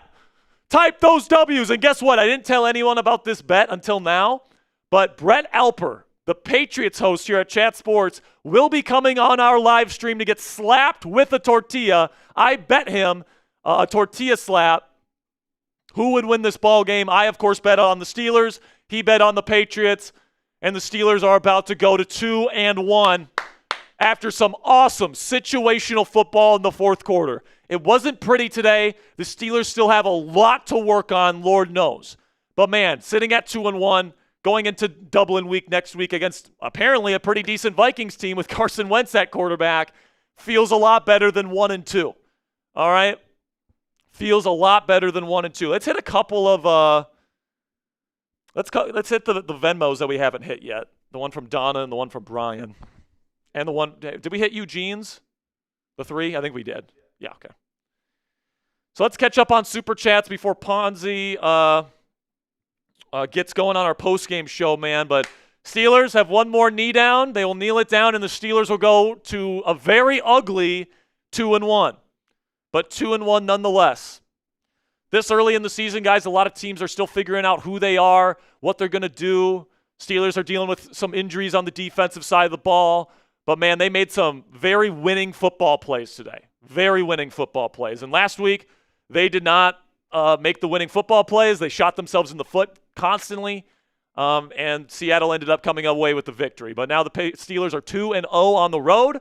They will now go to Dublin to take on the Vikings in Week 4. Make sure you guys stay tuned. Shout out to Brian for the $2 super chat, by the way. He says, what about adding DJ Moore as well to the Braxton Jones trade?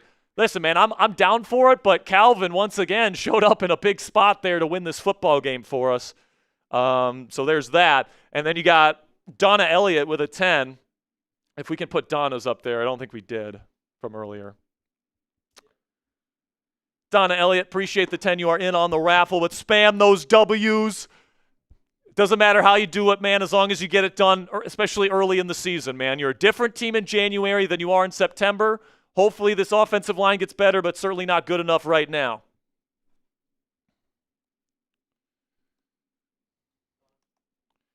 All right. Don, appreciate you. Do we have any more super chats? So I'm going to get my game balls and takeaways in there for you. All right. TJ. Is that a yes or a no on the no more super chats? Cool. So Ponzi, just take over for a second here. Chop it up with the people while I get these while I script out our post-game show for today. Fantastic stuff, guys. Make sure you stick around. If you have raffle tickets to win the Steelers jersey, that'll be coming after our post-game show, and you have to be present to win. So make sure you guys stay put. We're going to be doing our extensive post-game coverage right here on Steelers Talk. Steelers win 21-14 to improve to 2-1 on the season. And hey, guys, a win is a win. I mean, how we feeling, chat? How we feeling? Bear Papa says needed a quarterback that could run like hell. I mean, you know what you're getting with Rodgers. I mean, that throw was good. There has been a lot of times where Rodgers just took the snap and got rocked. But, I mean, ugly win, good win. I mean, I think that, like Clifford's saying right here, anxiety through the roof. Yeah, I mean, I was fully convinced the Patriots had that drive at the end of the game, driving into Steelers territory. And I never lost faith, Ponzi. I never lost faith. But I mean, you got to play better if you really want to make noise in the playoffs. Like, you can't have games where you have 5 turnovers and you still barely escape with a victory, right? You got to play a lot better. A couple close games here coming down to the wire in terms of around the league, but good teams find a way to win. The Steelers found a way. Honestly, I think that's a good idea. Let's go through the games around the league, see where all that's at. If you want to give that a little bit of an update. Get a little bit of red zone action, basically. So Falcons lost to the Panthers pretty dominantly, 30-0. Holy cow, the Falcons stank. The Falcons stank. How did the Vikings get dominated? Dude, J.J. McCarthy must just absolutely suck. Oh, yeah. Just must absolutely suck. I told people, I said Carson Wentz might be the guy. Carson Wentz, man. I mean, the fact that J.J. McCarthy has looked as bad as he has with Kevin O'Connell, who makes every quarterback that plays with him look good, should definitely sound alarms in the brains of Vikings fans. But certainly it seems like that team will be a for-real team next week when we play them in Dublin. But sitting at 2-1, I don't want to say you're playing with house money, but if you lose that game, you're 2-2. If you would have lost today's game, that would make it 1-3. You can deal with 2-2 if you lose next week, but if you win, you beat a really good team, and you feel really good about yourselves, and you're sitting at 3-1. So that feels I like the dynamic heading into next week. So how about this, Sperry? The Rams went from leading 26-7, and now they're losing. The Rams are losing? The Rams are losing the ball game. What did I say? And they don't have the ball. Exactly. That's crazy, man. The Eagles. I told you, good teams find a way to win. Good teams find a way to win, man. That's well said. The Eagles, like I said, there have been chances. There have been chances. Big play over here in the Texans and Jaguars game. Jaguars are well into Texans territory. But, I mean, what a collapse from the Rams. Trying to get the payback. You were winning by, 19 points? Mm-hmm. And now you're losing the game. All right, I've got my game balls. I've got my takeaways. Yeah, so listen, man. Obviously not a pretty win. And I understand if you're coming out of this game saying, man, this shouldn't have even been close today, and we allowed it to get close, and we kind of escaped with a game that we should have won by 3 scores. We just got a $10 Venmo, by the way, from David Simmons. So that's 2 raffle tickets for him, Ponzi. I'll get that. He says, a sawbuck for a Steelers victory. Appreciate you, David. You're in the raffle. Make sure you stick around to the end of the show.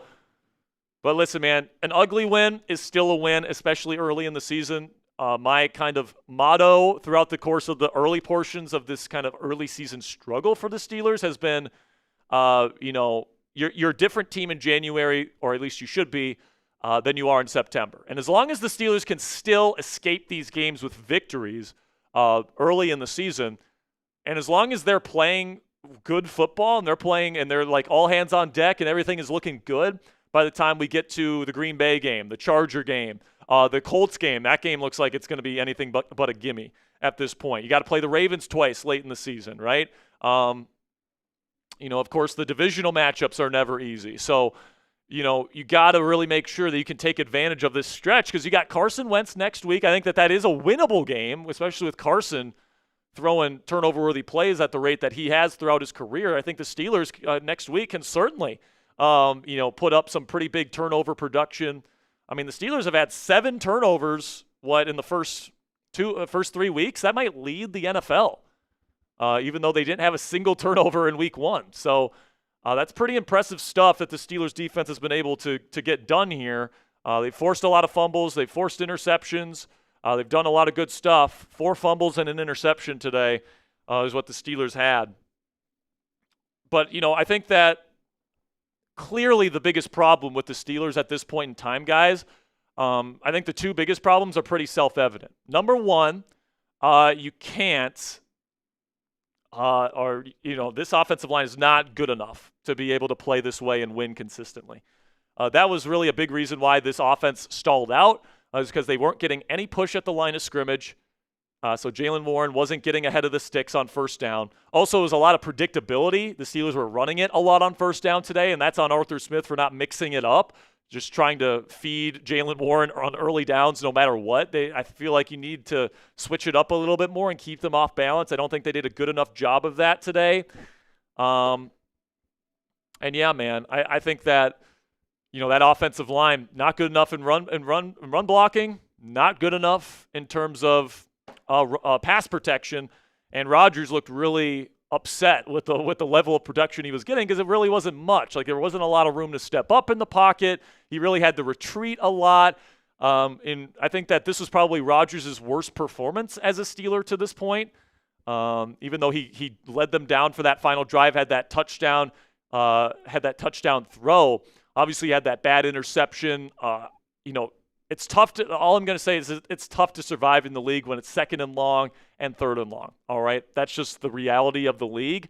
So the Steelers need to find a way to play better on first down. They just haven't been able to do it through the first 3 weeks. So that's certainly something that needs to be cleaned up, get better as the season goes on. It's a young offensive line. The hope is as these guys continue to play, the better they look. And hopefully we get the best version of that group at the end of the season compared to the beginning of it. And then on defense, the big issue is you can't get off the field on 3rd down.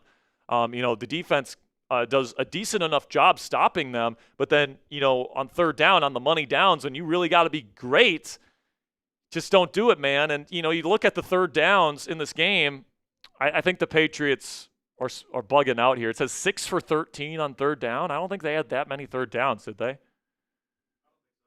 Or maybe they did. Maybe they did. If that's the case, then they had a combined 18 3rd and 4th downs in this game, and they were 10 of 18. So that looks a little bit better, and better than I kind of thought it was. But, this is the 11th straight game where the Steelers have given up over 300 yards of offense to their opponent. 11 straight. So you got to find out a way to not be as predictable, not give up those easy chunks.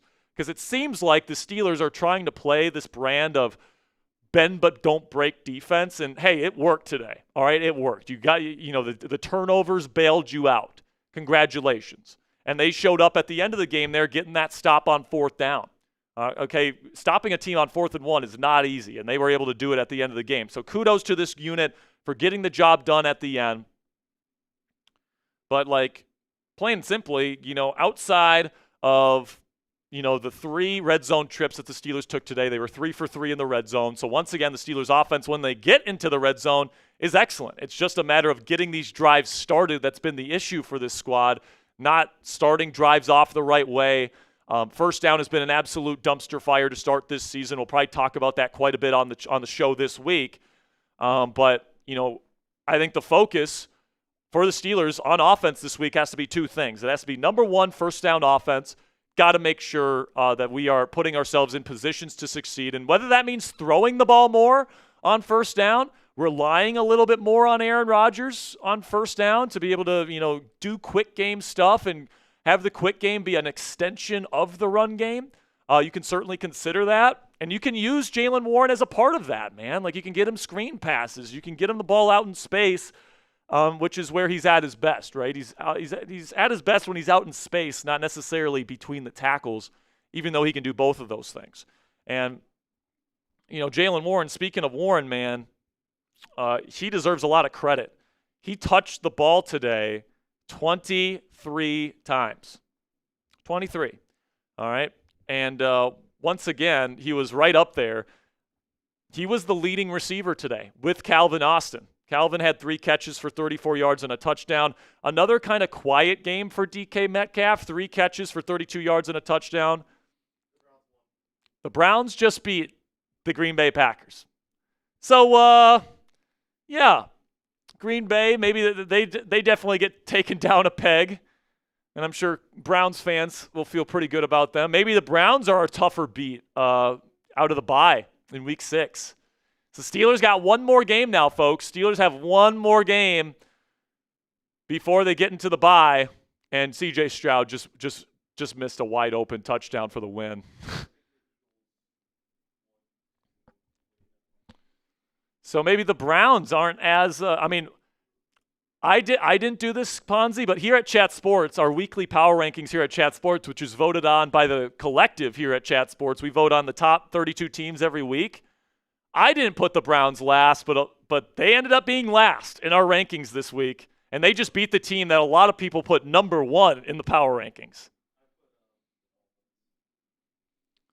I put the Panthers, and the Panthers just won 30-0.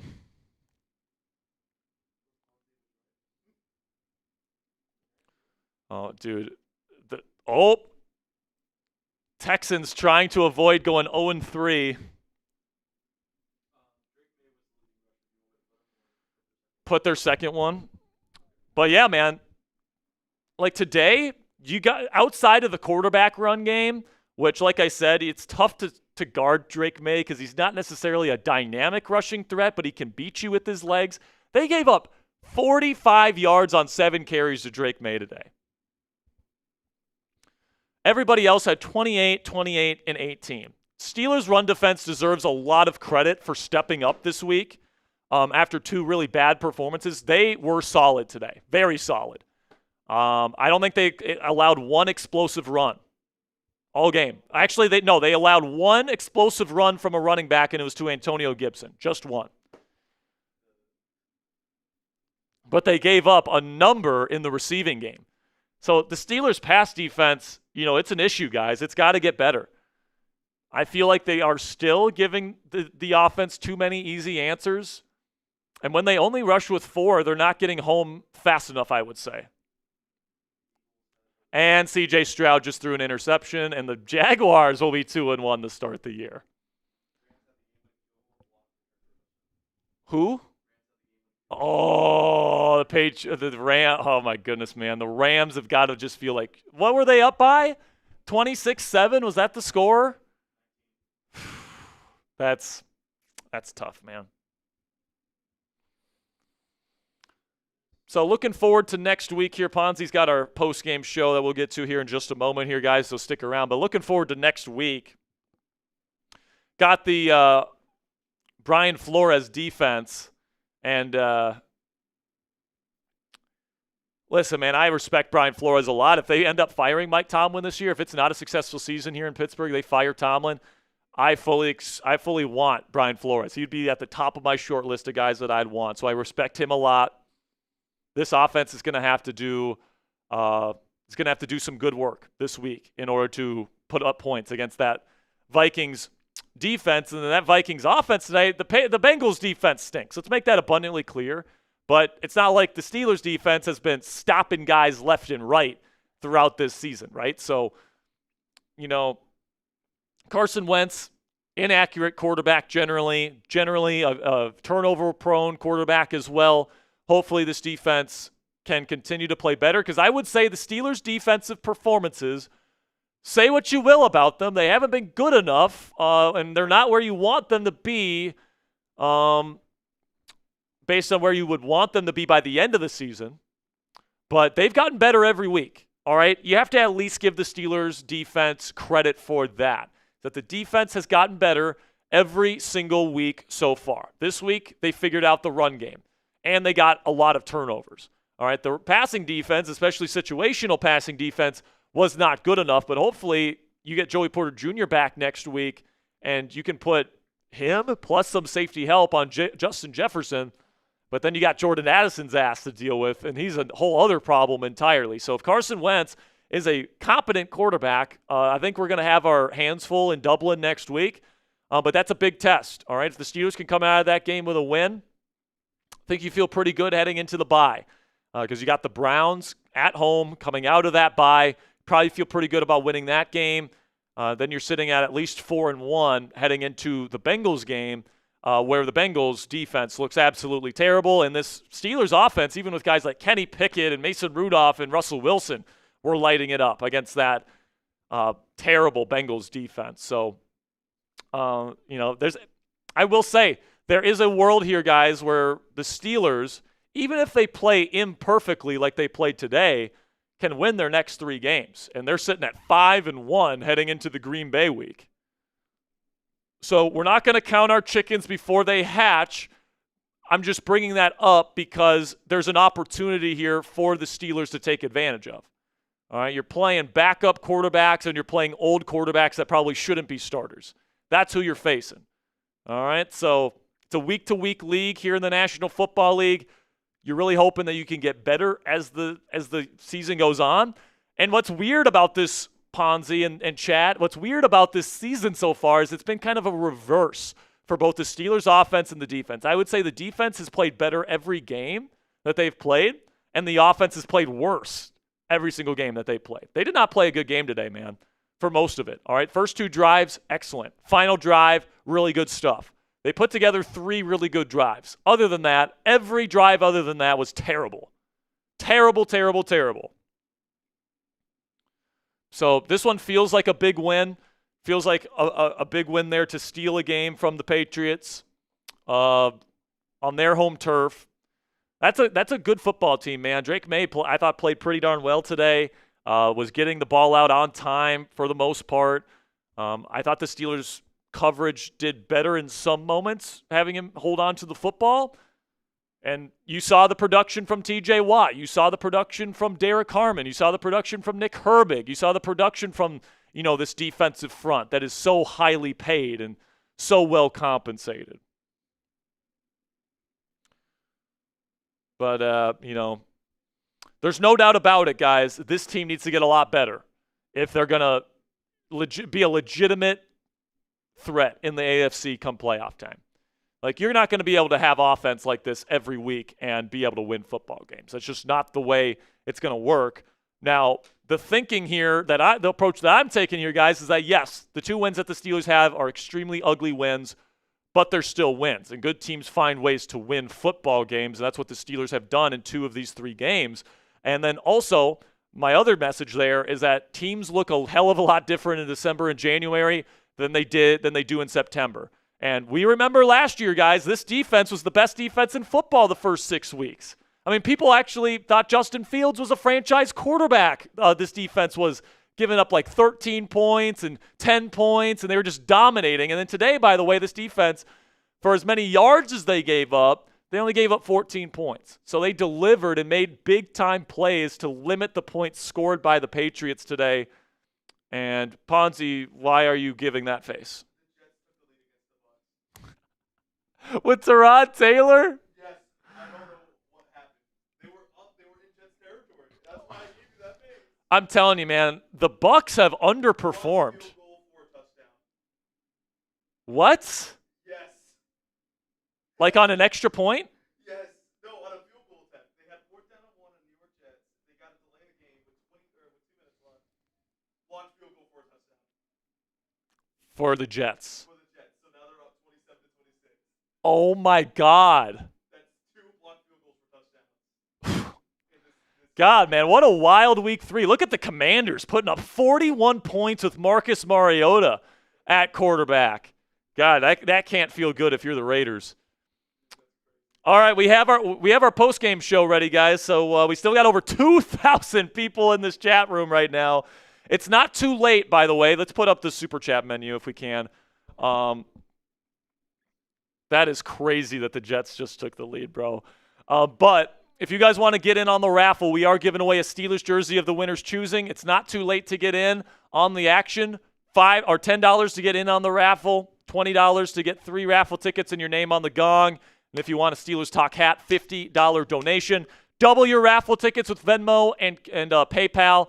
My information is down in the comments and description of today's show. Without further ado, I'm going to take a drink here, and we'll get into our post-game show. It wasn't pretty, guys, but we got it done. Let's get into our Week 3 instant reaction post-game show coming at you right now.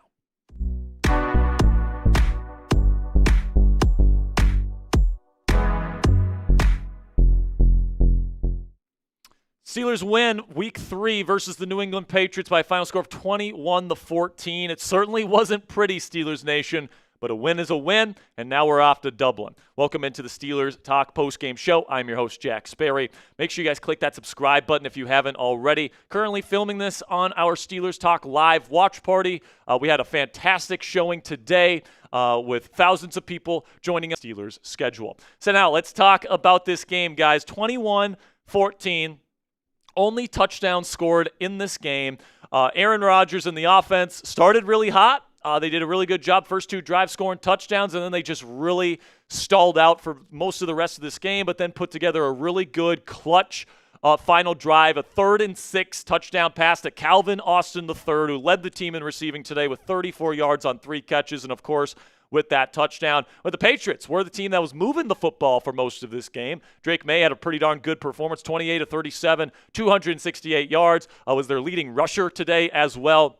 Multiple big runs from him in key moments, had 2 touchdowns.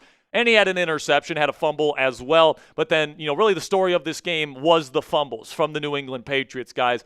4 fumbles lost in this game by New England. So the Steelers defense certainly back to punching that football out. That's been really the bread and butter of this defense for many years. And it's why they have allowed less than 20 points to their opponent for the first time this season. So very gritty win for the Pittsburgh Steelers. And let's give out some game balls here to the people that I think deserve them. We'll start with T.J. Watt. And listen, man, a lot of people were talking about T.J. Watt after these first 2 weeks, saying he's washed, not worth the money, all that different stuff. And you can still have that opinion, but T.J. got 2 sacks today.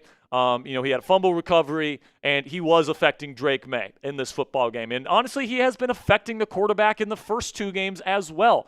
It's just that he wasn't getting the quarterback on the ground the same way that he was today. So, you can tell TJ and this defense, specifically this defensive line, brought a lot of focus to this week. There's still some issues in coverage that we'll talk about here in just a second on the Steelers defense. But, man, this stat line is what Steelers fans wanted to see in this football game. Hopefully it continues as the season goes on for Mr. TJ. Then we get on to Cam Hayward, another defensive player. He was responsible for 2 of the Steelers' turnovers today. He had a tip ball. Second week in a row, he's had a tip ball that ended up going right into the arms of a Steelers defender. That was huge to get that interception before the half, and then he punched out another ball at the 1-yard line. So Cam Hayward might have saved 2 touchdowns for the Steelers today. I think I got to give him my MVP trophy because of that, guys. Had a forced fumble, had a sack, had a PBU that led to an interception. Monster game for Cameron Hayward, and it certainly seems like he is hopefully going to be ending up worth the money that the Steelers hopefully end up paying him at the end of the season if he hits those incentives. Then we get to Jaylen Warren, and we talked about it in our preview this week, guys. One of my keys to victory was to feed Jaylen Warren, and feed him they did. He had over 20 touches in this football game, and the Steelers didn't have that many opportunities in this game to get him the football, right? There was only a very limited amount of offensive snaps. The Steelers were not on the field for a lot in this football game, and they still fed him, and they used him like a true feature back. They didn't really put Kenneth Gainwell out there too much, and Gainwell I thought actually did pretty well when he did get his opportunities. But Warren, man, making guys miss, picking up big first downs, catching the ball out of the backfield, doing all the things that he does, man. He is the best offensive player on this team, and he needs to continue to be featured in this offense. Then, hey, Calvin Austin III, give him his credit, man. Second touchdown of the season for him. DK Metcalf also got a second touchdown of the year today. But Calvin, that big-time 3rd and 6 where he's getting press coverage on the outside. And, all the Calvin haters, what do they say? He's too small. He can't hold up on the outside. He can't make tough catches. He had to adjust to that football. Rodgers slightly underthrew it and put it on his back shoulder. He just beat his guy flat out off the line. And I've said for years, guys, that Calvin is a better outside receiver than he is in the slot, in my opinion. And I think all 3 of his catches came from an outside alignment. So Calvin, he had an off week last week, gets back to playing some good football this week. Really happy for him, man. For now, he is definitely this team's wide receiver, too. Then we get to Jabrill Peppers, who I thought looked excellent out there today. One of my biggest criticisms of the Steelers' defensive coaching staff today is that they put Chuck Clark out there way too often. Jabrill Peppers needs to be the full-time starting strong safety, especially as long as Deshaun Elliott's out. If Deshaun can't go versus the Vikings next week in Dublin, Jabrill Peppers should get every strong safety snap there is, all right? He had some really good stuff against the run today. He helped this run defense have a big bounce-back week, all right? And we'll talk about the run defense later in the show. But Jabrill, really a big-time player today, in my opinion. Can't wait to watch the film and see exactly how he played. But just watching him live, it was a good performance. And then the fact that he got that revenge versus his former team just makes it even more sweeter. He also had a forced fumble. I don't know if he got credit for that forced fumble. Maybe they gave it to T.J. Watt. I don't know. But sure looked like to me that Peppers forced that fumble. But good day overall from number 40 in black and gold. So who's your MVP? Let me know down there in the comments section. Who was today's MVP for your Pittsburgh Steelers? For me, I got to give it to Captain Cam Hayward, man. In my opinion, he saved 2 touchdowns for this team today, and of course, that's the difference in the ball game. So that's who I got. Let me know who your MVP is down there in the comments section for today's pinned question. Just a second here, I'm going to tell you about our sponsor today. Well, I'm telling you about our sponsor and a great deal to get a great piece of Steelers apparel today. Make sure you get down there and let me know who your MVP was for this matchup. If you guys want a Steelers shirt to be wearing around the house, if you are an appreciator of minimalistic type of style like I am, I love this long sleeve gray t-shirt here with the Steelers branding there on the little patch. It's 40% off right now when you use our link, chatsports.com/pitweek3. The proceeds go to help us here at Chat Sports, so we'd really appreciate it if you're looking for another pajama shirt or just another Steelers shirt to add to your collection. 40% off. It's a great deal. It helps out our channel, chatsports.com/pitweek3 to get it done. So my takeaways versus New England. It's a lot more of the same with the Pittsburgh Steelers, right? Tell me if you've heard this before. A defensive performance where you have a lot of turnovers helps propel a struggling offense to a Steelers gritty victory. I mean, this has been the playbook for the last several seasons here in Pittsburgh, right? You're in a close game. The offense is struggling. The defense is the reason why you pretty much win the football game. And then you have a clutch drive late, right? And that's really been the formula, going back to Kenny Pickett and Mason Rudolph, to Russell Wilson and the Steelers last year. And now, with the offensive line not playing well, it certainly seems like that's the formula for winning, at least at this point in the Steelers' schedule. And that's my second takeaway, which is that this offensive line, guys, is not good enough. Plain and simply, it's not good enough. I mean, Rodgers has no time to throw.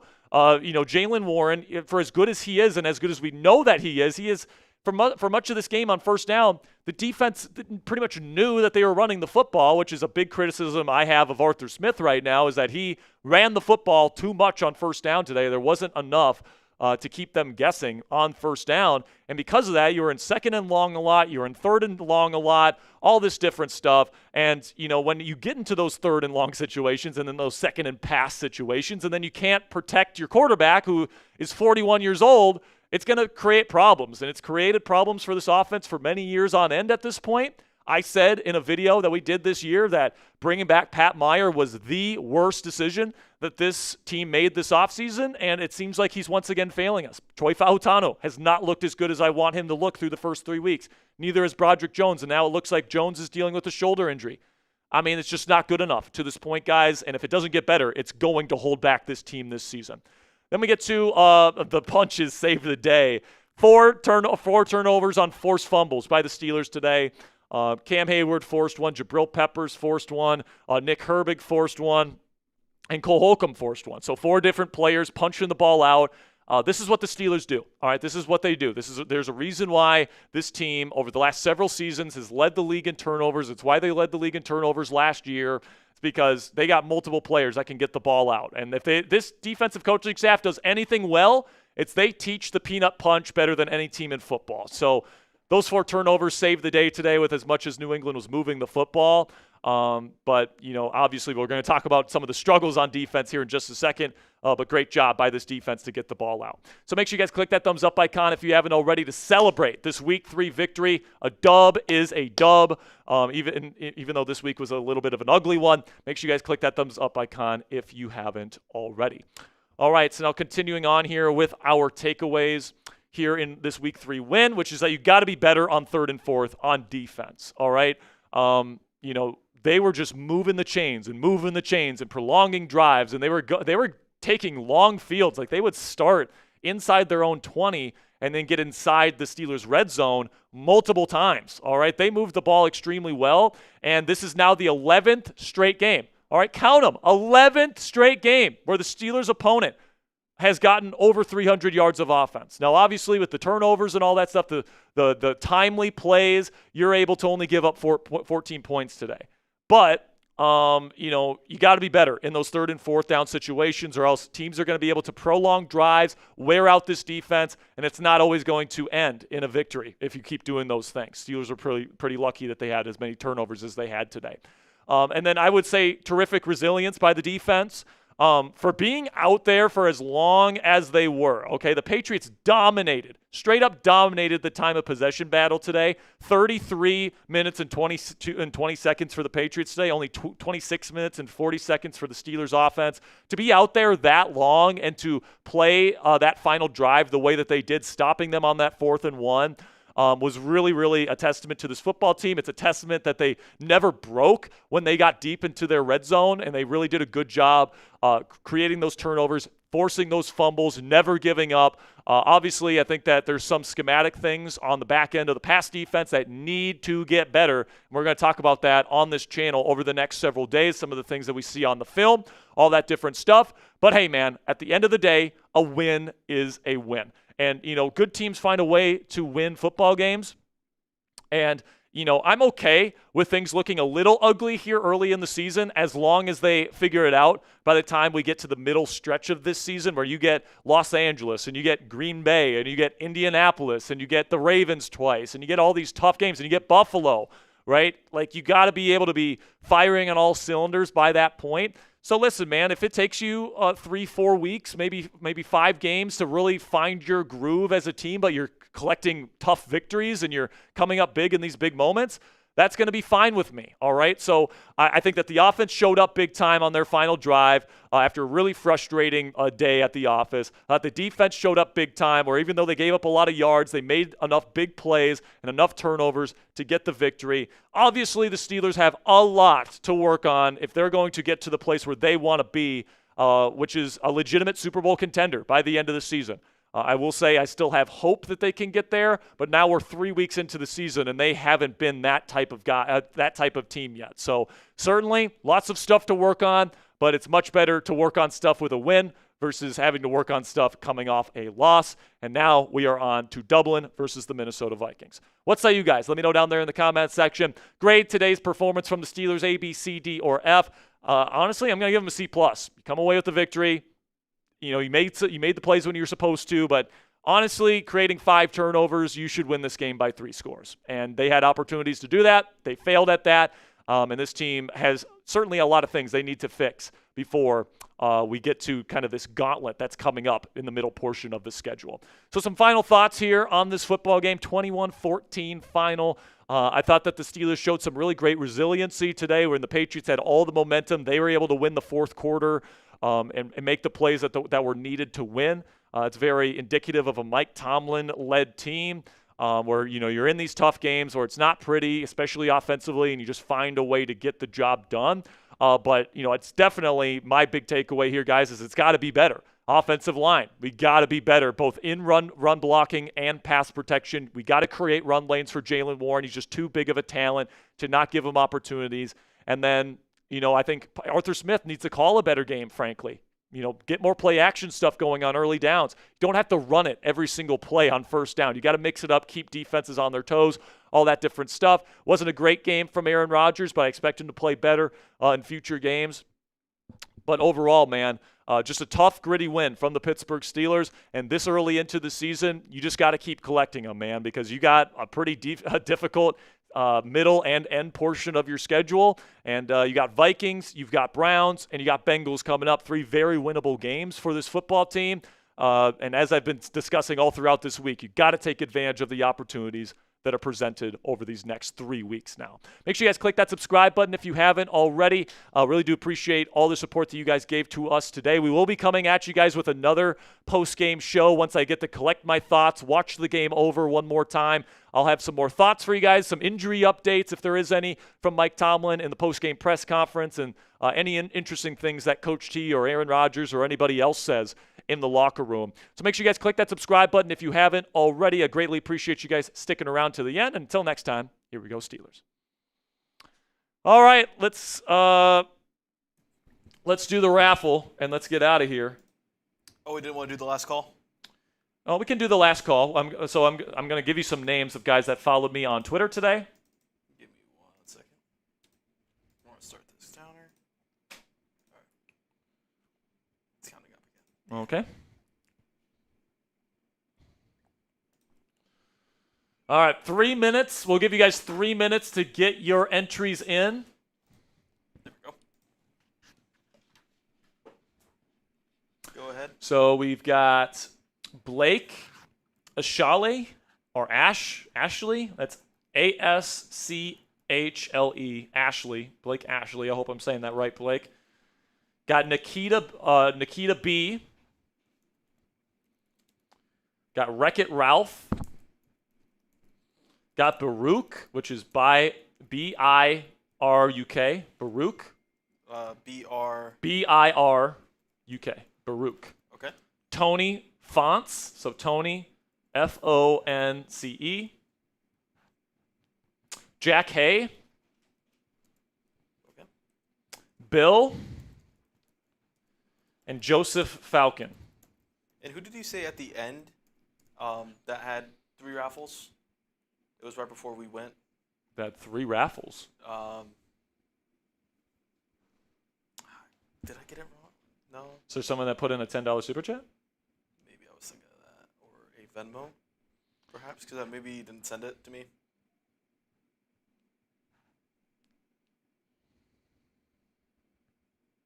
Was it David Simmons? It was David Simmons. There we go. All right, we're all caught up on super chats now. Or on Raffle. So the Buccaneers did end up winning. Last second field goal. Man, wow. The Saints are losing already. All right, so we got Troy Abuga, who shared the stream. He gets into the raffle. Troy Abuga? Robert Kirkpatrick.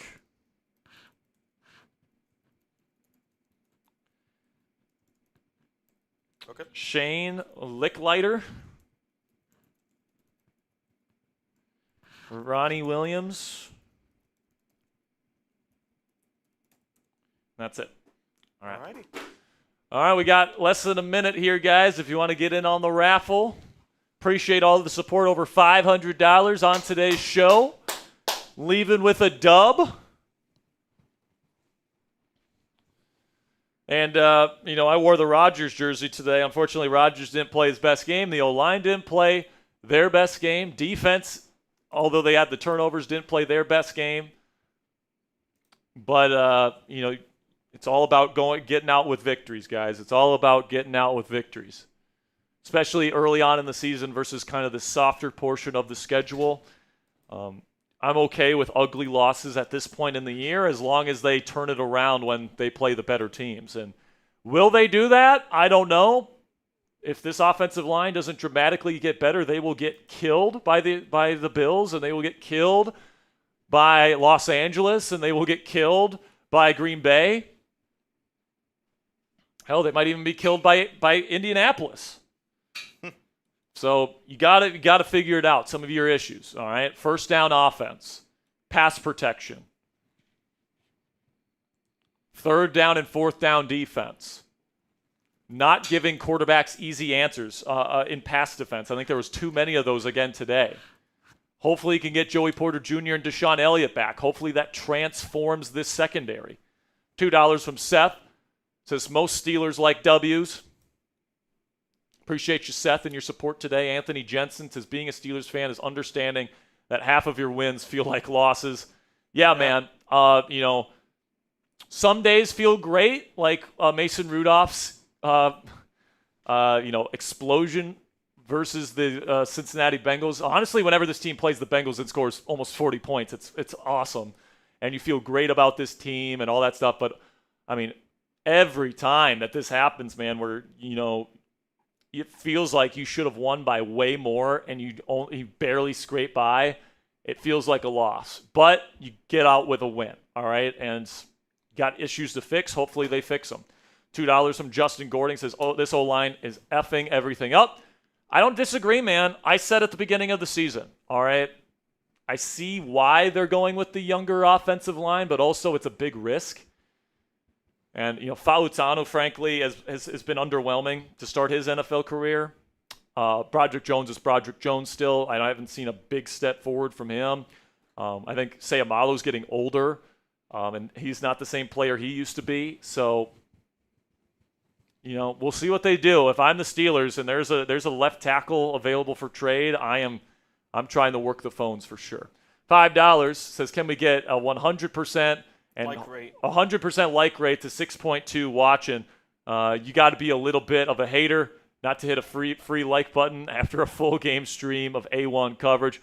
Appreciate you, Justin. We did get over 2,000 likes, which is actually a really good number today. So Big shout out to all the real ones that clicked that thumbs up icon. Really do appreciate your support, Justin. You're a real one. He says, just watch my parlay turn to shit, Rams and Browns. That's brutal. Oh, man, I hate to laugh at your pain there, That's Justin. brutal. That sucks, man. I'm sorry you lost some money today. But, hey, at least the Steelers won today, right? $5 from Chris. Says, Jack, the Steelers won but didn't look good at all. This is going to be a rough year. Even the Browns beat the Packers, so we better be ready to play. Don't disagree, man. Their passing defense is a real problem. It really is. And you can maybe chalk that up to Joey Porter Jr. You can chalk that up to Deshaun Elliott being out. But it's just, I think a lot of it is actually coaching. I think a lot of it is they want to play a lot of cover one with 5 men rushing, and their guys just get beat to the inside so easily, and it's just frustrating to watch them keep throwing that coverage out there, especially in big moments, and keep getting burned by it. So I want to see more zone coverage moving forward, especially as long as Joey Porter Jr. is out. But yeah, man, they got big problems on the offensive line, big problem in pass defense. Got to fix both if you want to be competitive against these better teams down the stretch. LT with a 5 says Broderick is getting better rep by rep, just like I was telling people. But hey, I played right guard and LDE in school, but what do I know? Broderick, I'm going to have to watch the film, but it felt like Rodgers was under pressure a lot today, and it felt like Broderick was responsible for a lot of that. I'll have to watch the film and see what it was, but I think Broderick has generally struggled through the first 3 weeks. Same thing with Fautano. Neither guy has been up to snuff, and I think that, plain simply, comes down to coaching from Pat Meyer. He sucks. $2 from Jay says, why aren't we using the tight ends? We are using the tight ends. I just don't think they're finding effective ways to get them open in time. because Rodgers is under pressure very quickly. We have a Venmo here that we'll get to here momentarily. $2 from Jay. Appreciate you, my friend. But they played more 13 personnel than they were playing the first 2 weeks, and they were also playing a lot of 12 personnel. So they are using the tight ends, Jay.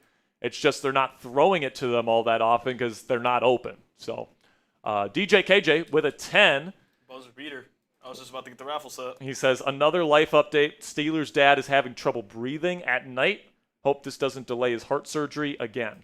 So our thoughts and our prayers go out to Steelers' dad and DJ KJ's family. Steelers' dad is going through some health issues. We're praying for the best. We're praying for the best, man. We really are.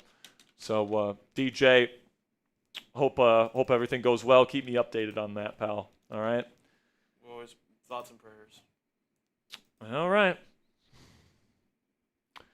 Well, if someone's asking, we have Mount Washington. Why didn't we use him? They did throw it up to him one time. It drew a penalty, which led to a touchdown. So they did throw it to him once, but like just in general, guys, like if you're not in the red zone, like Darnell Washington's not getting open a whole ton. Like he's just not. He's not a route runner. Like you're only throwing it up to him in jump ball situations. And like maybe a seam ball versus cover 3, but that's about it. Just had a $10 Venmo here. I'll send your way. Go ahead.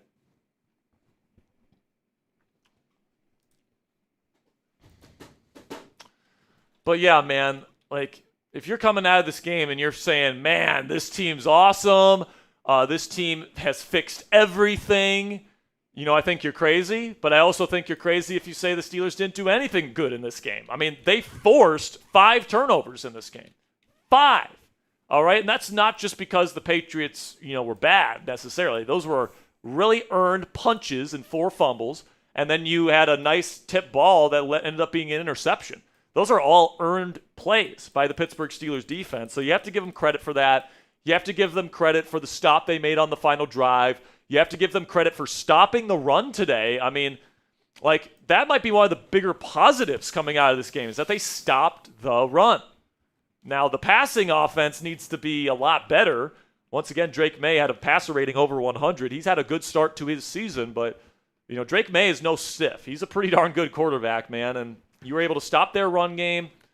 Obviously, you got to be better in weeks to come, but like I've been saying, guys, every game so far this year, the Steelers defense has played better, but it's not good enough. All right? So hopefully they continue to take those steps as we prepare for the middle of the season kind of stretch. All right, let's get into this raffle here. Plenty of names in there. Somebody's going to be walking away with a Steelers jersey of their choosing. Whoever wins, make sure you email me at Sperry. We got a last-minute entry here. Derek Smith coming in with a $20 Venmo. So that will be 20? No, 6. 6, gotcha. 6 raffle entries. He says, I missed the game, but glad we came out with the dub. Me too, Derek. Listen, man. Sometimes teams go through early season struggles. The Philadelphia Eagles, the fucking Super Bowl champions, had a tough 4-week stretch to start their season. And now, listen, man, am I saying the Steelers are going to be the Eagles from last year? No. But, are they proof that you can have a slow start in a tough first month of the season and then be much better down the stretch and be a legitimate Super Bowl contender after not looking that way the first 4 weeks of the year? Absolutely. All right, so you're sitting at 2-1. You want to guess the Eagles' record, by the way, after 4 games last year, Ponzi? 2-1. It's 2-2. It's 2-2. Eagles were 2-2. They go on the bye week. They figure some things out, and then they don't lose a game the rest of the stretch. And by the way, they still haven't lost a game where Jalen Hurts starts and finishes the game. They were close to today, but so listen, man, I understand the issues. We're going to be honest about the issues on this channel. But if you also think that, how you play in September is going to define who you are the entire season, I would point you to last year with both the Eagles, who is right where the Steelers are right now, last year, and then also the Steelers from last year. This team was unbelievable defensively to start this season. And how'd they do towards the end of the year? They were terrible, right? So, certainly there's issues. We'll talk about the issues on this channel. We'll be breaking it down in depth on this channel this week. But, if you are completely doom and gloom about this Steelers team and you think this team sucks and you think they will suck the entire season, maybe you're right. It's certainly a possibility. But you're sitting at 2-1, man. Based on the way you've played so far, this is a pretty darn good start to the season. And if you continue to take advantage of the Vikings with a backup quarterback and the Browns at home coming off a bye and then the Bengals who have a backup quarterback, very possible this team wins 3 more games in a row, and you're sitting at 5-1. 5-1 heading into this tough stretch where you got Green Bay, Los Angeles, Indianapolis, all these guys. So overall, guys, there's things to improve, but there's also positives to take away. Just like every single fucking game, you're not going to have everything be perfect every fucking game. All right. So let's be grateful for the victory. Let's acknowledge where the team needs to get better, and let's move forward to Vikings week next week. All right, let's give away a jersey here.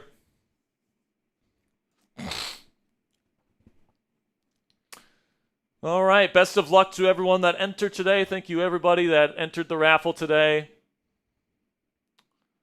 Jack Hay! Let's go, Jack Hay. Are you still here? He's been here the entire time. I'd hate it if he left. Jack Hay, are you guys here? For the people saying bench Rodgers, I'm like, dude, does Mason Rudolph bring anything to the table that Rodgers does not? Hey, Jack Hay is here. Hey, Jack Hay. You're down there, man. Sperry at chatsports.com. And listen, man, there is nothing Mason Rudolph brings to the table that Aaron Rodgers does not. They're both immobile quarterbacks. I would say Rodgers has him on arm talent, has him on overall accuracy, has him on mental processing, pocket presence, everything. Robert never said Mason. What, you want Will Howard? Yeah. What do you want? You want Will Howard out there? I love Will, man, but no. You bring in Rodgers, you're sitting at 2-1.